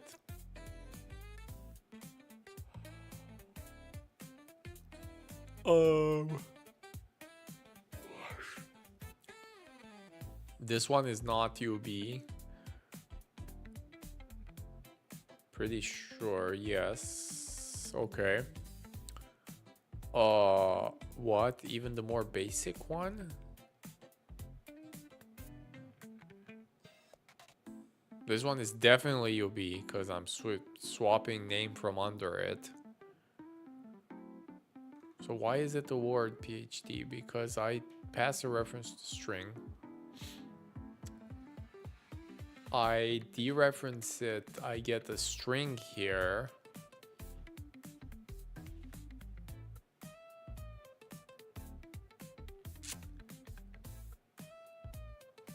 which points to the same data on the heap, and I push to it.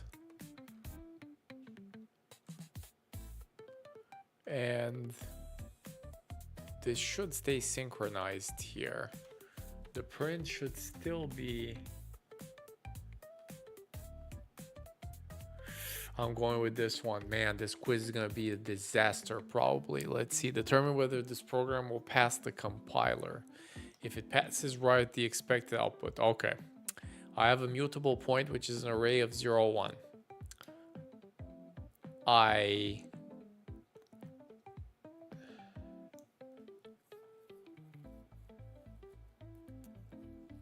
I think it is, yeah, but then oh shit, so it gets dropped.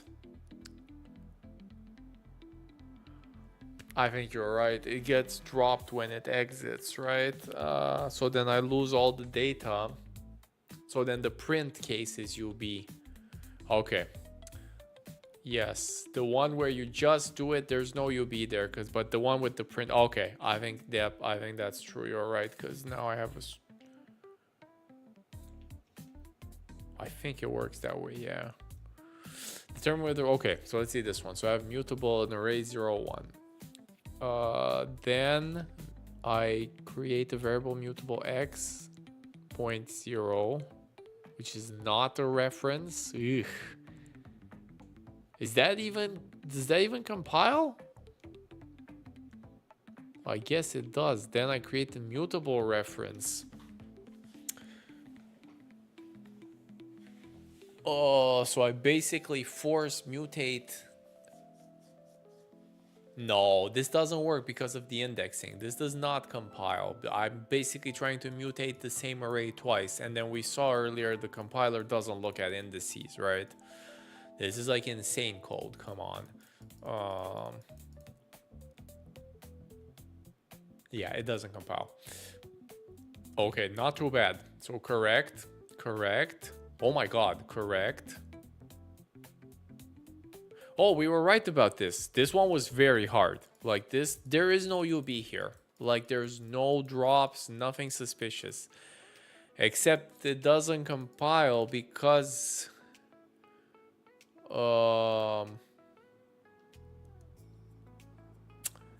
yeah, I'm implicitly creating a...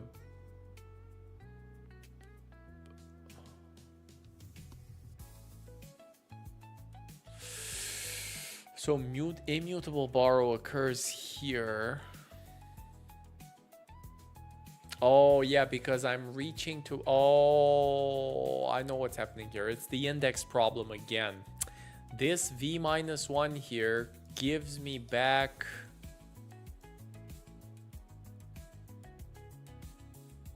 a reference from the mutable vec, from a mutable reference to a vec. So I'm basically creating an immutable borrow, and then I already have a mutable. Okay, all right, good. So we got this right. We got 4 wrong. Let's try again then. So 4. Now we know it's this one and this one. So anything that prints. I guess this one did compile though. Holy shit. So, okay, if it does compile, the answer is easy. It's 1, 2. The question is, why does... okay, we got both of them wrong again. Wild. So everything is... yeah, everything is UB here. Even not printing it is UB? Like, why can't I just do a word here? The statement name takes ownership. However, the caller... oh, it's the drop thing. Ugh, there's a double free thing. Yeah, okay. I got tricked here. What the heck did I do here? Oh... okay, this program is insane. Like, what is happening here? This is the final one we're doing. What the heck is this? So, it does work. So, I have a mutable point, 0, 1. X is just a variable, like I'm yanking it out. Okay, I know what's happening here. There are no two borrows. I got tricked. Damn it. This is just a plain variable. Like, there are no two borrows here. Only Y is a borrow. So X lives in its own world. Like, it just gets initialized with this and it becomes 2, but nothing prints it. So then only Y is a borrow here. So then I can shuffle these however I want. Like, this is probably a better way to write this code. All right, okay. So we got tricked by this one too. Because it's a copy here. I forgot. Yeah, because this is an array of integers. So it's just an integer copy. So then this is a new thing. Has nothing to do with the original point. Okay, good. Good. The slice type. We've seen this. I'm gonna skip this ish.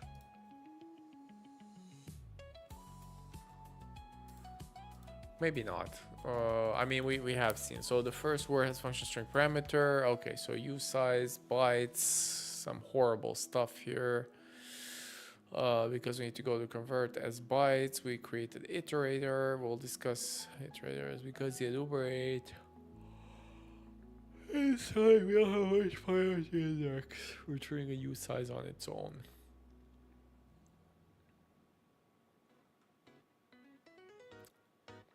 Yeah, so we can't just return indices because that's pretty Pythonic. We need to return slices, right?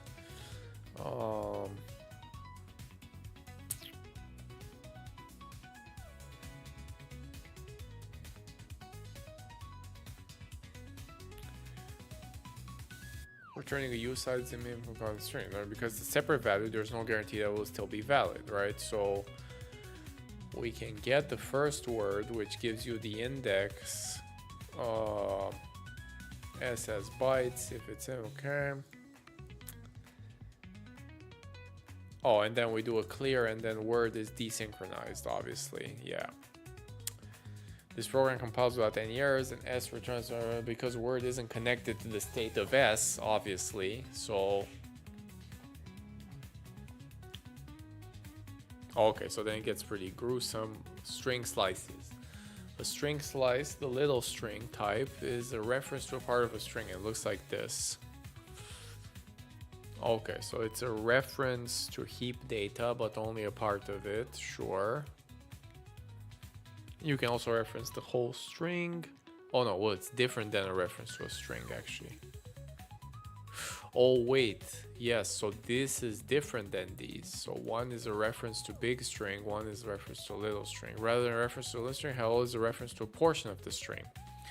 We create slices using a range within brackets. Okay, we've seen this before.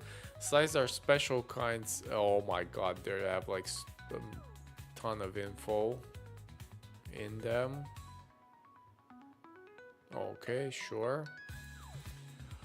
Observe that the variables have a pointer and a length, which together you can also see what a string actually looks like. The string is also gruesome. Because slices are references, they also change the permissions. Okay, yes, so I can't change the string from under a slice. Yep, S loses right and own permissions. Range syntax. If you want to start at index 0, this is very Pythonic-ish. 0, 2. By the same token, if it goes to the end, you can type length or dot dot. You can drop both to take a slice of why would somebody take a slice of the entire string rather than a reference to a string? We don't know yet. Stricelings must occur at valid. If you attempt to create a striceling, your processor is an error.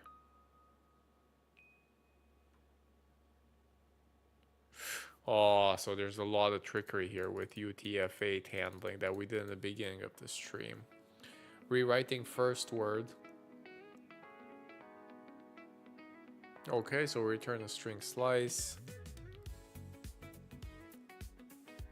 And we return it at the first empty space. Okay, so return from 0 to I, otherwise return everything. Okay, this looks a lot cleaner for sure.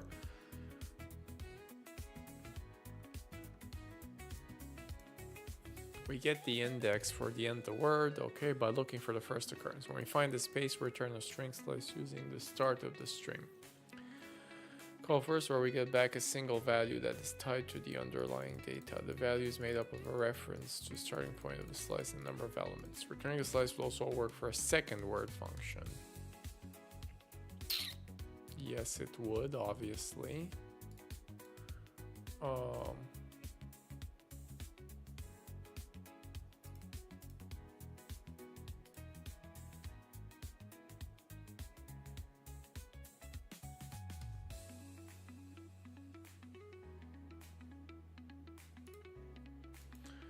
Okay, hard to mess up.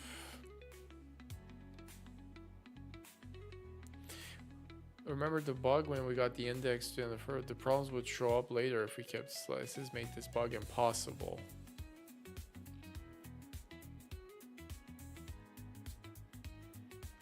Yeah, so I can't do this because I'm calling first word removes the right permission. Yep, so classic borrow checking issue.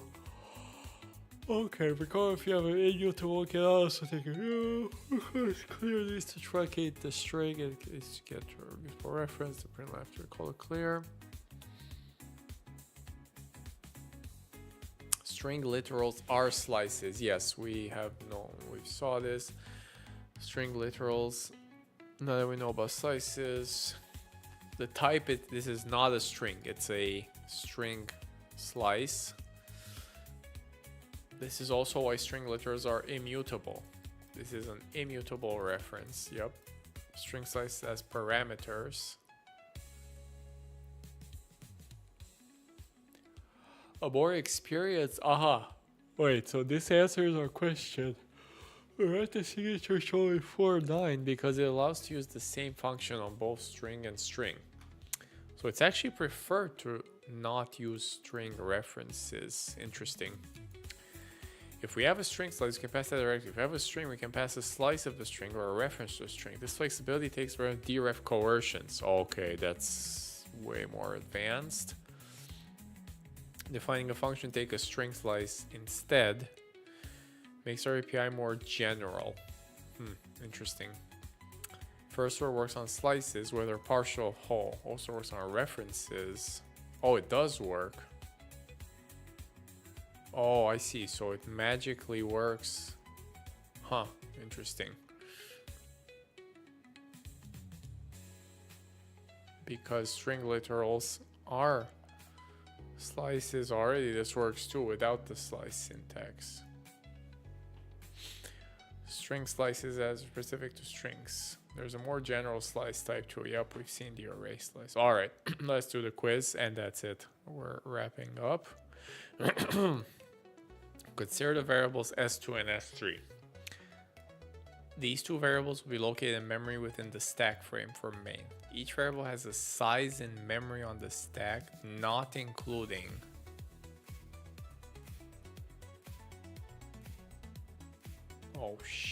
not including the size of pointed data. Which statement is true? So S is a string, S2 is a string reference to the string, S3 is a slice,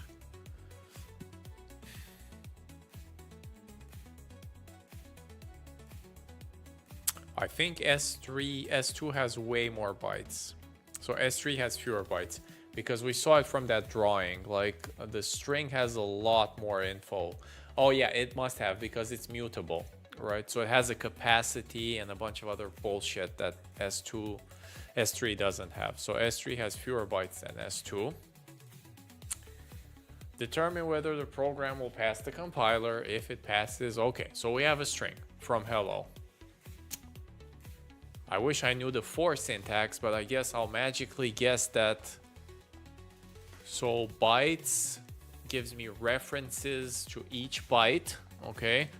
So I iterate for all the bytes in the string. If my byte converted to a char is L, no, this doesn't compile because I cannot. No, this is obviously doesn't compile because I already take references from S here. I no longer have right or ownership, right? Because if I mean, this is easy to see. If I push this in the first iteration, then what the heck happens here? How long does this go?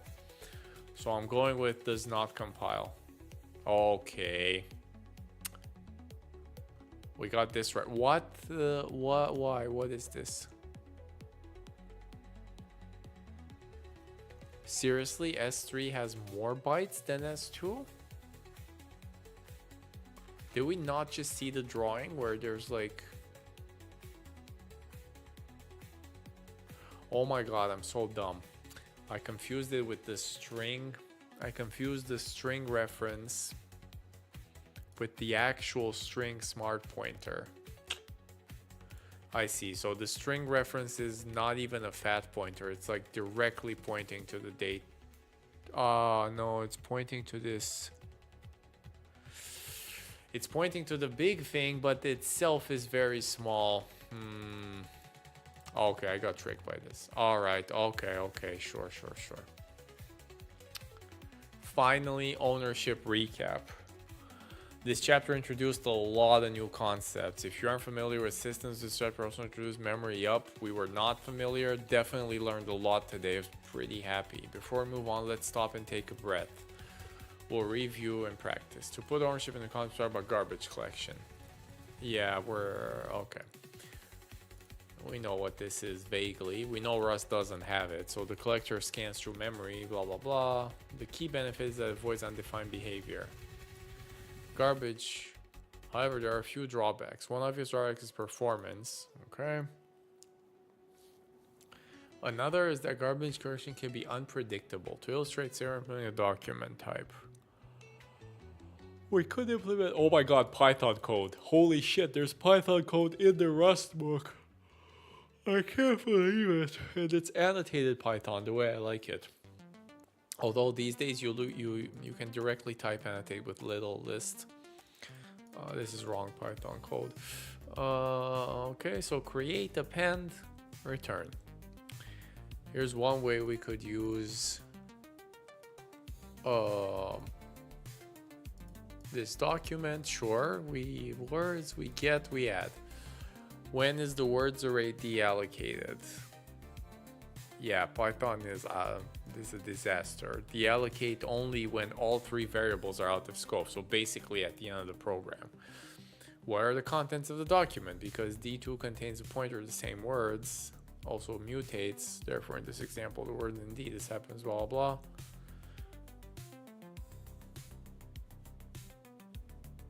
Oh yeah, this is the classic trickery here. The change to D2 can change D because they use lists, and lists in Python are mutable in place, so you can do ugly things.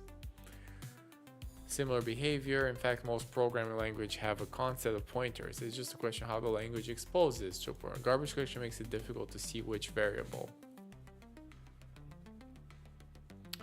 Rust ownership puts pointers front and center. We can see that by translating the document with Rust. Normally we would use a struct.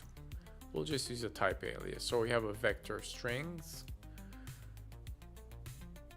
and we take words and we create the document. We just doesn't do anything. It's just a pass through. We add a word, so we just do a push, and we return a slice, a reference. Oh god, why do they not use... I guess no, it's a reference to a list of strings. It's not a string slice, yeah. The function new document consumes ownership. That means the document now owns the word vector.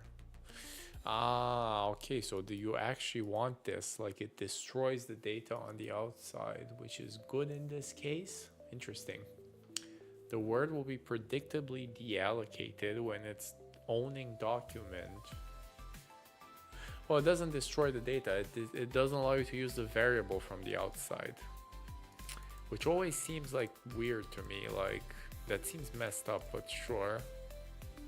That's because I think in Python. Okay, the function add word requires mutable reference to be able to mutate. It also consumes, same story here, it consumes ownership. Here actually it destroys word for good. No, it doesn't. I'm dumb. It's the same thing. It pushes it here. The data still stays on the heap. But like nobody on the outside is allowed to ever use that word or mutate it, like swap it from under you. Interesting. Again, I think in Python. The function getWords returns an explicit immutable reference to strings. This is the only way to create a new document is to deep copy its contents.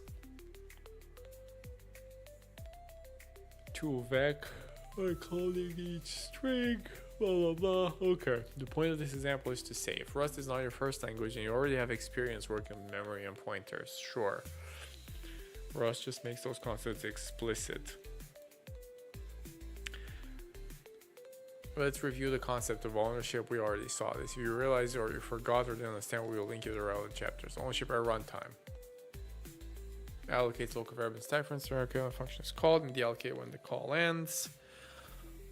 Local variables can hold either data. Okay, this is just a recap.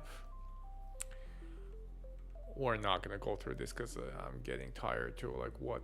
Yeah, we're pretty easy to understand these though. Okay, let's answer the questions then. Why does a box stack ref point to the stack while a box heap ref point to the heap? Because a box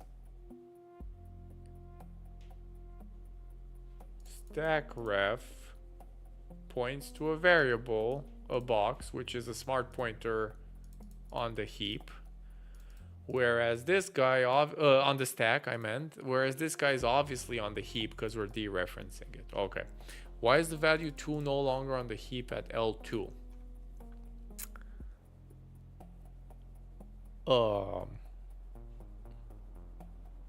Because a box is inside this function and it gets dropped. That's it. Nothing survives this function basically, right? Nobody, it doesn't go into X for sure, so it's lost forever. X just does +5. Why does a num have the value 5 at L2?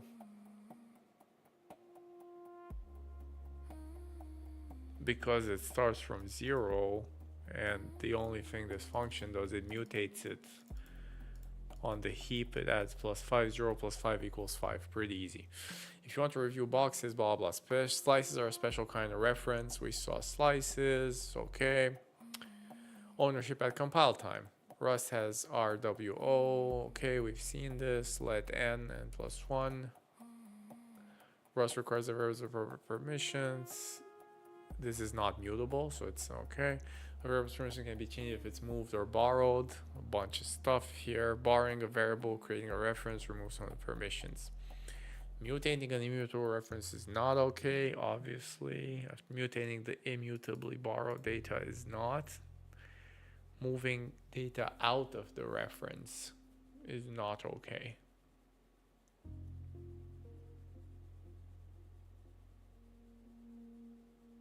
Okay.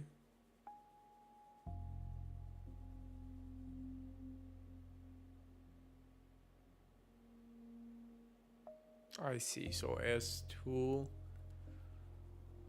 moving data out of the reference.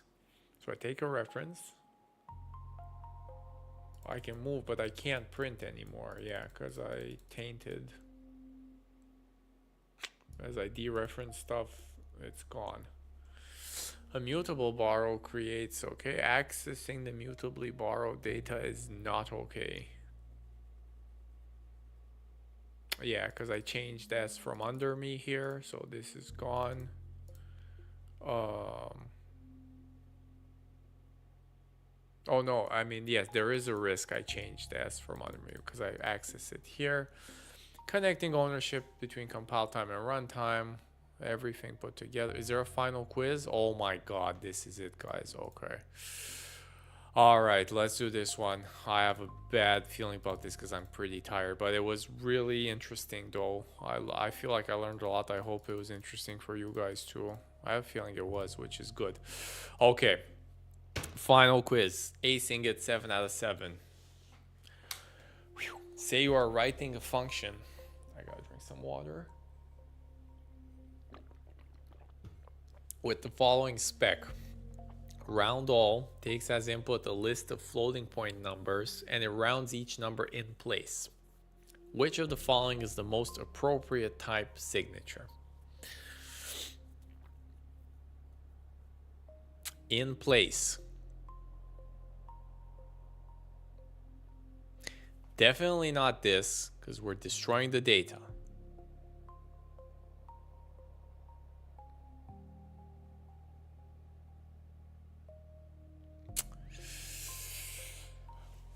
This looks ugly too.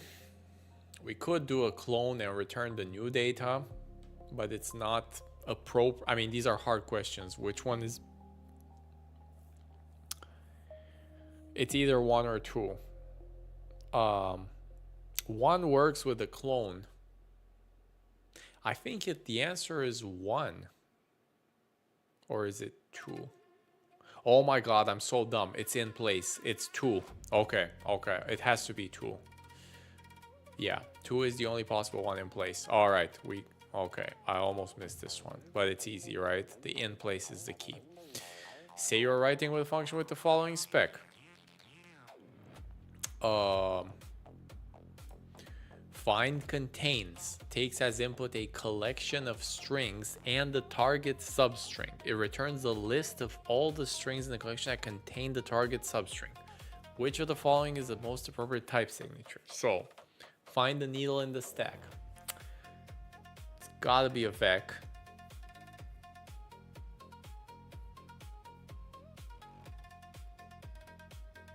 Returns a list of all the strings in the collection that contain the target substring. If I do the needle, this takes ownership of the needle and it gets dropped.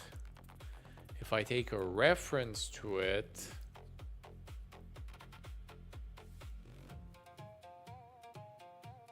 I mean, I would have done like a hybrid option here. Why?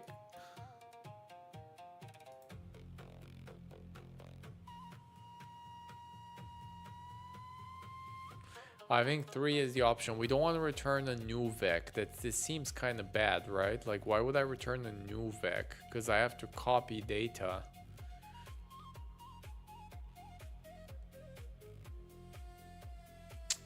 These all return a new vec though. Returns a list of all strings in the collection.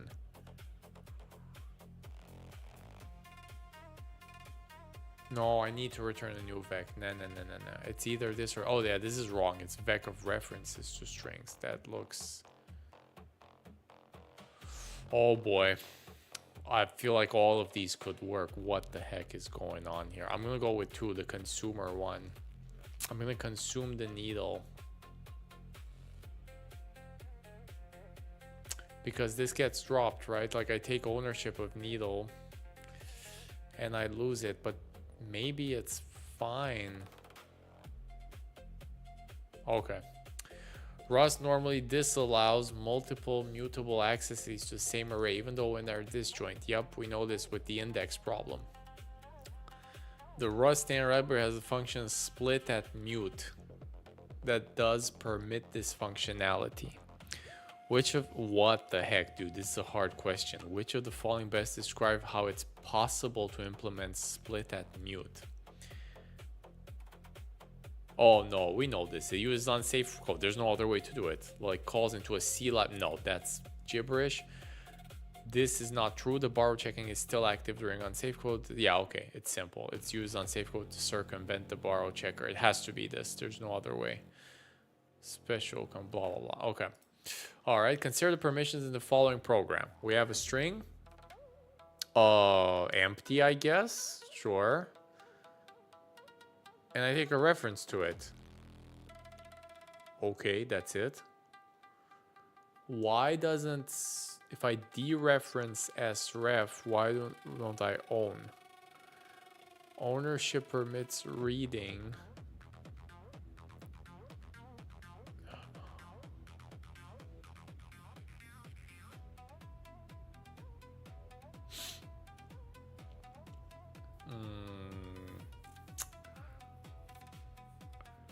Why doesn't s star? So I see. So s points to some data. Now if I dereference sref, I get the new, yes, it's an ownership problem. Because ownership permits, it's the double drop. Yes, moving out of a reference can cause a double free. Because if I move the data in here, when the program ends, both this thing and S will try to free the same data, which was originally only an S. So it's gotta be this one, I think. It's definitely a double free. Yeah, it's this one. Okay, I think. Consider the set of Rust programs that contain no unsafe code. Okay.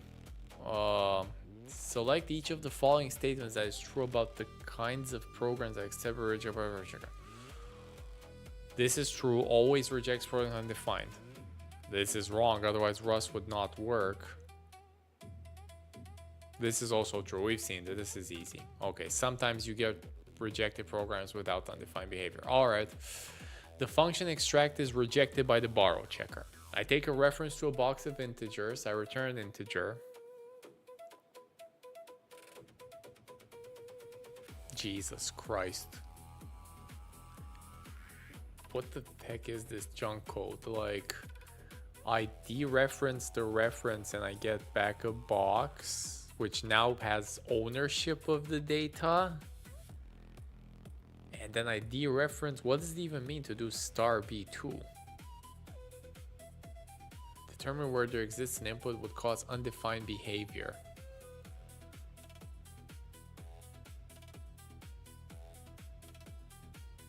I mean, come on, dude. I don't even know what the heck is going on. What am I supposed to think about here? Like, did they forget the 0 here? Like, you're supposed to return only one of them? Because this is the whole box that takes ownership.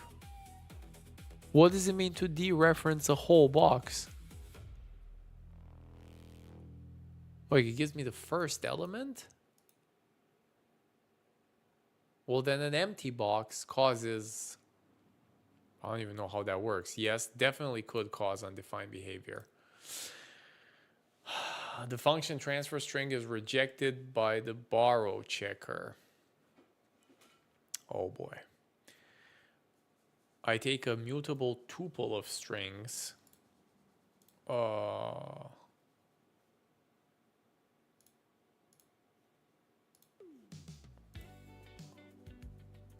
And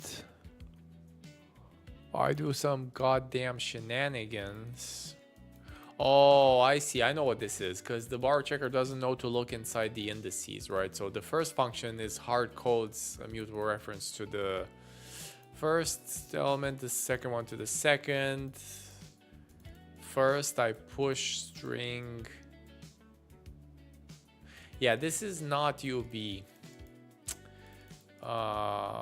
Could not cause because of the hard coded indices. This actually works, I think. I'm pretty sure.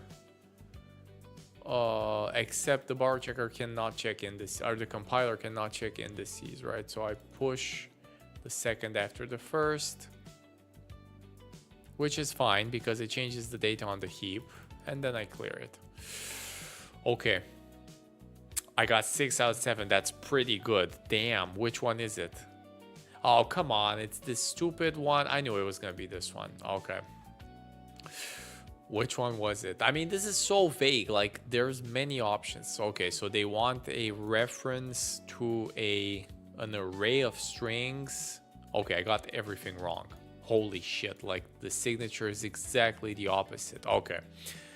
So for haystack, the slice type, which is can accept more inputs than vec. Whatever. So it is preferred. For needle, the target substring does not need to be heap allocated. So string is preferred to string. For the return type, vec string is not desirable because it would require cloning. Yes, that I... Damn, so even just the output type would have given us the answer. Well, okay, I did pretty good though. I'm pretty happy. I mean, this is such a vague question. Like, yeah. Yeah, we got everything right here. Pretty good. I think that's it. I'm gonna call it. Thanks everyone for all the follows. Thanks for the raid again. Appreciate sticking around. Hope this was interesting. Definitely interesting to me. I feel like I learned a lot. So it was a good exercise. Next time we'll continue with the rustlings, modules, hash maps. I don't even know what options are. Oh yeah, I know what they are. They're like option. Okay, I know what options are. Then it gets pretty crazy. Generics, traits. But yeah, we're pretty much ready to go into more advanced Rust. I feel like I have a way better grasp on borrow checking now, so it's pretty interesting. Maybe we'll start actually coding some stuff too, because I kind of do want to... Again, the goal for all this is to learn, but also to... maybe like code some type of incremental game or some simple web game, but with the Rust backend.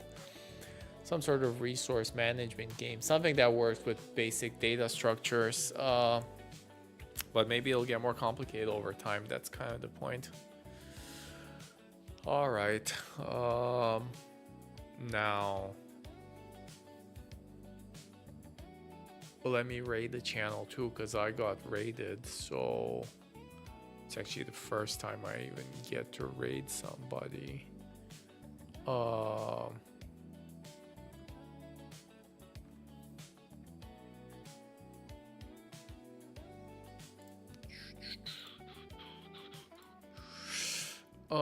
Let's see, who should we raid here? It's a bunch of AI. I'm kind of sick of AI though, to be honest.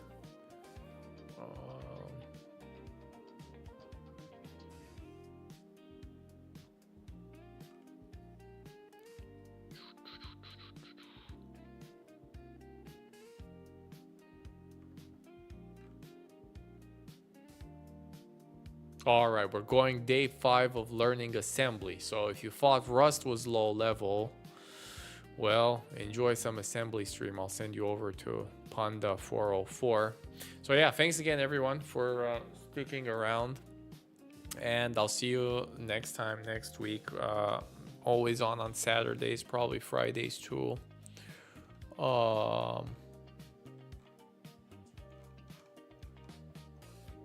And that's it. Where the heck did I...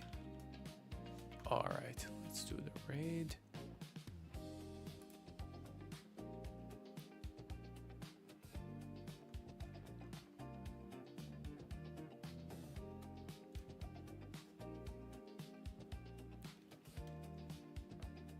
Okay, thanks. I'll see you next time. Bye.